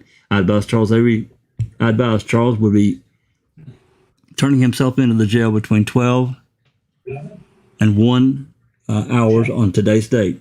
Charles did turn himself into the jail, and I went up to that location to interview him about the incident. 1/14/99 at 13:29 hours. I responded to the jail where I made contact with Charles. I took him into one of the interview rooms. While in the interview room, I explained to Charles that due to the fact that he was in custody of the probation hold, I would read him his Miranda warning and waiver. This time, I'd read the Miranda warning, which Charles signed, indicated he understood his rights and was willing to answer questions. Charles told me he did not write very well and did not speak very well, so he asked that I complete a statement for him. In the statement, Charles basically stated on Monday night, 1/11/1999, he went to bed between 21 and 2300 hours. Charles stated the next thing he remembered waking up in the morning at approximately 6:30 to 6:45 hours. He told me he did not remember anything happening that night, Monday night, or early Tuesday morning. Charles told me he and blank had not had an argument in a long time. Charles also told me he does not holler or yell at the kids a lot. At the kids a lot, as he has to break up fights between them and other things. Charles told me he talked to blank on January 13th, 1999. After speaking to her, what the police wanted him for, or did, blank apparently told Charles about the 1 o'clock hours on Tuesday. He threw her on the floor and they had rough sex. He then got back up and went to bed and went to sleep as if nothing had happened. Charles stated to me, I wrote down for him, he did not believe this happened. He stated that he has never blacked out before, or at least not that he was conscious. He stated to me he did not know. He stated if it did happen, he was sorry, but he never treated her that way. He also told me that it could be possible it happened, but he cannot admit to being guilty if he does not remember it happening. I also questioned Charles about Sunday, January 10th, 1999, which he supposedly went into blank's room. At first, Charles denied doing this. However, later he stated he went into blank's bedroom and told her she should get up so they could go clean the house for blank. Apparently, blank rolled over to the far side of the bed, and Charles made the comment that the bed felt comfortable, so he lightly fell on the bed on top of the blankets. Charles stated blank was covered up during this time. He told blank he was going to stay there because it was so comfortable. According to Charles, he then told her no, that he had to go back to work. Charles stated later on that day, blank gave him a hug as they apparently had gotten into a disagreement over Christmas. Charles stated they apologized for what had what happened or what he said to her about her gift. I can't read that. It's covered up. Can you read that? Yeah, it says about her gift that something and from him and told her that she had gotten from him, maybe. I don't know. It's written weird. I don't know. Maybe. That's a hell of a place to put that stamp. Yeah. She could put it under the she could put it under the Christmas tree and he would take it. Oh, I guess it was something she was giving him. Yeah. Okay. 1/14/99 at 14:32 hours, Charles signed the statement. After the statement was completed, Deputy Joss basically explained to him what was going to happen, and I took him back to the receiving cell that they had placed him in. I explained to Charles the 72-hour no contact, indicating he should not have any type of contact with Donna for the next 72 hours. Charles told me he understood this. After Charles signed both of his statements and I was completed with this interview, I then attempted to contact Dick Swade to advise him of this information. I also contacted the ADA Mike Griesbach. Well. He requested I forward the entire report and its contents to him for review due to the fact I had been working with him for the past couple of days on this complaint. At this point in time, an arrest data sheet had been completed charging Charles Avery with second-degree SA, violation of 940.225, Section 2A, based on the statement an original anonymous complaint gave. The data sheet will be referred to the DA's office, ADA Griesbach, for review. I then contacted Lori Effler and advised her that I was going to need her to fill out a statement regarding what Blank had told her. Lori told me she would do so, though Blank requested her not to. I was not able to get Lori to give her a statement form at this time, so I contacted her by phone about the incident to have her give me a statement over the phone. Lori stated on Tuesday, January 12, 1999, Blank came into work approximately 6:15 hours. Lori stated Blank was 15 minutes late, as she's supposed to have been there at 6 o'clock to start. According to Lori, she described Blank as being a basket case that morning. Lori stated Blank looked horrible, and her voice was very scratchy. Lori stated Blank what the problem was, and Blank stated that her throat hurt really bad. Blank also stated to Lori that it was a really bad night last night, and she stated Blank began to become teary-eyed. Lori stated questioning Blank about what happened. Blank cautioned her, continued with what happened. Blank apparently had pulled her turtleneck down, and Lori saw a very noticeable red mark right on the right side of her neck. Lori described it as running from approximately her throat back past her earlobe. Lori stated Blank went on and stated that Charles tried to strangle her with a phone cord last night. Lori stated she asked Blank to repeat what she said, and Blank then stated he raped me and tried to strangle me with a phone cord last night. Lori stated Blank then told her about the incident. She stated Blank had been in bed at approximately looks like about 12:50 hours on January 12th. Charles came to bed, and Blank told Lori that Charles was verbally abusive and made several suggestions that he wanted to have S. However, Blank told Charles she did not want to. Lori stated Blank said to Charles numerous times she did not want to have S with him. Lori told me, Deputy Joss, that Blank told her Charles had got on top of her back and put his knee in her back and pulled her arms behind her. Lori said Lori was screaming for her son, Corey, to reply. At this point, Charles pushed Blank heads down, told Lori she was also struggling during this time. Charles, after pushing her head down, stated something to the effect, if you scream for him one more time, he'll be lying there next to you. Blank stated he said something to this effect about Blank would be lying there dead next to her. Lori continued by stating Blank told her Charles then grabbed the phone cord and put it around her neck and started to choke her.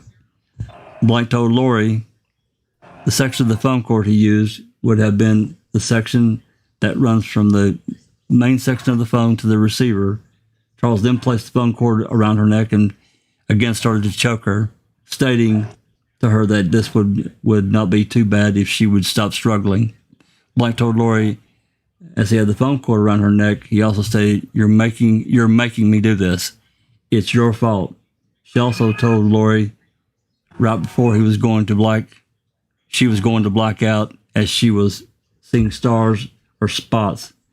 She stopped struggling and let him finish what he was doing so that he would not kill her. According to Lori, Blank told Charles, pulled out so I would not leave any evidence so she could not get an SA kit. Blank then told Lori they went to the kitchen as this is what Charles told her to do. He told Blank to sit down on the chair in the kitchen. They sat there until approximately 5 a.m. At this point, Charles told Blank to go over by his mother's and father's house to take a shower and get ready for work, and that she had 25 minutes to do this. According to Blank, she told Lori she went and got ready for work and came back again and sat in the kitchen until approximately 10 minutes to 6, 5:50. At which time he left her leave for work. Okay. Lori assured me that this is everything Blank told her. Lori stated she was very concerned for Donna's safety based on this information. I'm going to pause there for a minute and get a drink. Let you all discuss if you wish. There's some background noise I keep hearing. Oh. Better? There we go. Thank you. Yep, sorry about that. That's okay. I didn't think it was that loud. It's just popping in and out. Okay. Sapper Cop is asking what we're talking about. Well, Sapper Cop just needs to get in here. That's what he needs to do. Well, what we're talking about there, Sapper Cop, these are incident reports there are numerous that were filed on Chuck Avery starting around 1983. Several of these are SA. I won't say, you can kind of guess best from what I'm saying. S assaults in nature. This one is in 1999. Like I said earlier, I'd heard about this incident. I think many of us have, but we have never read the details. I haven't. I've never even seen this report. So that's where we're at and what we're talking about. Nor that it revolved around Christmas. That too. Yep. Merry fucking Christmas. Yeah, this is right after. Yeah, before and right after Christmas. Yeah, it's bad. Did anybody catch that he's on probation in Madison? Yep. At this I did. time? Yep, I did. So we have him going to Reedsville, Stockholm, Woman, which is an hour or so away. Madison is 2 hours away, and he's getting into trouble up there. So he likes to travel. Which when was the Lori? When was the Duffy's case? Does anybody remember? 92 or 93? It was August 1992 she went missing. Yeah. I also want to make a note that in 1999, the year that you're on, that Chuck and his wife did lose a son in a car accident in February of 1999. So this is after this. Yeah, I just wanted to make a small note there. Yeah. So he did all this before his son died. Yep, correct. Well, so now we know that, because we were kind of thinking maybe it was because of his son, but he was off the chain before that. Well, maybe you might want to check. Hitting the bottle, but I can't see doing this.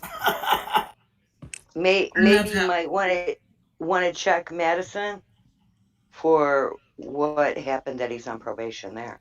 I already did. I'm waiting on. Yeah. Yeah, waiting on it. Waiting on it. Yep. Or I've been in a softball tournament all day. There's Sapper Cop. Yeah. Didn't even know I needed to check Madison until I got this, unfortunately. Yeah. Yeah. Right. How's it going, Cypher Cop? Henberry. And Henberry's here. Greetings and salutations, sir. Bowing.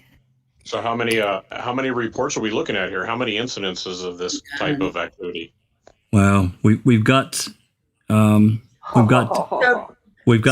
the global activity report itself was what, 6 pages, I think? Yeah. And we only requested the felonies and the ones that were SSL related. Okay. Wow. And this is all And Chuck, there's- right? Yeah. All but one. And There's going to be one. 10 of them, right? Yeah, there's 10. There's 10 reports on Chuck. One of them we're not going to release. And there's one on Earl that we are going to release. I'm going to read it as well, at least a good part of it, because, well, it needs to be out there. This information needs to be shared. Wow, 10 separate incidents? Yep. Oh, that's okay. right. That's right. Yeah, and again, it's like I said at the beginning. We want to make sure that we impart. These are incidents. These are not necessarily something that went to court.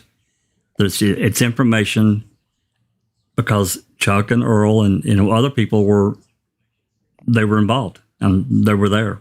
So they were present when Teresa was on the yard, and for whatever reason, they were not seriously looked at as suspects. And having histories like this, they should have been. Yeah, just because you're not charged and convicted doesn't mean an incident didn't happen. So many things can come in, like victims choosing not to press charges and different things like that can make these, get swept away. That's exactly what I was going to say. There's an accusation doesn't mean it's true either. Yeah, correct. But one accusation's one thing, but 9 of them, and this definitely fits a profile. I mean, police officers would definitely be looking at anybody that had this kind of history. What also needs to be recognized is how minimizing Manitowoc is, even in the reports of these allegations. I mean, they're making them sound very like they're nothing, and and this one is in 99, so I can understand in the 80s kind of minimizing it and excusing it, but in 99 women were looked at as women, and the way they're treating her is like she's making it up. Well, and also notice, I don't know if you guys picked up on it, I did, she's also she's also trying to minimize it too, because I think that's just, it was an expected thing, right? I'm not saying it's right. And an abused woman thing. That's what I'm saying. Exactly. That right there, BB. So, yeah, it's, I'll put up the global, I'll put it up again here in a minute, let you scan through it after we get down to the You know what really scares me the most about him, though, is what's that? Not only is he doing this stuff, but he throws around very loosely death threats. Oh, yeah. It's pretty common. Well, even Andy Colburn kind of like, will take care of it. What was that? I mean, really, that's that right there. I'm still on that, and that was few of them back. I still can't get over that. He was obviously blackout drunk, but he claims nothing happened because he couldn't remember. Well, that or he's a big old liar. As far as he can remember. Yeah. Well, I'm sure he doesn't want to remember that, but remember blackouts. Well, again, it's pattern. He was there. He was present, and I'm sorry. I just think the information, just like the rest of it, this information needs to be out there as part of the whole thing. So. Anyway, we still got a few more pages of this report. This report is from 99, Cyber Cop. And this is the incident between Charles and I guess, his wife at the time. We had heard about this incident where he had, raped and wrapped the phone cord around his wife. And but not the details. Never seen any kind of statement. So this is new. So, can I just mention for Sappercop to have a look at that? Maybe around 20 minutes ago, there was a mention of Chuck saying that there would be 10 empty squad cars sitting outside his house, and we were a little bit confused as to what that could mean, whether it was a threat or if they called the police on him, yeah. Yeah. Or he'd be protection. Or that he'd have the police inside partying with him.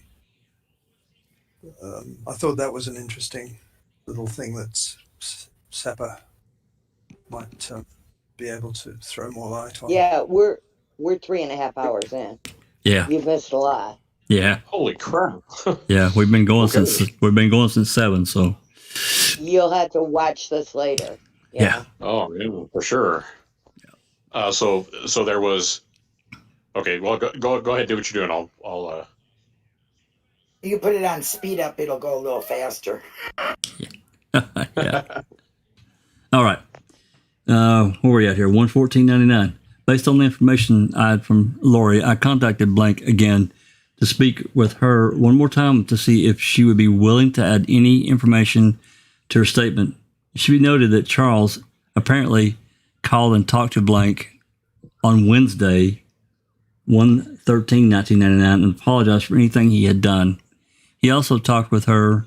He also talked to her. Blank talked to, and apparently Blank stated he was not coming home because of what she was doing to the family. After Charles talked to Blank, she was not willing to give me any more information about this incident and what happened. In talking to Blank on today's date, I asked her a couple of more questions, and specifically about the evidence that might be left at the scene. I asked her if Charles had said anything while he was having S with her. She stated basically she was just saying, "Shut up." I asked her if she had yelled for Blank. She stated she did yell for Blank, but it was just not have been loud enough. I asked her whether or not she was wearing any clothing to bed. She told me yes, she always does. She informed me she was wearing some type of nightgown. I also questioned her if she was wearing any underclothing. She told me that she was wearing underwear. I asked her if any of these clothing items had been ripped or torn during the assault. She told me in her statement that her underwear and gown had been torn. I informed her did that cut off? I informed her Deputy Jost would like to place these items in a bag and take them into evidence. However, she told me she was so upset about what happened, she tossed the gown and underwear in the wood stove. I asked Blank if she knew Charles had reached climax and finished. She told me he did. However, she apparently washed all the clothing and bedding in the bedroom. I asked Blank if it occurred on the floor, if there might be a chance there might be any samples on the floor in the bedroom. She told me probably not, as if this was a well-traveled area and she had also vacuumed in the room. Boy, she's going to all lengths here to... It was apparent to me that this time that Blank was not going to volunteer any more information, and she told me again she just wanted to let the incident go. She did not wish to add any more to her statement. I advised her to be very careful when Charles returns home, as it is unknown what he might do, especially now that he found out Blank had been seeing another man during this time. It should be noted, on Tuesday evening, I contacted the DVC and informed him about this incident. I talked to worker number 110 that evening and was informed of all the information. And informed her of all the information. She told me I could recontact them when Charles was arrested. On January 14th, 1999, at 15:15 hours, I made contact with worker 126 at the DBC. They were again notified of the information as well as the fact that Charles Avery was now in custody. At this time, I do not believe I have any further information to add other than when time permits, we'll be getting a statement from Lori to have her complete. This report should be labeled as confidential due to the content of blank information. A copy of this report should be sent to HSD reference blank information. Again, a copy should also be sent to ADA Mike Griesbach for review of the incident and paperwork. Deputy Jost. On 1/15/99, send a copy of this report to HSD for Deputy Jost. 1/15/99 at 12:30 hours, Deputy Jost made contact with Charles Avery in one of the interview rooms at MTSO jail. I explained to Charles information that I received from an anonymous complaint from from his wife. I informed him that I wished to ask him some further questions about the incident. At this time, I advised Charles of his Miranda warning and waiver still applied. I asked him if he understood or if he wanted me to read everything to him again. I briefly told Charles he could stop any questioning while asking questions and that anything he said could be used against him in court and that he could contact an attorney if he wanted one. I'm sorry. Charles told me he did not want me to read it again, and he understood everything I had read to him the day prior. I asked Charles if he remembered anything about what had happened now that he had had a day to think about it. Charles told me he still did not remember anything. Today stated it was possible due to the fact that they were having sewer and gas problems at the house may have caused him not to remember anything. Oh my God. I asked him if he had any problem, if he had the problem fixed. He told me that the LP gas was not fixed completely, but the sewer problem was fixed. I advised him if Blank knew if the problem with the LP gas, and he told me he thought so. Good. Deputy Jost, however, he was not sure.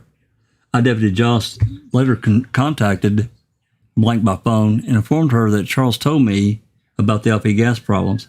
She told me she did not think it was any problem and she could not smell any type of gas around the trailer. I told her if she wished, it might be a good idea to contact Wisconsin Fuel and Light Company to have them come and check. She told me she did not know if she was going to do this, but as she did not think there was a problem. In continuing conversations with Charles, I informed him based on the information I had at this time, I was going to be forwarding charges of second-degree S assault over to the DA's office. I informed him if there was any information he could give me regarding what had happened that night, it would be beneficial to him so that I could have his version of what happened and not just a one-sided complaint. Charles told me he still did not remember anything. Charles told me he does not remember having S and does not remember throwing Blank out of bed. And he does not remember crawling back into bed. Charles told me he has never done anything like that before and does not believe this happened. At this point in time, again, please mark this section of the report confidential. Please forward a copy of this entire report over to the DA's office for review. 1/22/1999, Lori Effler dropped off her statement regarding the incident with Two Rivers Police Department. I dropped the statement forms off at her residence, and she continued her statement on 2 pieces of paperwork, notebook paper, which were initialed on page 3 and signed on page 4 of the statement reference of this incident. The contents of Lori's statement were already indicated on this report above. On 1/27/1999, Deputy Johnson made phone contact with Blank at her place of employment, referenced some incidents which had been taking place since Charles Avery had been let out of jail. Blank told me she wished to fill out the rest of the information regarding the assault, the essay on statement form, stating that she now realizes hiding this information is not going to help her. Blank told me she is very concerned for her and her children's welfare, and this is why she wants to continue to finish the statement. Blank indicated in the additional statement that on not Charles raped her, he wrapped a phone cord around her neck and said if she did not shut up, he would end it all. Blank indicated that she was calling for her son to come and help. Charles told her if she did not shut up, her son would be lying next to her on the floor. Blank indicated she then was quiet and did not struggle any longer. Blank stated she let go of the phone cord and apparently went to bed. Blank stated after Charles crawled back into bed, she went into the kitchen to get away from him. She stated about 15 minutes later, he came into the living room and made her sit at the table until it was time for her to go to work. Donna indicated at the end of the statements the reason she did not fill the statement out before is because she believed Charles would have hurt her more, and she was afraid for her and her children. Please forward a copy of Lori's statement along with blank statement to ADA Griesbach for his review, and he is currently working on the case. Whew, Lordy, that was bad. Wow. And he doesn't remember a thing. Nope, he doesn't remember a thing. Because the propane sewer got to his head.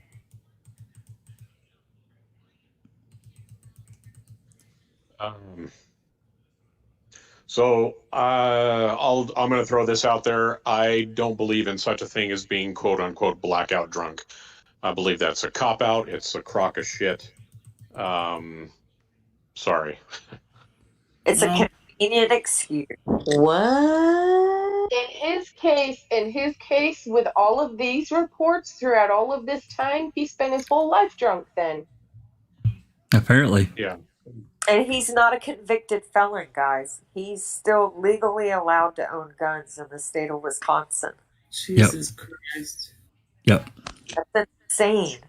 Absolutely insane. But his brother breaks into a bar as a kid, steals some sandwiches and some quarters, and goes to prison.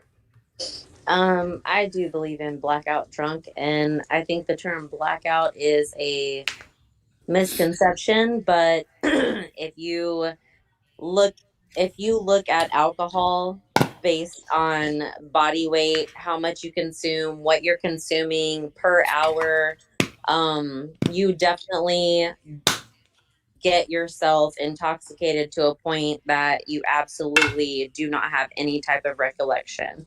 I have been blackout drunk. Yes, that's very much a real thing. There are people that absolutely do not know their limits.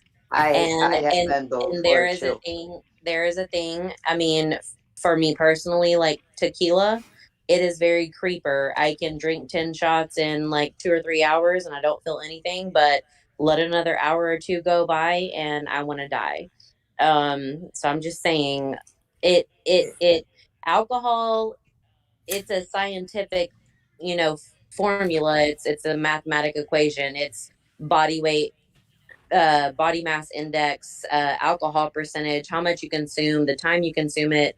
It very much can take control to where you absolutely have no recollection. I think it depends on the person too. I think that has, I agree with that, but it literally doesn't matter if you're if you drink regularly and then one day you consume outside of your limit or you consume a different type of alcohol, it does affect. You could be Earl's size and still consume so much alcohol that you have absolutely no memory of your life the day before.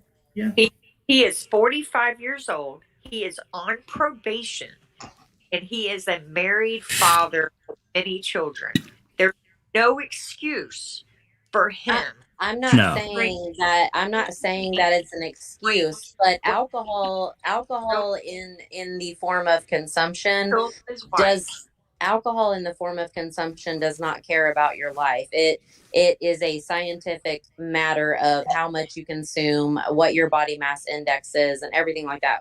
Regardless of, he's an adult, he's irresponsible, all that. I'm just saying it is possible if he did happen to consume a certain amount over what he is capable of handling, then yes, it's very possible to what they call blackout.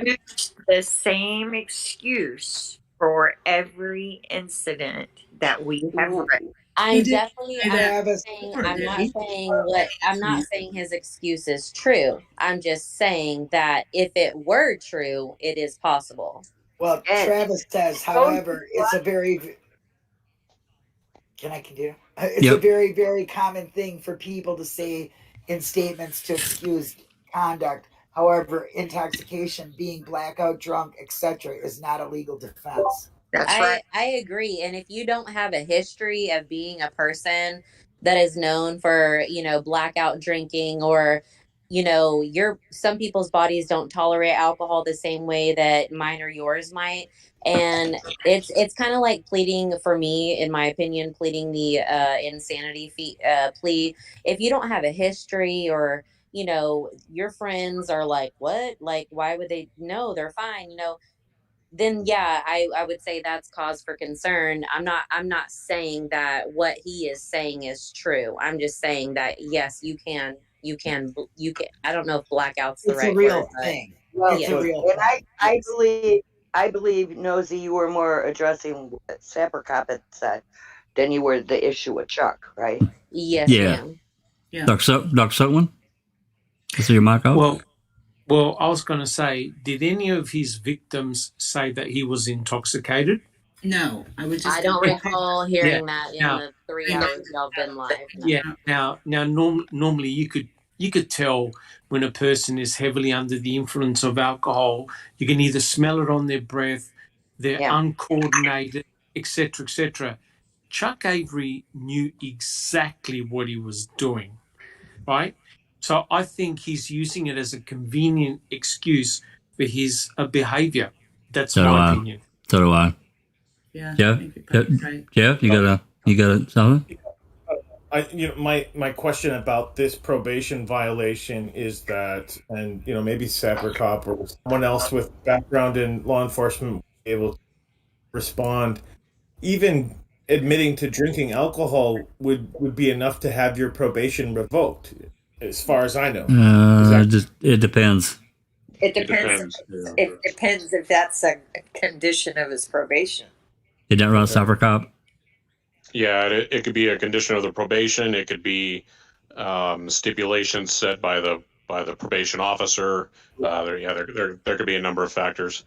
Okay, but let's say that this violation goes through and it obviously was filed. Being accused of this, wouldn't that be enough to have your probation? If your probation of this type of incident, you mean? Yes, if your probation officer gets this incident report and says, "Oh, whether you did it or not, I'm putting you back." It'd be similar or same, right? It'd be similar or same. If you're on probation for this, then it'd be similar or same, and you're not supposed to have that. Well, I mean, that's I think what he's saying is if you're on probation and then all of a sudden you're accused of a crime, right. you could be revoked. Yeah, they don't need probable cause to revoke you. They need a reason to keep. Like, he could have been brought in that day, and he had no recourse. Is what I'm saying. Like, he could have been brought. Yeah. They did take him to jail, right? Yeah. Yeah. They found him. Yeah.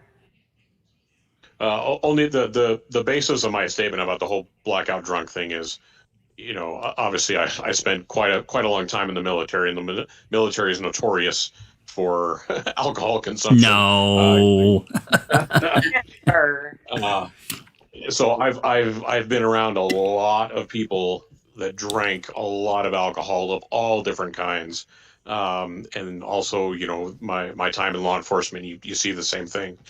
and it never fails that if somebody gets in trouble or does something incredibly stupid, that's their fallback. Oh, I blacked out. I had no idea what was going on. Right. Blah blah blah. Every time, it's just a way of not taking responsibility for what you were doing. That's why I threw that in there. I just remember back, in younger, back in, as my children say, back in the dinosaur days, drinking a little bit too much. I won't necessarily say way too excess, but, for me, it was. I don't necessarily remember I wasn't pass out drunk because I didn't do anything but just go to sleep. But there are certainly gaps in memory. I remember, certain things, but other things I just, and not necessarily that I did anything wrong, but of doing some kind of small event, and I'll be like, I don't remember doing that. You crazy. Travis says no drinking or drugs is usually a probation condition. It's a standard condition usually in the first 5. They can revoke, and then he also states that they can't revoke you for being charged. They can't revoke you for being charged with the crime. They have to give you a hearing and prove by the preponderance of the evidence that the person committed the crime. Yeah, exactly. So even though he's on probation, he's being accused, but accused is not a guilty or anything like that. So yeah. There are actually some no contact with police orders. I really do. I'll look into that, but I've heard of this in this area, no contact with police. That's an order. Like if there's any instance that you come across the police, you're going back to jail. I've heard of this. It's like that in Florida too. And actually, on probation in Florida, you're not allowed to hang out with felons. Like just being in contact with a felon who isn't getting in trouble and you get stopped by the police because they're profiling you and they run your name. They can arrest you and detain you for violating your probation. Guilt by association, because you might be. Right. Yeah, exactly. Right. Oh, by the way, Nosy, I did hear you mention tequila. Now I do remember a song. Tequila makes your clothes fall off. Am I on the wrong?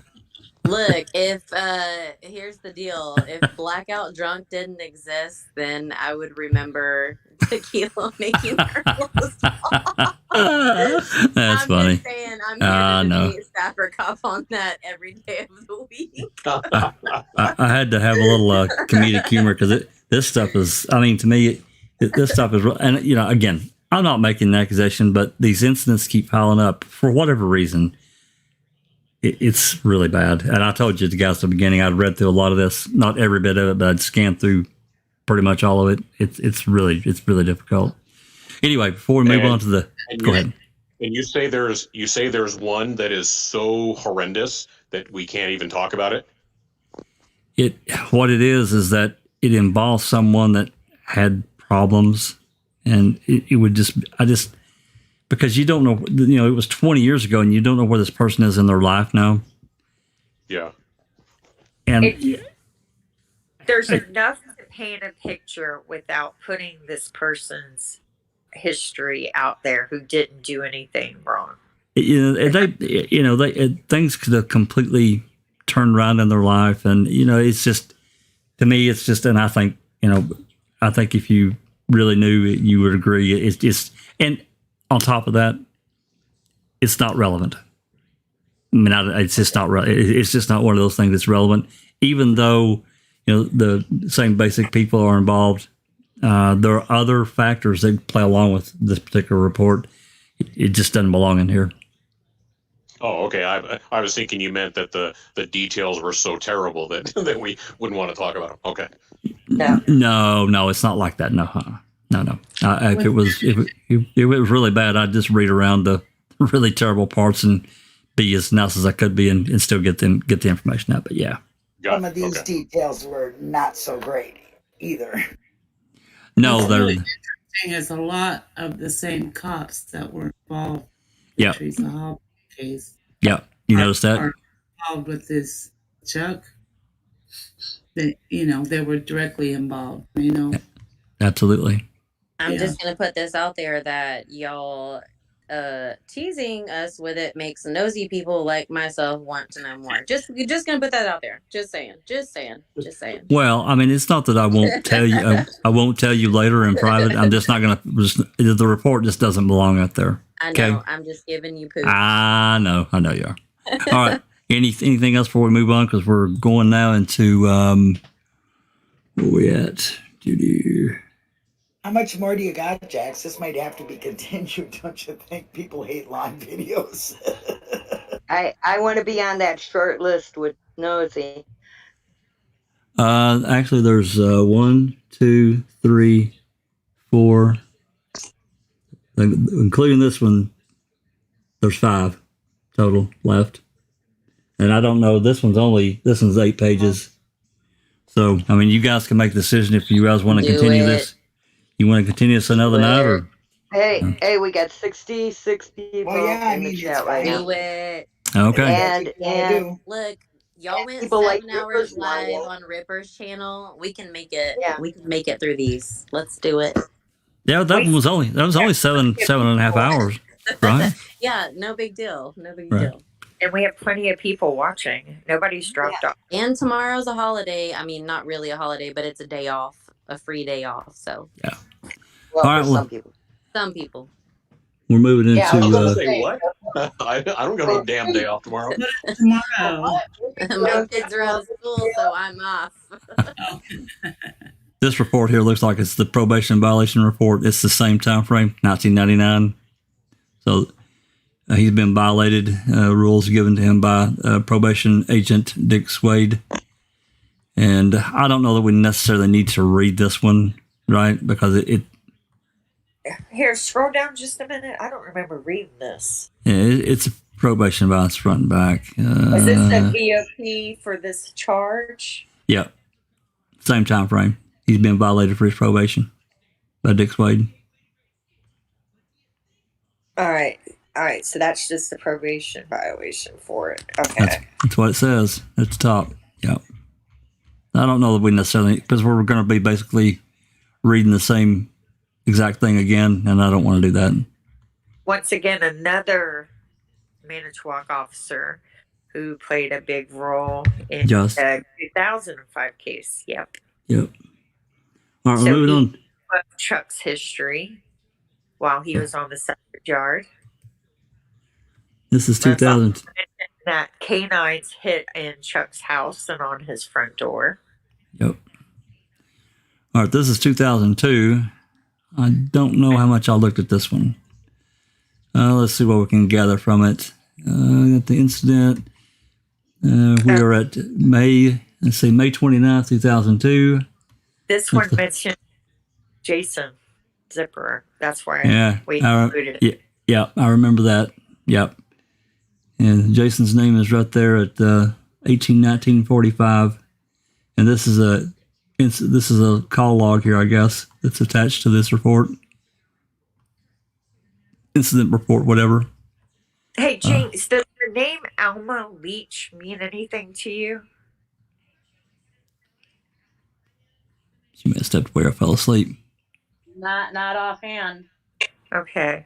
Yeah, I didn't remember. I didn't remember hearing it. Yeah, we wanted. What? Say that again. I was thinking her name is Alma Leach. Her date of birth is 7/22/36. I was thinking it was maybe Jason Zipper's grandma. That's what we were thinking last night. Zipper's grandparents were the Schneiders or whatever it was, or the Schindlers or whatever it was. I think it's the Schindlers and the Zippers, right? Like, I don't know of any other grandparents. Like maybe his grandmother. What was Jason's the maiden name of the mom? See, I don't know. I don't remember. Mom is the Zipperer. She's Bonnie, I think, Zipper or something, and his dad is Tommy Schindler. That's his real dad's name. He's actually a Schindler. So unless, we know Joe Ellen is Zipper, and we know George is Zipper, and we know that Schindler is probably got at least one grandfather named Schindler. I'm not sure about the grandmother. I'd have to look. Okay. Well, we were just Maybe curious. she got removed or something, or was maiden name. I don't know. Okay. Well, this is only a 3-page report, and we'll get to it. See those involved: Alma Leach, Earl Avery, and Charles Avery. Let me see if I can make this just a little bit bigger. Close that out. Okay.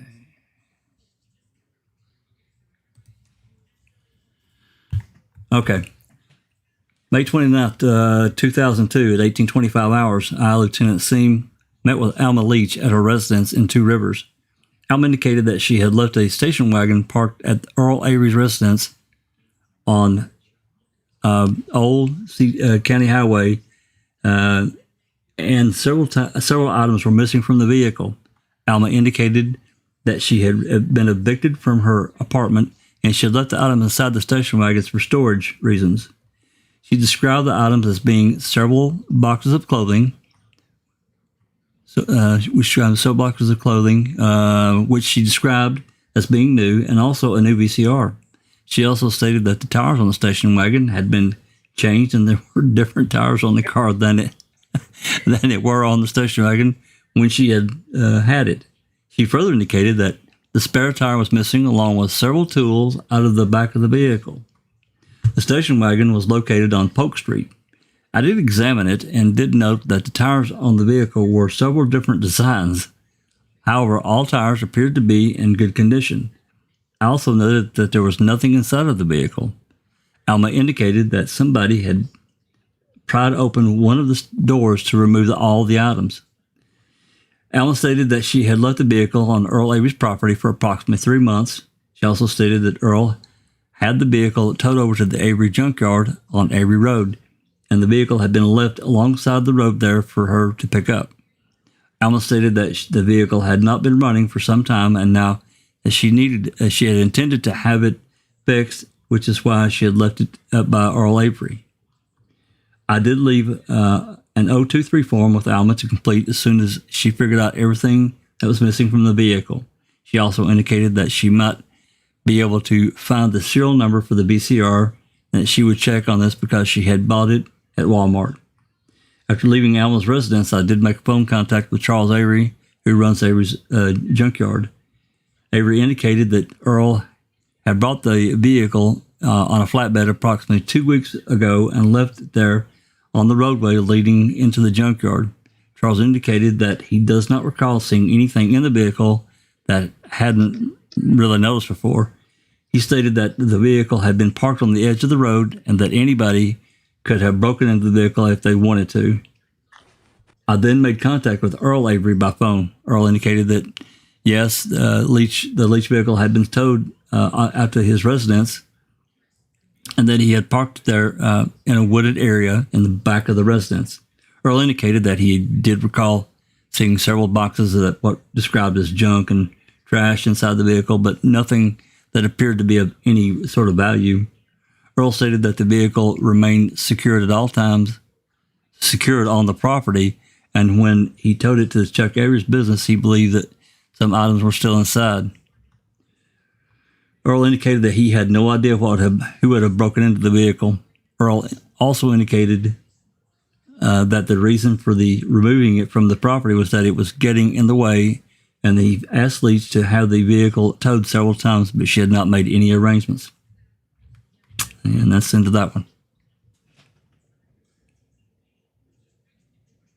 I just want to add in real quick. I checked the ancestry tree, and Zipper's grandparents on his dad's side were Otto and Sandra Nee Payne, so not the Leach lady that you were just. It's just strange that it's just a little weird that Jason's name is on this report. I don't understand that really at all. Could it be Jason Zipper, the officer that works for Manitowoc County, that is not Jason Zipper, the one that was George's son? Possible. It's possible. Yeah, that's very possible, and most likely exactly that. Yep. Okay. Yeah. We're moving on to 2011. All right. This is the. Yeah. don't know if this. No, this is not the doozy. I don't think. Let's see. I think that's This is part A. I think this just gets started here, but we'll see. Anyway, 2011, and this incident. Oh, this is the other one. Yeah. This occurred July 12th, 2011. Complainant was Tristan Marie Jimenez. Chris Avery. Yeah. Okay. Yeah, this is the kids. So,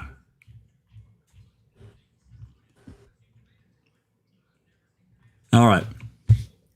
July 11, 2011. Get that a little bigger there. 11:15 hours. Deputy Glazer spoke to Tristan Jimenez in regard to the complaints about her not receiving her mail. Tristan stated that she lives with her boyfriend, Christopher Avery, on the property owned by Christopher's father, Charles Avery. The property is located at 12928 Avery Road, Two Rivers. Tristan stated her complaint on today's date is that Charles routinely collects U.S. mail for her and Christopher. She indicated that Charles supposedly holds on to the different mail items, not turning them over to Trista and Christopher as a way to and control them. Trista stated this is part of the whole Avery control thing. Trista stated she feels Charles does this intentionally to control her and Christopher. I asked Trista if she ever saw Charles taking mail from the mailbox. She stated that she never witnessed him taking their mail, but she indicated it is routine practice for Charles to collect the mail and take it to the salvage yard and then to distribute the mail to family members from there. I asked Trista if she considered getting a post office box or relocating off the Avery property. She stated she and Christopher are making plans to move off the Avery property very soon. I asked Trista what her wishes were on this date. She stated that she would like an officer to make phone contact with Charles and inform him of this complaint and to request he not interfere with any further U.S. mail that belongs to her or Christopher. I had Trista complete a 023 form on which she documented that she did not give Charles permission to intentionally intercept her mail and to hold on to that mail until he decided to deliver it to her and Christopher. See attached. July 12th, 11:35 hours. I made phone contact with Charles Avery in reference to this incident. Charles was advised of this complaint, which was taken from Trista. He acknowledged that Trista and Christopher live in the house in Avery Road, which is owned by him. Charles stated Trista, Christopher, and their 3 children have lived in the residence for almost 1 year, yet have not paid any rent to him. Charles stated that he has a problem with Trista's housekeeping abilities and standards. He indicated Trista's residence is always a foot and a half deep with clothes and any time you go into the residence. I asked Charles if he ever handled any of the U.S. mail that belonged to Trista or Christopher. Charles stated it is common practice for him to bring in the mail to the salvage yard and office and to distribute the mail to family members from that location. I asked Charles if he ever intentionally held on to mail that belonged to Trista or Christopher. He denied this type of action. Charles stated that he has routinely sees Christopher look through his mail, locate something, appears to be a bill, rip it in half, and throw it into the garbage. I informed Charles that it appeared Trista is taking care of the bills for her.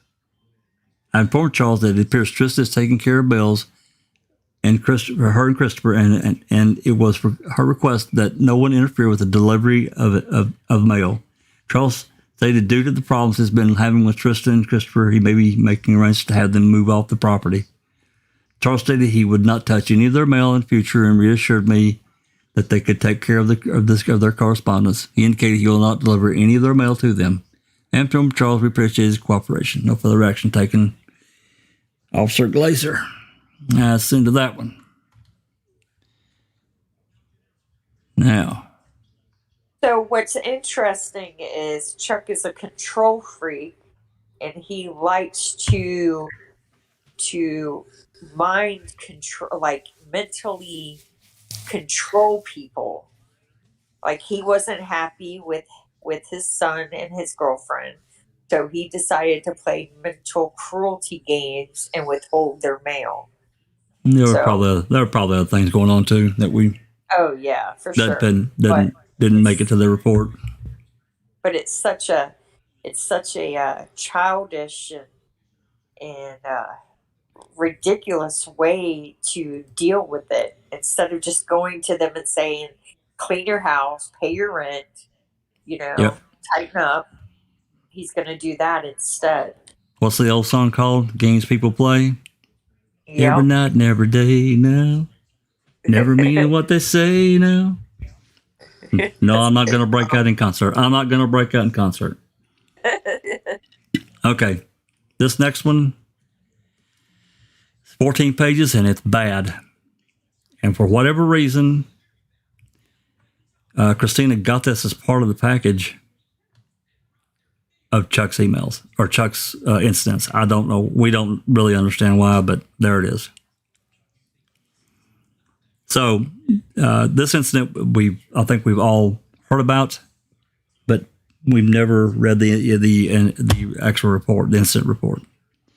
So this is that occurred from August 2nd, 2011. Okay. This is a felony class. This is a felony 942.09 Section 2 representations depicting nudity and knowledge consent. So we can see the several involved and several that have been redacted. So getting down to it.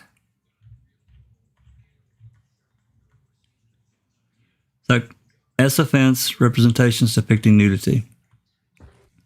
July 29, 2011, Sergeant Hartwood called me, Detective Bessler, to pass on information from a phone call he had received. Sergeant Hartwood had received a phone call from Candy Avery. He took some preliminary information and asked that I complete the follow-up. July 30th, I, Detective Bessler, had a phone conversation with Candy.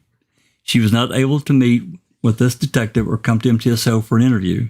She did agree to meet on August 2nd, Tuesday, and bring some evidentiary videotapes. Candy did provide this detective the following initial information.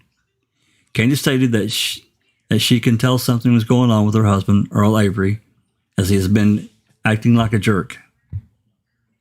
Let me zoom that up a little bit. Candy lives with Earl and blank, who is 17 years old. Katie noticed that Earl's camcorder had been moved from its normal spot. She felt this was out of ordinary and did proceed to look for it. She looked outside of Earl's golf cart, hoping that it had been videotaping wildlife, and found it was not there. Candy did eventually find the camcorder in Earl's dresser drawer. Candy then viewed the recording and found that blank had been recorded twice. The first was in the bathroom of their home. The camera had been set up prior to blank entering the bathroom and shower. However, its position had shifted and only blank's lower legs were visible. The second recording was taken in blank's bedroom, and it shows blank getting dressed after a shower. She drops her towel and bends over to put on a bra. Candy stated that she had spoken to blank about her findings, and blank admitted to feeling as though someone had been watching her. Candy also commented that this is not the first time Earl has done this type of thing. She indicated that he has videotaped her without her consent and was charged with assaulting their oldest daughter. He promised it would never happen again and did a counseling approximately 20 years ago. August 2nd, 2011, 10:20 hours. Candy did call this detective indicating that she was on her way to MTSO and she had another case. Candy and blank did arrive at MTSO and were escorted to the detective division. These interviews were audio and video recorded. See those for additional information. Detective Bessler and Jacobs did interview Candy, and she reiterated the fact that she found Earl Avery's camcorder in his dresser drawer on July 27, 2011. She checked it again on July 28, 2011, and found images previously described. Those images of blank at the Avery residence depict blank's naked breast. Candy provided 2 tapes to the detectives, which were placed into evidence. She did verbally advise detectives of another incident. Candy stated that she had found video images from July 31st, 2011 On this afternoon, the Averys hosted a pool party. The bathroom of the residence was used for changing into swimsuits. Earl was aware of the planned pool party, and the bathroom is always a room used for changing in and out of swimsuits. Candy viewed the video images from this day. There are naked depictions of Candy, blank, as well as the following individuals: 3-year-old, and a 3-year-old, 9-year-old, approximately 5 to 6-year-old, and another 5 to 6-year-old. Candy reports that this camcorder is the sole one in the house, is a digital camera, and is kept on the entertainment center as well as a joint desktop computer. Earl does have a laptop computer that he keeps at work at Avery Auto Salvage, and a Motorola cell phone. The Wi-Fi internet and phone usage accounts are through Silkman and are believed to be held by Avery Auto Salvage. Candy is confident that it is Earl that has produced these recordings, and no one else is responsible. She is also confident that all of the recordings were completed without the consent or knowledge of the victims. Blank was then interviewed by detectives. She acknowledged her reason for being at MTSO and did admit that her mother had told her about the video recordings. Blank stated that in the last 4 or 5 months there had been more strain between herself and Earl. Blank told detectives that she does not have a door on her bedroom doorway, just a curtain, and it is Earl's habit to check on her after she gets out of the shower. Without warning, he enters the room, and oftentimes he is wearing only underwear. Earl often hugs Blank, again dressed only in underwear, but she does not report any touching or additional S contact. Earl has been making comments to Blank that she deems inappropriate and S in nature. It makes her uncomfortable to have Earl look at her wearing only her bra and panties and make the comments such as, "Your body looks good," or "I like the lace on your panties." "Are you planning on to get kinky?" Blank recently vacationed in Florida with her friends from June 20th, 2011 through July 12th, 2011. Earl demanded that she send him picture texts daily of her on beach wearing a bikini. She told detectives of another incident, unknown exact date, when she was wearing bra and panties and bent over the sink washing her hair. Earl kneeled down behind her, pointed his cell phone upwards, and photographed her buttocks. Blank confirmed that there's only one shower in the house, and knowing this, she would ask Earl if he needed to use the bathroom before she went to the shower. Even though he would go into the bathroom before Blank, he would often come in and shave once she was in the shower. The mirrors above the bathroom sink reflect back to the shower, which has a sliding doors, one of which can be seen through. Blank attempts to stay out of view while Earl is in the bathroom. All involved victims are safe and will not have contact with Earl in the near future. The camcorder that Candy brought into MTSO was photographed and returned to the residence so as to not alert Earl prematurely. Note: the front of the silver camcorder has been blackened, likely with the intended purpose of camouflage. Detectives met with ADA Dwayne for a briefing on the progression of this investigation. August 4th, 2011, 15:20 hours. Discs previously released by Detective Bessler to Detective Jacobs were logged and returned to MTSO secure evidence. The investigation is continuing. Bessler. August 2nd, 2011, 10:30 hours. Detective Bessler and Detective Jacobs met with Candy Avery and recorded interview and did take place with both Blank and Candy. Please see Detective Bessler's entries for the details. Blank was seated in an adjacent interview room, and I did have contact with her. Blank did produce a silver mini DB camcorder as well as 2 black Maxwell mini DB tapes. The cable was used to download images, could not be located at the residence by Candy, and was not provided to detectives. It was explained to me that these were tapes and that they were camcorder they had retrieved from the residence and that the mother had viewed. I did note that the front of the camcorder appeared to be colored with a black magic marker. Candy had earlier indicated or stated Earl Avery had told her he colored the front of the camera for when he was using it to record wildlife. I did hook the mini DV camcorder to our machine and did view a short portion of the tape so to make sure there was something recorded. I did take 10 photographs of the mini DV recorder brought in by the Averys. I also provided them with a blank mini DV tape to put in the camcorder.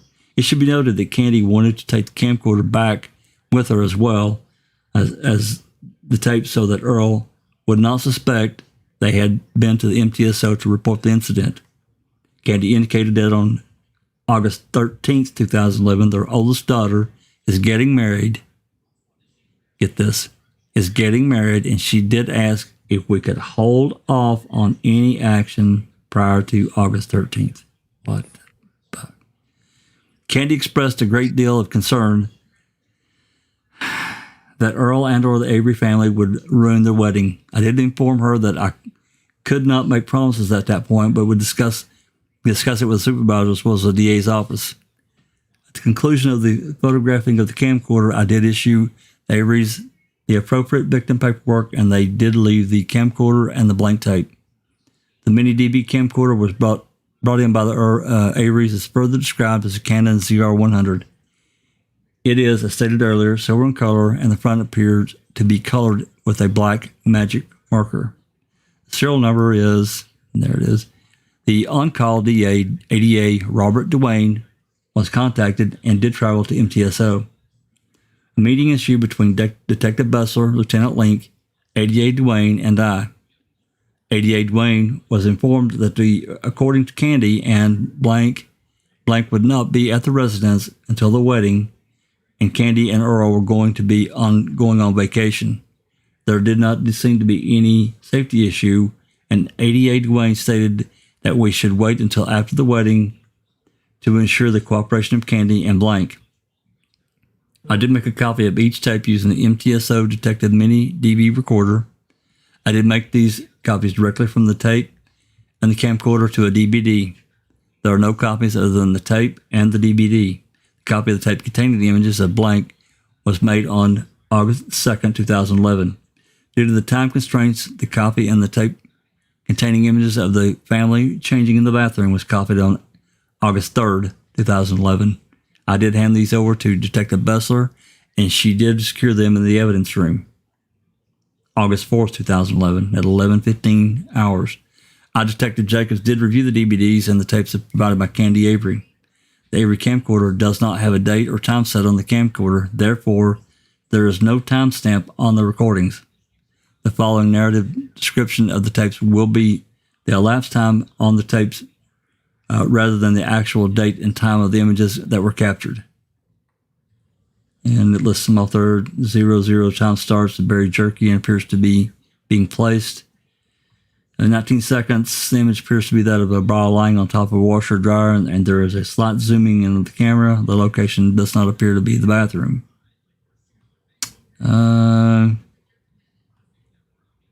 Let's skip on down here. 059. Male stands up and walks out of the bathroom. The camera is pointing directly at the bathtub shower. At 8:09, a female wearing blue jean shorts and light-colored top enters the bathroom.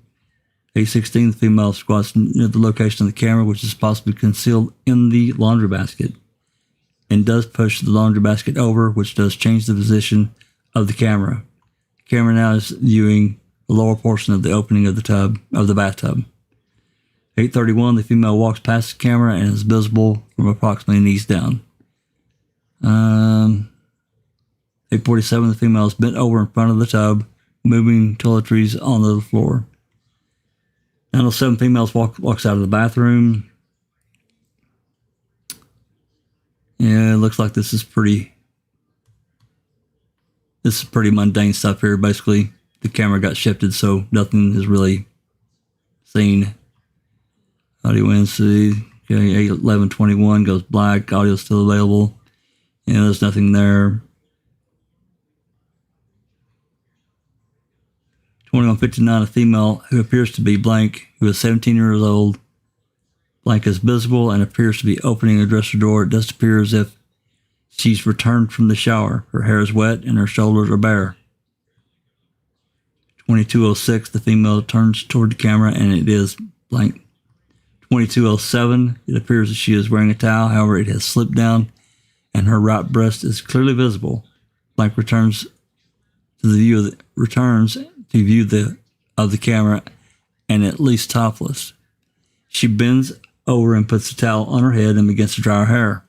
Both breasts are visible. Blank stands up and both of her breasts are visible. The tape ends. The following is a timeline for the second tape. Candy Avery stated that this tape was made on Sunday, July 31st, 2011 in the bathroom of their residence. Candy stated that her sister was at the residence as well as numerous children and they were coming for a pool party. She states that Earl set up the camera in the bathroom to record these individuals. There are 3 chapters on the title page of the DVD. They're numbered 1, 2, and 3 and do occur sequentially at 7:30 hours, 7:33 hours, and 7:34 hours. Numbers 1 and 2 were tests to make sure it was recording properly. Chapter 3 is a copy of the tape in its entirety. And I'm not going to read about children getting undressed. I'm not doing it. Y'all can read it if you want to. And here's one at 1500, what appears to be an adult female enters to assist the teen male looking for an item. Okay, there's nothing there. Anyway, it does look like people going to the bathroom. 35 female enters, the blonde enters the bathroom. She's naked. And moves on down. Looks like more kind of the same 7 girls, 7 to 9 years old, wearing blue jeans.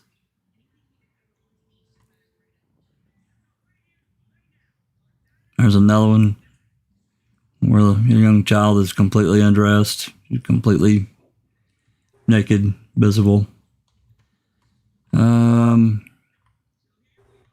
Another one, I'm not going to read it.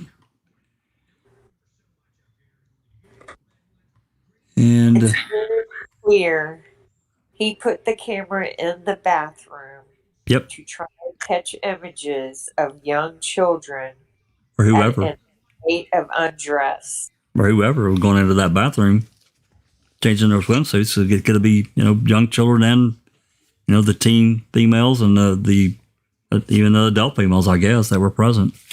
Yeah, but I think it's clear that his preference is the younger ones because he wasn't trying to get Candy in her room undressed. He had it in his daughter's bedroom, who's a minor. And then he waits until they have a pool party where there's kids. He places it in a bathroom. So he can get them undressed.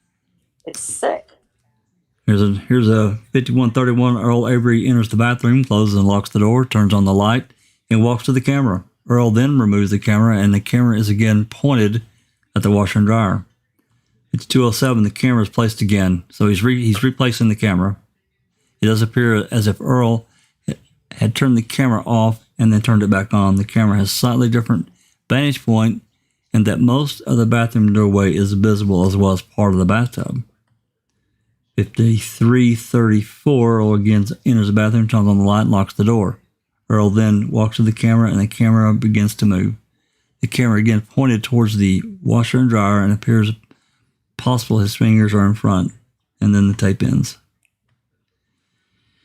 August 4th, 2011, 14:25 hours. I finished viewing the DVDs, and the discs were turned back over to Detective Bustler to be secured in the evidence room. That's from Detective Dennis Jacobs. Okay, we're moving forward here to 8:18 at 8:55 hours. Detective Bustler, Weicker, Michael, Lieutenant Lane, Deputy Riddle, and I, Detective Jacobs, did arrive at the Avery Salvage office to serve a search warrant. The search warrant was served with that incident. Please see Detective Bustler's entry for those details. While serving the search warrant, it was discovered that Earl Avery was not at the business. I did obtain a cell phone number for Alan Avery, and I did call Earl. Earl said he would be returning to the office. After a few minutes, I did call Earl again, and he informed me that he was at the residence retrieving a ladder. I told Earl that I wanted to speak with him, and I told Earl to remain at his residence and I would be coming over. 8:18 at 9:12 hours, Lieutenant Lincoln and I did arrive at Earl's residence. Earl was not outside, so I did call Earl, and he did come outside. The entire conversation with Earl was recorded, as well as the ride to MTSO. Earl did voluntarily come to MTSO for a recorded interview. Please listen to the recording for the details. 8/18/2011 at 9:39 hours. A recorded interview did take place with Earl. Earl was reminded again that he was not in custody and he was free to leave. Earl stated that he understood. He did state that he had, in fact, hidden the camcorder in the bathroom, also in Blank's room, to record nude people. Earl indicated he has some problems with S. He went on to state that the reason he made the recording is because he felt maybe he just wasn't becoming S aroused and was looking for something that would possibly arouse him. Earl said that this had been going on, a problem for him for 5 to 6 years. Earl again took full responsibility for what he did. He said he stated he knew it was wrong and stopped himself before it went further. Earl also said that he had tried to burn the tapes, however, he burned the wrong one. Earl also said that he never copied any of the tapes to any other media, and the only 2 tapes existed were the ones that MTSO has. I did receive some background information from Earl as to possibly why he is acting out. Additionally, I did recommend that Earl see a medical doctor. The above entry was a summary of the interview. Please view the DVD for details. At the conclusion of the interview, Earl was taken back to MTSO jail for mugs and prints. At the conclusion of that, Earl was given a ride back home. 8:18 at 11:45 hours. They gave him a ride back home. Yep. Released him. They didn't charge him. Told him he needs to see a doctor. Yeah. Well, I think they should have took him immediately, but I don't think it was a medical doctor. I think it's head shrinker. I did bring 11:45 hours. I did bring Earl to his residence and briefly spoke with Earl and Candy Avery. Candy was advised of what had transpired today. Additionally, both Earl and Candy indicated there would not be any problems between the two of them. Candy was agreeable to Earl returning home. Earl left for Avery Auto Salvage, and I then left the residence. 8:18 at 13:39 hours. The search warrant was returned to the clerk of courts. A copy of that search warrant, as well as an affiant, was returned to the attached to this incident. Dennis Jacobs. 8:18 at 8:55. This was earlier in the day. Detective Bessler, Jacobs, Michael, Walker, Link, and Deputy Riddle arrived at Avery Auto Salvage at 12. Okay. Execute a search warrant. Detectives served the search warrant on Charles Avery and Alan Avery, who was also present at the business. Maybe this is why. Probably because Charles runs the business. That's why he's. Okay, that's probably why it was included. Detective Jacobs attempted to contact Earl Avery, who was contacted by cell phone. He did respond to Avery Auto Salvage. Detectives remaining at Avery Auto Salvage did locate on or around the desk of the office complex one black HP laptop computer and 2 unmarked, untitled DVDs. By 2 black power cords. These items were seized and taken into custody by Detective Bustler, who later transported them to the MTSO for temporary evidence, where they were secured. Photos were taken by Detective Weicker. 9:30 hours. Detectives left the property. Detective Bustler, emailed Deputy Raub requesting a forensic analysis of the seized HP laptop computer. 8/19/2011, 10 o'clock. Blank did arrive at the MTSO administration with Rowland Lauren for the interview. They were escorted to the detective division by Detective Bustler, where the interview was audio and video recorded. Blank confirmed that she was at the Avery residence at 6904 Cord Y on July 31st, 2011. This residence belongs to her sister, Candy Avery, and Candy's husband, Earl Avery. Blank was at the residence for a pool party where small children were present. Blank as is the norm, did change in and out of her swimsuit in the only bathroom in the residence. Blank was not aware of this activity, was videotaped, nor she did anyone permission to do so. Blank did sign a statement of non-consent, see attached. Blank did know of Earl's history, but does not report any other incidents or assaults. Blank did wish for Earl to be held accountable for his actions. She was given a victim resource information for SARC and the Manitowoc County Victim Information Form. As a result of this investigation, Earl Avery is charged with 2 counts of representations depicting nudity in violation of State Statute 942.09. An arrest data sheet is attached to be forwarded to the Manitowoc County DA's office. Bessler. August 25th, 2011, Detective Bessler completed a forensic investigative report from Deputy Robb. The forensic analysis was completed and on the laptop previously submitted for the incident. The summary report reads that 2 CDs contained no evidence. The hard disk was very clean and contained no evidence of child pornography or video of illicit activity. There will be no further charges at this time. Bessler. November 15, 2011, Detective Jacobs had previously been contacted by DA Rohr for additional follow-up. DA Rohr requested blank sign a 023 form and blank in view of the tape and identify herself. November 15th, 2011, at 14:50 hours, I left a voicemail for blank to contact this detective. Following day, November 16th, 2011, at 14:05 hours, I contacted blank, who did agree to come to MTSO for an interview on 11/17 at 8:15 hours. November 17th, 8:30 hours, blank arrived at the MTSO and I escorted her to my office. I showed blank the DVD in which she was portrayed. She did positively identify herself as being in the video. She again stated she did not give Earl Avery or anyone else permission to record her. Blank was then escorted from the MTSO. I've been attempting contact with. I'm still awaiting a callback from her, Detective or Dennis Jacobs. November 22nd, 2011. Detective Jacobs still have not heard back from blank. I sent blank a text message in hopes she would respond. My text message to blank indicated she needed to call me. I left my phone number. I received a text back from blank who did not believe that I was Detective Jacobs. I then had a conversation with blank via text message. She indicated she did not want to call me and she did not want to talk with me. She indicated that what happened with her father is over and done. I was able to forward these messages via email to my computer. Copies are available if they are needed.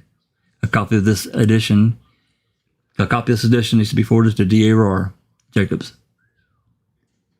February 13th, 2012, 14:25 hours. Lieutenant Colburn did release 2 blank, the HP laptop, computer, 2 DVDs, and 2 electrical cords. One cord is being a power cord for the computer, and the other cord is a cell phone charger. February 13th at 1300 hours, Lieutenant Colburn did receive attached property evidence release authorized from the DA's office. It should be noted that I contacted Earl Avery via telephone, and Earl gave verbal permission for his daughter to pick up the computer. Upon receiving the above-mentioned items, blank did sign the attached property evidence forms. No further actions taken. Lousy. That was bad. Bad. Travis has a bunch of questions about if they're uploaded to the website yet, when they'll be there, and where they'll be at there. Okay, well, and I made a suggestion to add a Chuck folder, maybe Chuck cases, like they do with the Ricky Hochstetler and stuff. Like, because this isn't necessarily this case related, but it is. Yeah, I'll talk. I'll leave a message with Zoe and ask her to create a separate folder in an entity. And what'll happen is that once that's done, hopefully sometime tomorrow, as soon as she'll do it when she gets time. I'm sure she will. Probably a Chuck and an Earl one, right? Yeah. And they'll be linked in the description box as well, right? On the Well, video. yeah. Well, once she gets that completed, then I will come back and edit the description of this video, and there will be a link in the description to the various folders where you'll be able to get a copy of these. Absolutely. More questions? I just wanted to say that when I listened to Earl's interview in 2005, and I think it was, I don't know, Fassbender or who it was interviewing him. Anyway, they said to him something to the effect of, "We're aware of the way that you grew up, and that is just totally messed up." Something to that effect. And I always wondered what they were talking about. Yep. Well, it's because the focus has been. I mean, we've heard about the incidents, but actually reading about it is it's completely different, and it changes. They were talking about him as a kid and the way he was raised. Yep. There's rumors that Al was very abusive to those children, but we don't have any reports to prove that. No. Yeah. Well, it goes back to, and I'm not justifying it at all. I mean, I'll living in a rural environment, you think about being out on a junkyard like that. It's a rough industry. I'm not justifying it, but I'm just saying we all know that rough raising happens. We get that. We all know it, even to this very day. I'm sure it does. So whether he, I mean, it's very possible that, sexual stuff as kids as well, and it just it's possible. It's possible. Well, we don't know, but one person's punishment to a child is another person's abuse. It's all relative. I mean, you don't, I don't think as most parents. Yeah. T1, with all due respect, why is this being read out in detail via YouTube Live? I don't understand the reasoning. Just trying to find some connection to Casey's current motion. It doesn't have anything to do with Casey's current motion at all. None whatsoever. Yeah, no connection. Because the bulk of the focus of everything that we've been handed, I think everybody will recognize that as being on Stephen and Brendan. Yeah, there's been some side stuff with one thing or another.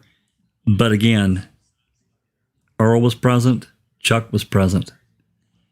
And I, for one, can't discount,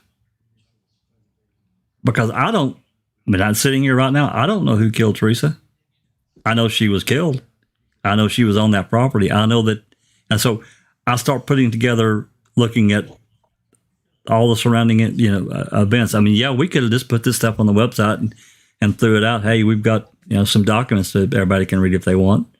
And that's fine. But I felt it was because of the nature of everything involved since 83. And I say everything, at least some of the incidents involved since 83. I thought it would be better to present it. I don't know.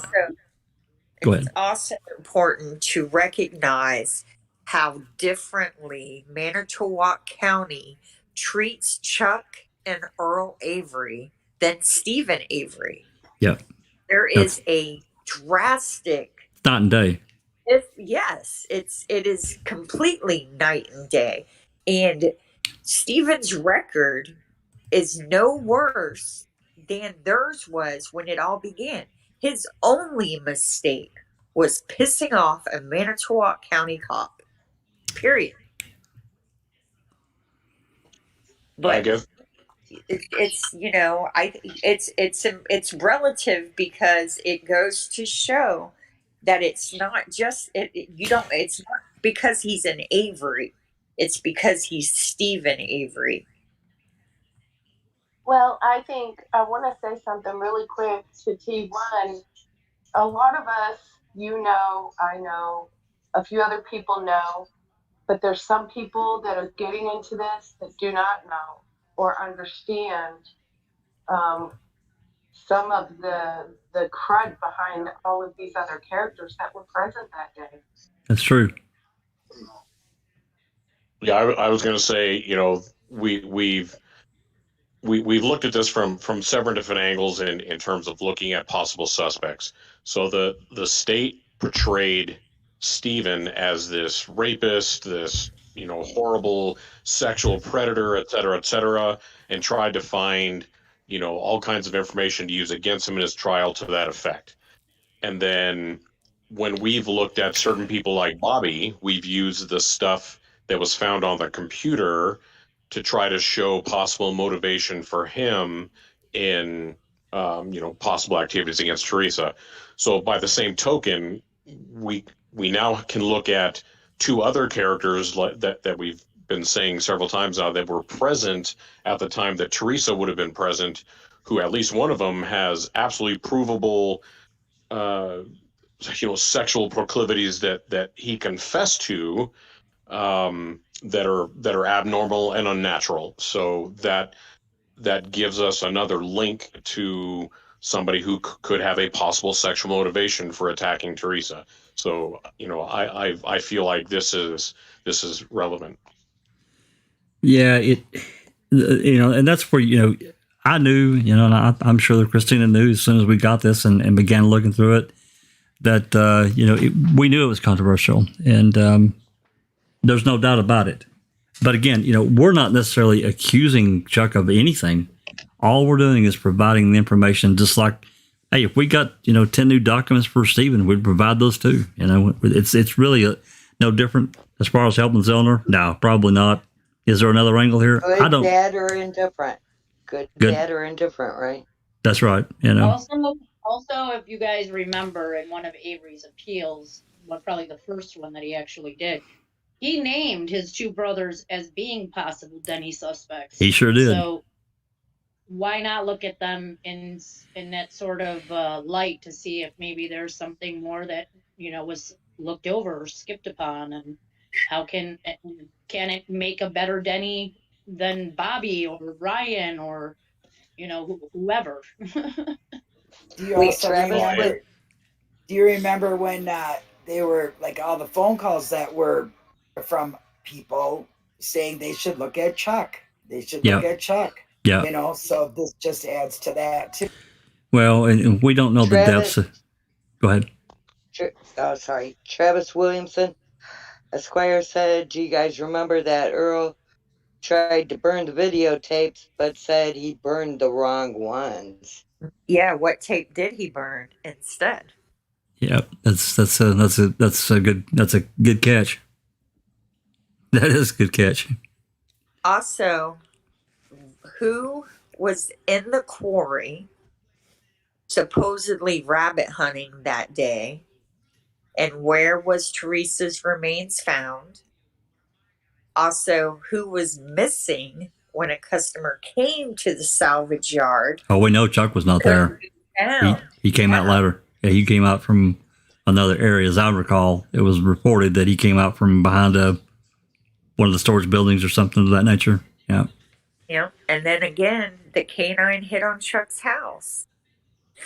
So. Yep, and couch wasn't it a hit on the couch as well? The cadaver dog. I mean, front door and the back bedroom. Yeah. But cadaver dogs are going to smell any type of decomposing material, such as blood. Wasn't there blood on Chuck's couch that was Chuck's? So, of course, a cadaver dog is going to smell whatever it smells of decomposing human, whatever it is. So it doesn't necessarily mean that they're pointing that this person had Teresa Avery's blood in the house. I mean, or a decomposing body of Teresa. No, but at the same point, on the other end of that, I mean, he does work in the salvage yard. I'm sure he gets cut all the time. And we have to also... There was no blood, as far as I remember from Culhane's report. There was blood spots on Stephen's couch, they never figured out a source for the dog hits on Chuck's trailer front door or in his back bedroom. Yeah, and I don't remember if that was a cadaver dog or a scent dog. I don't remember. Yeah, but I don't either. we also have to remember that, as far as I know, I know they took his DNA. There's no connection to A25 found on the back of the RAV to Chuck. So we got to keep that in mind. So, well, we don't know that. We don't know that. We know it's not Stevens. That's correct. I misspoke that. I just meant they didn't identify Chuck out of that. That's right. What she did, in my opinion, was she identified enough loci to see that it wasn't Steven, and then she stopped developing the profile, most likely. Probably. That's my opinion. That's Africa. Well, I was going to say another thing to keep in mind is, Gilter's favorite thing is to try to hit us if we make an accusation and can't source it. Well, not that we're necessarily making an accusation, but if we say anything about Earl or Chuck, the first thing they're going to say is, well, what's your source for that? Well, here it is.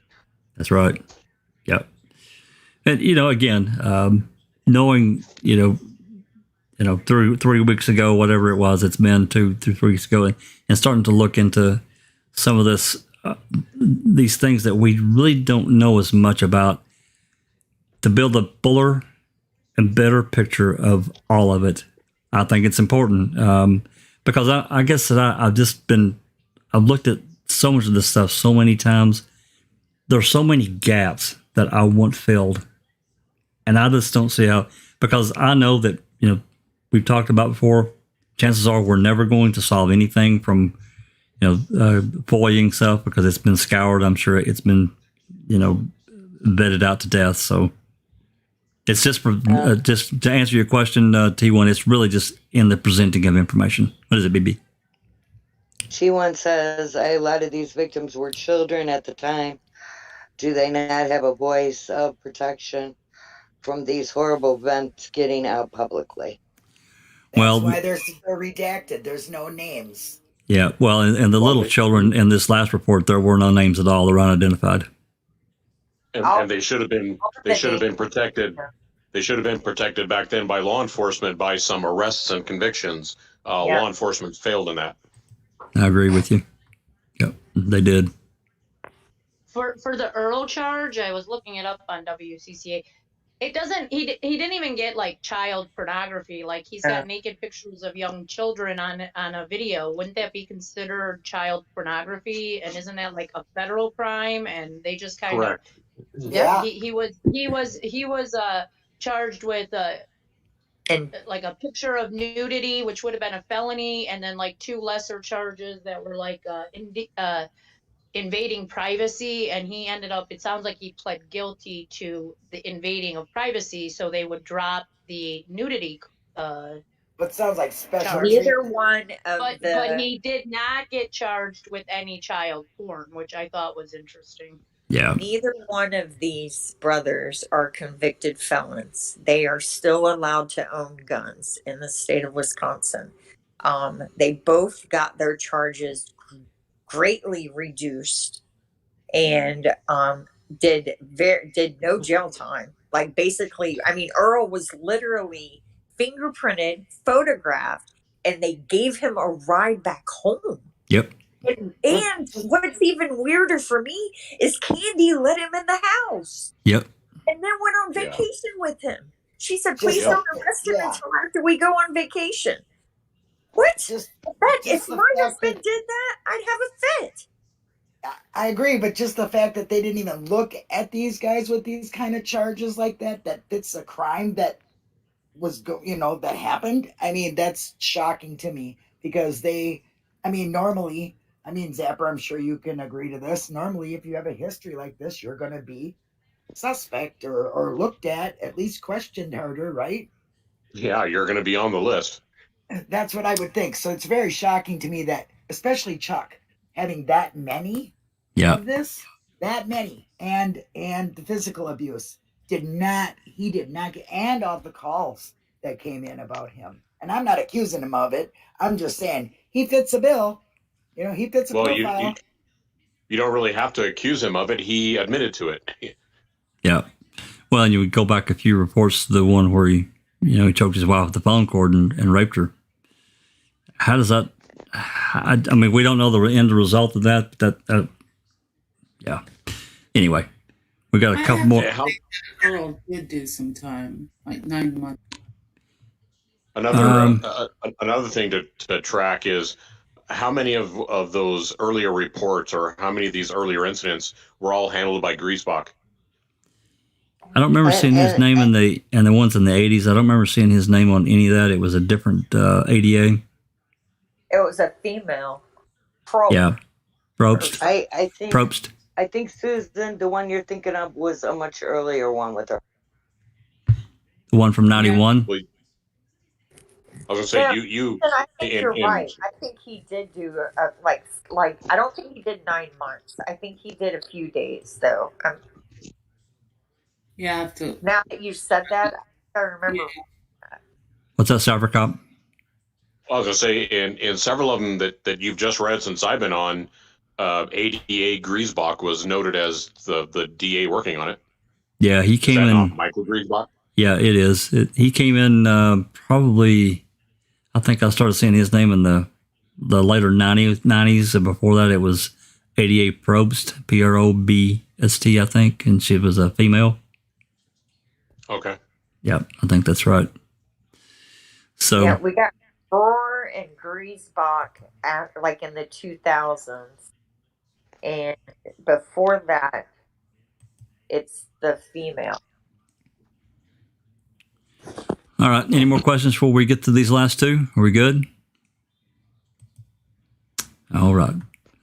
This next one's a short one, 3 pages long. This is from March 18th, 2016. And this involves Earl. What is this? Earl Charles Avery twice. Other and suspect. Anyway, let's get to it.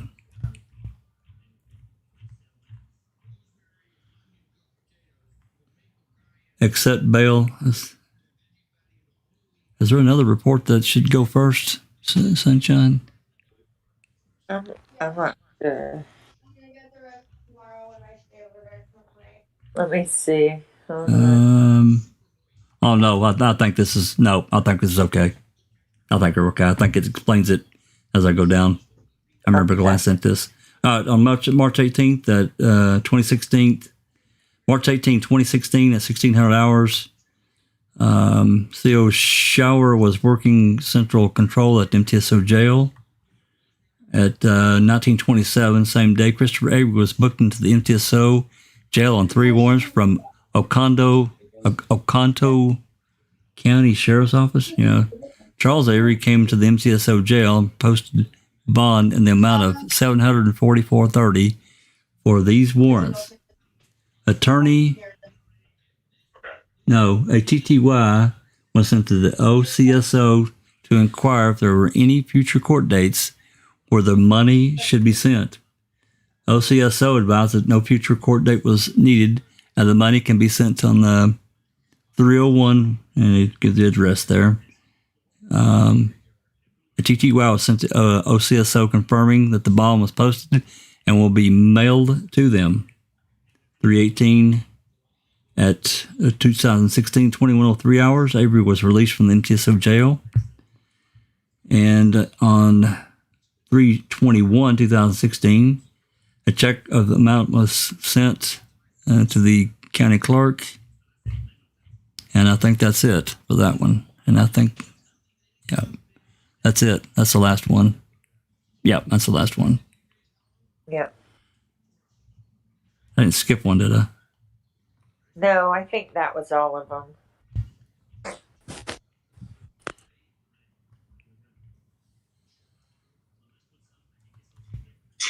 I think.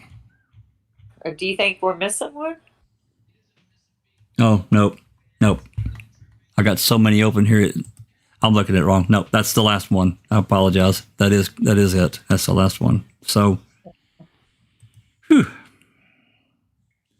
And that is aside from the one that it doesn't need to go out. to anyone. No. Well, thanks, Jax, for reading that stuff. I'm sure it wasn't easy. I appreciate it. Yeah, some especially for a second time. It's pretty bad. And again, T1's got a valid question. How's it going to help? I don't know that it will. It might not do anything. However, for those involved in the case, as deep as many of us are, I just felt like that giving that little added attention to these other events, to people that were involved, deeply involved, around at the time of the the Teresa Halbach event. I think it's important that we understand it. And we got more coming. We got more coming on, hopefully, well, I say we got more. Hopefully we have more coming that will give us a little bit better picture of some of like the Madison stuff that we don't have yet. I think that Christine's waiting on. And I also want to mention that for those of us who believe Stephen and Brendan didn't commit this crime, if she was a victim of a violent crime, which I think many of us believe that is true, and it was someone specifically to stop the civil suit, the person who did this to her is still free and still potentially harming others. And with records like Chuck and Earl, we can't discount them as being possible perpetrators. Yep. And, this shows a propensity for violence, a propensity for sexual violence. And, it's relevant. It is. Because we don't know it's part of the bigger picture. Yeah, it's part of the puzzle. It speaks for itself. And what about Chuck and Earl? See, it's interesting that Earl got treated so kindly after 2005. I would think that someone like that who committed that type of crime would be arrested and his picture in the paper and on the news and all of these things, and yet they treated him with kid gloves. Yeah. So was he good to them during the 2005 investigation? So I scratch your back, you scratch mine kind of behavior here? Is this the kind of policing Manitowoc County does? I mean, the camera in the laundry basket, it did make a paper. I remember reading a paper, a cutout out of the paper about it. It sure does show what kind of policing they do. Just ads on top, layer cake of bullshit they do. I mean, they cover up crap. They make up their own rules. They investigate like the clueless clowns. I mean, come on. And isn't it odd that Jacobs chose to view those tapes and take notes? And I mean, what do they not have a detective who specializes in SA crimes? You would think. I mean, Manitowoc's not a tiny county, so you would think they would have a designated detective or special victims kind of thing that did that. Not especially a man. 11. We're not talking 1980 here, right? That's what I'm saying. Especially not a male. It would. I mean, female may not want to view it, but there are those out there that are trained and can do it and are willing to take that task on. I don't know. It just seemed. I thought it was inappropriate, but it just seems very managed. It's a very managed case. Well, people go to jail for a lot less than that. Come on. Absolutely. Mean, really, for crimes like this, especially taking pictures of 3-year-olds. Let's get real. If that had been Stephen Avery, he'd have been hung from the nearest tree. Oh, absolutely. Oh my God, absolutely. And I think that's what you're trying to show, and that's exactly what everybody, at least that's what I'm getting out of it, is like, come on, another wonderful job there, Manitowoc. Well, it's a disparaging difference between the two of how these people are approached. Yeah. Well, and we always question how Bobby's computer wasn't enough to get somebody arrested. Yep. You know? Yep. Exactly. Yep. That's a really astute observation, Christina. Once about Jacobs not being the appropriate guy to be watching that. No. Oh yeah, I saw it when I glanced through it. He's not. He wasn't the appropriate person. Just like way back in some of the earlier ones that what was his name? Conrad. Yeah, detective interviewing that young girl. Should have been a female. Shouldn't have been him. I'm sorry. I know that these guys have got a lot of experience, but you know, for that kind of thing, you need the right touch to get somebody to open up. And then the questions that they're asking are just so, do they not realize that No. I think they do realize, they just don't care. They just don't have that. They don't have that. They just don't have. They're not trained properly. You know, they don't. And then, especially back then, it's pretty backwards anyway. But 2011, they definitely should have had somebody, I feel, in place to question to watch what they were already told was on there. So anyway, and then they had like social workers, and they were taught more about how to handle these things, how you could, there's a lot more education in the 2000s for this. Oh yeah, I think they're trained very well, but just by the wrong people. Yeah, very good point. Very good point. Can I just mention a couple of things I've got noted down here? Sure. We talked about the Tom Pierce call to Leslie Lemieux at the start of this. Are you talking about the phone call? Yeah. Okay. And the duration of it, and the fact that it was delivered as 59 different segments or whatever it was. Has anybody compared if there is a phone log that gives a total duration with what we actually have when we put the 59 pieces together? I will tell you that there's an audit log with every, how to state this properly. Each day from the CASO dispatch calls, there's an audit log that details everything. We can also look at the timestamps, like I said earlier, and Jinx suggested look at the timestamps of when the call came in and on the 3rd at almost midnight to when it ended, 15 or almost 20 minutes later after midnight.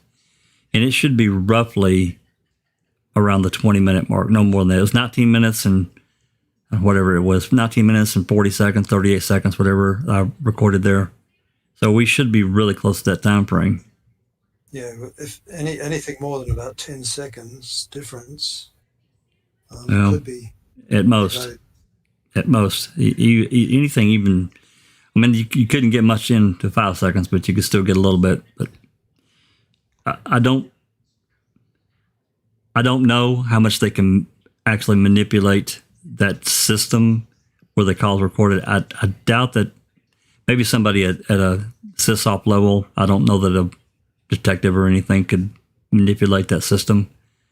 So, yeah, I'll have to take a look at it and see, and I'll see if I can look at that audit log for the 3rd and the 4th and see what it details. Anyway, just two other quick things. Yep.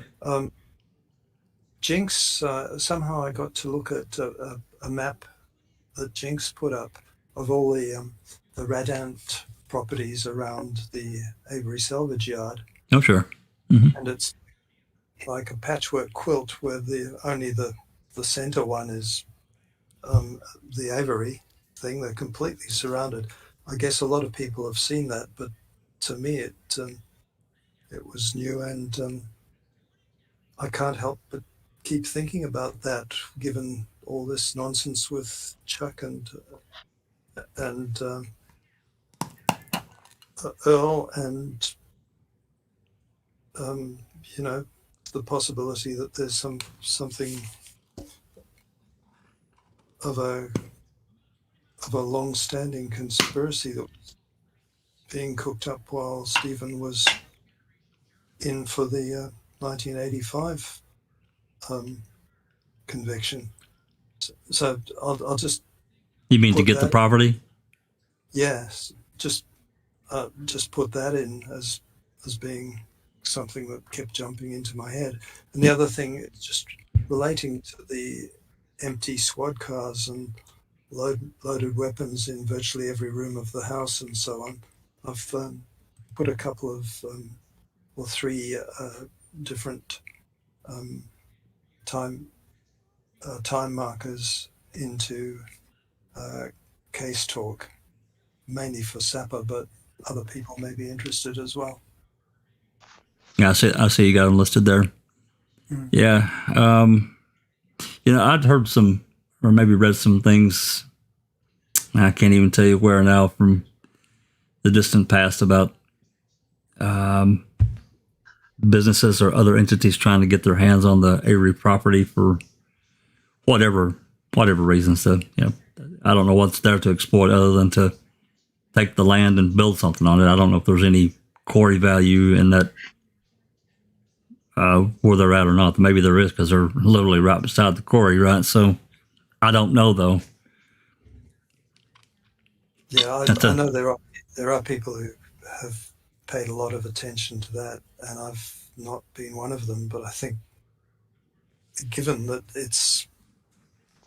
it would possibly be a really big thorn in the flesh of someone who's trying to amalgamate a big hunk of land in that particular area.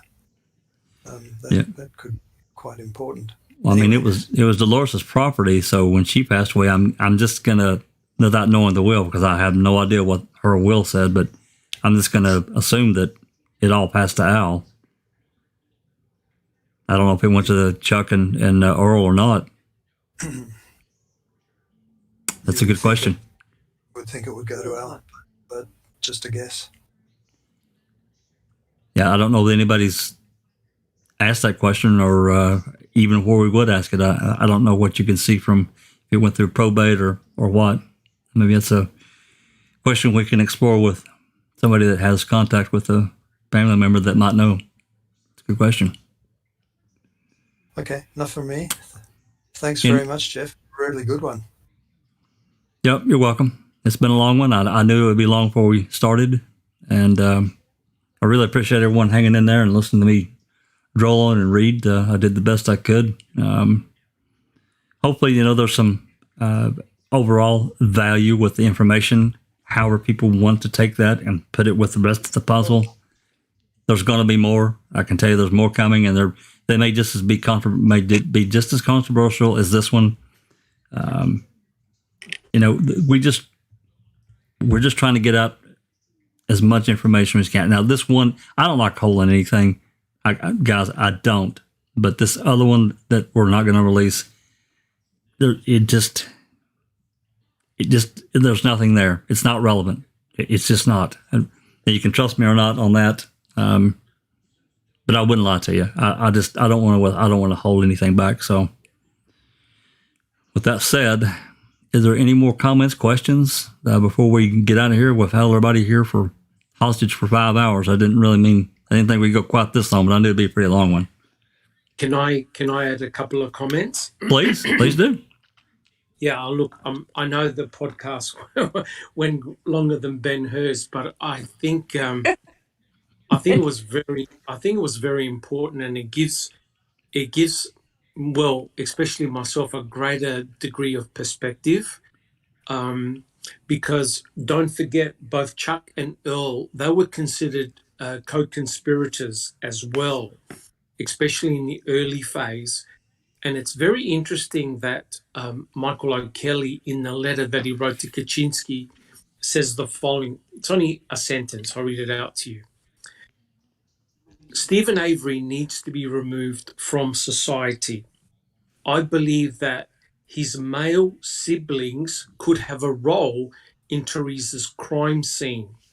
I believe that Earl may have disposed of evidence, and Chuck may have ignored Stephen's physical movements during this period of time while he was transporting Teresa's car to the back of the Avery salvage yard. There is no question that Dolores is guiding and directing this behind the scenes. Isn't that incredible? how O'Kelly he named all the family members as being all co-conspirators in Teresa's murder. But it begs the question: if you take Stephen out, how can you not discount Earl and Chuck being potentially involved? You can't, because they were there. Hey, that's exactly right.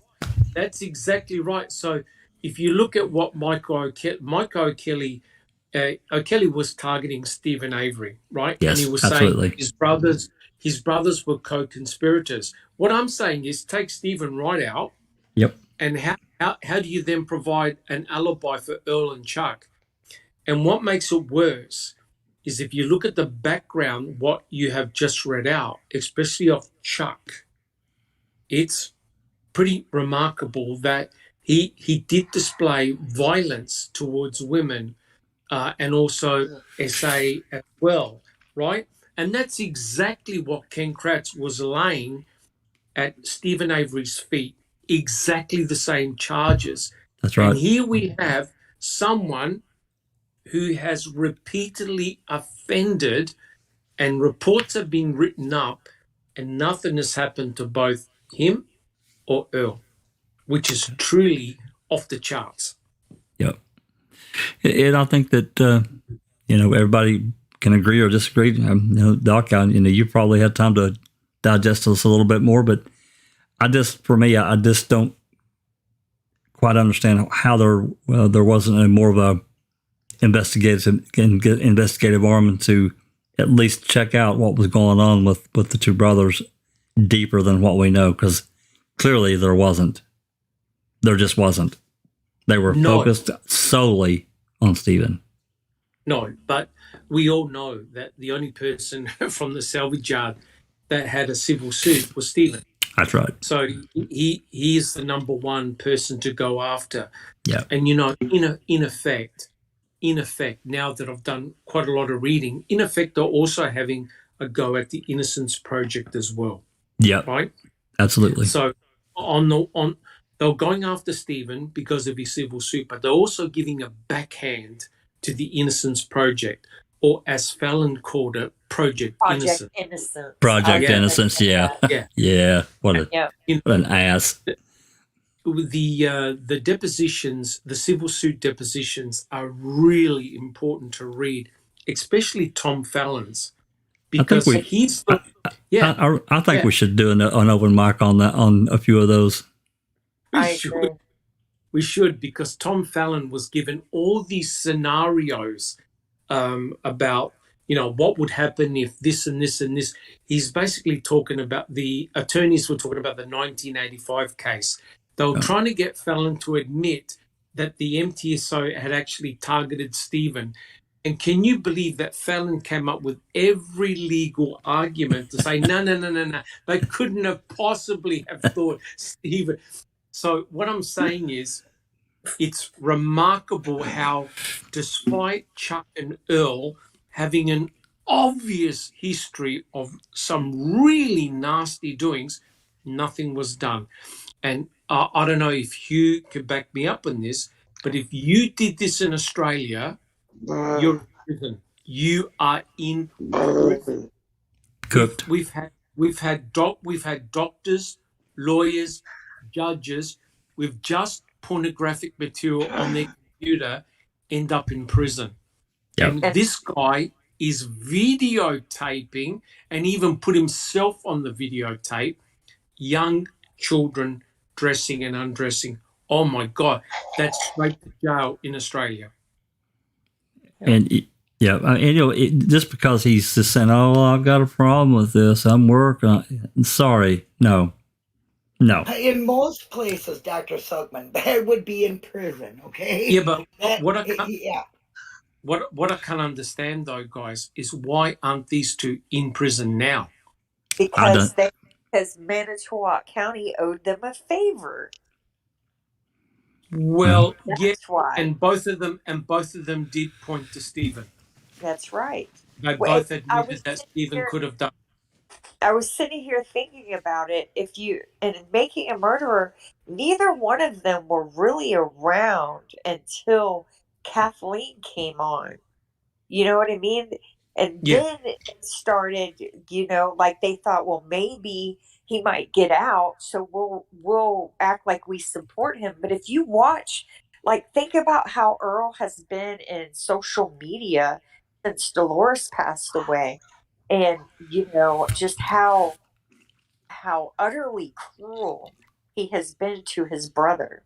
And also, about Tom Fallon, I just want to put it out there. Ken Kratz was the mouthpiece. Tom Fallon is infinitely more intelligent than Ken Kratz. He was more intelligent than Gon and Kratz put together about the law. Yes. He was the driving. Go ahead, Dr. Silkman. I was going to say he's definitely the engine room. He's the driving force. No doubt. And it was Ken Kratz was the he was the circus act, and Tom Fallon was the one that went through all the legal stuff and made sure that all the I's were dotted and the T's were crossed.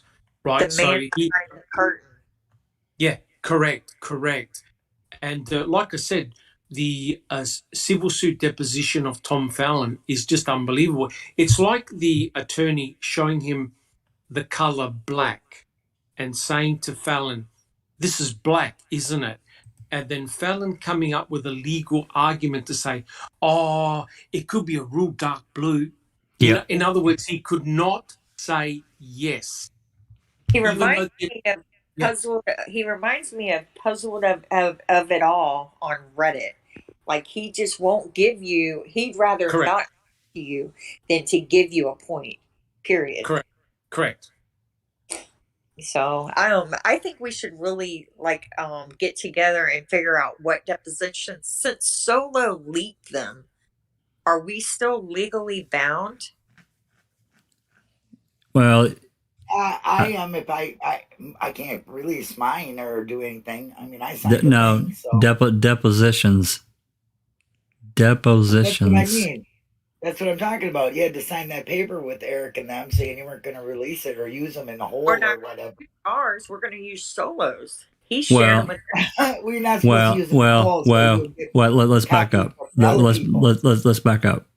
There are many that are already out there anyway that were done through Coburn's trial. Oh yeah, that's right. I know. So, and even at that, even if we wanted to do, say one on Fallon, we can do everything, everything except full pages, and that's what we were told. So, it's not a problem. First word and the last word. Yeah, I don't think. Yeah, sorry, Jack. I don't think you really need to read the whole lot of it. You could just get small snippets that really are in essence of his entire deposition. That's you right. Get the general hint. You get the general hint. Absolutely, and his along with a couple of others tied together. Oh my goodness. Strauss's and Lehman's. Absolutely, those two, and that Mike Barr and that Jennifer Nashhold. Yep, hers.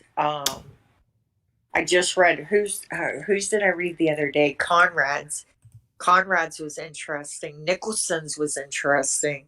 To me, they're all interesting because they're all so obviously lying and caught. Yep. But yeah, definitely Fallon's. I'm actually going to go reread it. Thanks for reminding me of yourself. Yeah. Oh no, it's just truly unbelievable. It's a master at his craft. It's very enlightening. Yes, that's exactly what someone with high intelligence in law does. They would never give you a cut and dry answer. They'll always try and find an exemption because remember, he was called in. He was called in to ensure that the lawyers and the MTSO were off the hook and had done nothing wrong.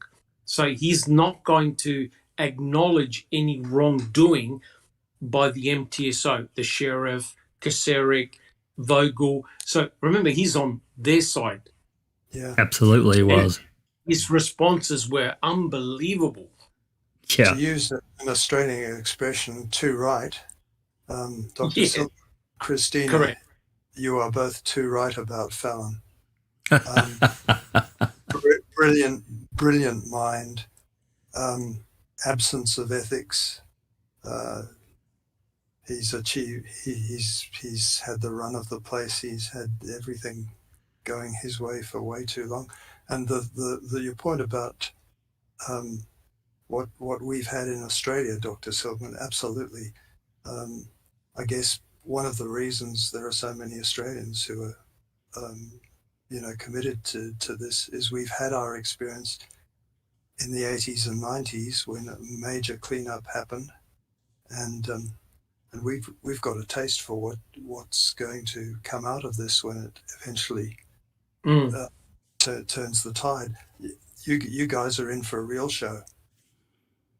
Well, she just needs to get once she can get, if she can get an evidentiary hearing, get them inside of a courtroom. That's when the fireworks will really start. I'm sure of it. I'm sure she can. Zollner can. I'm sure she can prove her everything. Yeah, that'll be the main event. Absolutely. So, anyway, anything else before we get out of here? We're at 5 hours and 15 minutes. Woo, guys! But I hang in there. I can't thank everybody enough for staying and listening and taking it all in. And Travis, you're still out there. We'll get the documents, and everybody else, we'll get the documents linked as soon as we can. And I will definitely update the description in the video so you can have at them and do your own research and do your own thing. And hopefully, fingers crossed, Christina's going to hear more. Hopefully in the next few days. There's I have another FOIA that I'm hoping to hear something back from this week that maybe we can get some more jail calls. Actually, if I get this one fulfilled, it will be all of the Jody calls that we're missing. So we'll see. I haven't heard back from Larry at all on this one. So I don't know if that's a good thing or a bad thing. Yeah, we should get some good information this week if they get off their butts and fulfill our requests. Hopefully. All right, guys. Thanks to everybody out there that hung with us. Thanks to everybody in here that hung with me and as being part of this. So with that said, thank you, Christina, for continuing to push, and all the FOIA writers out there, keep doing it. I know Jeff is really wanting to get going, and other people, if you need help with FOIAs, please ask. Somebody will help you. Get started. Glad to help. Yep. Alrighty. Until next time, this has been a Foul Play production.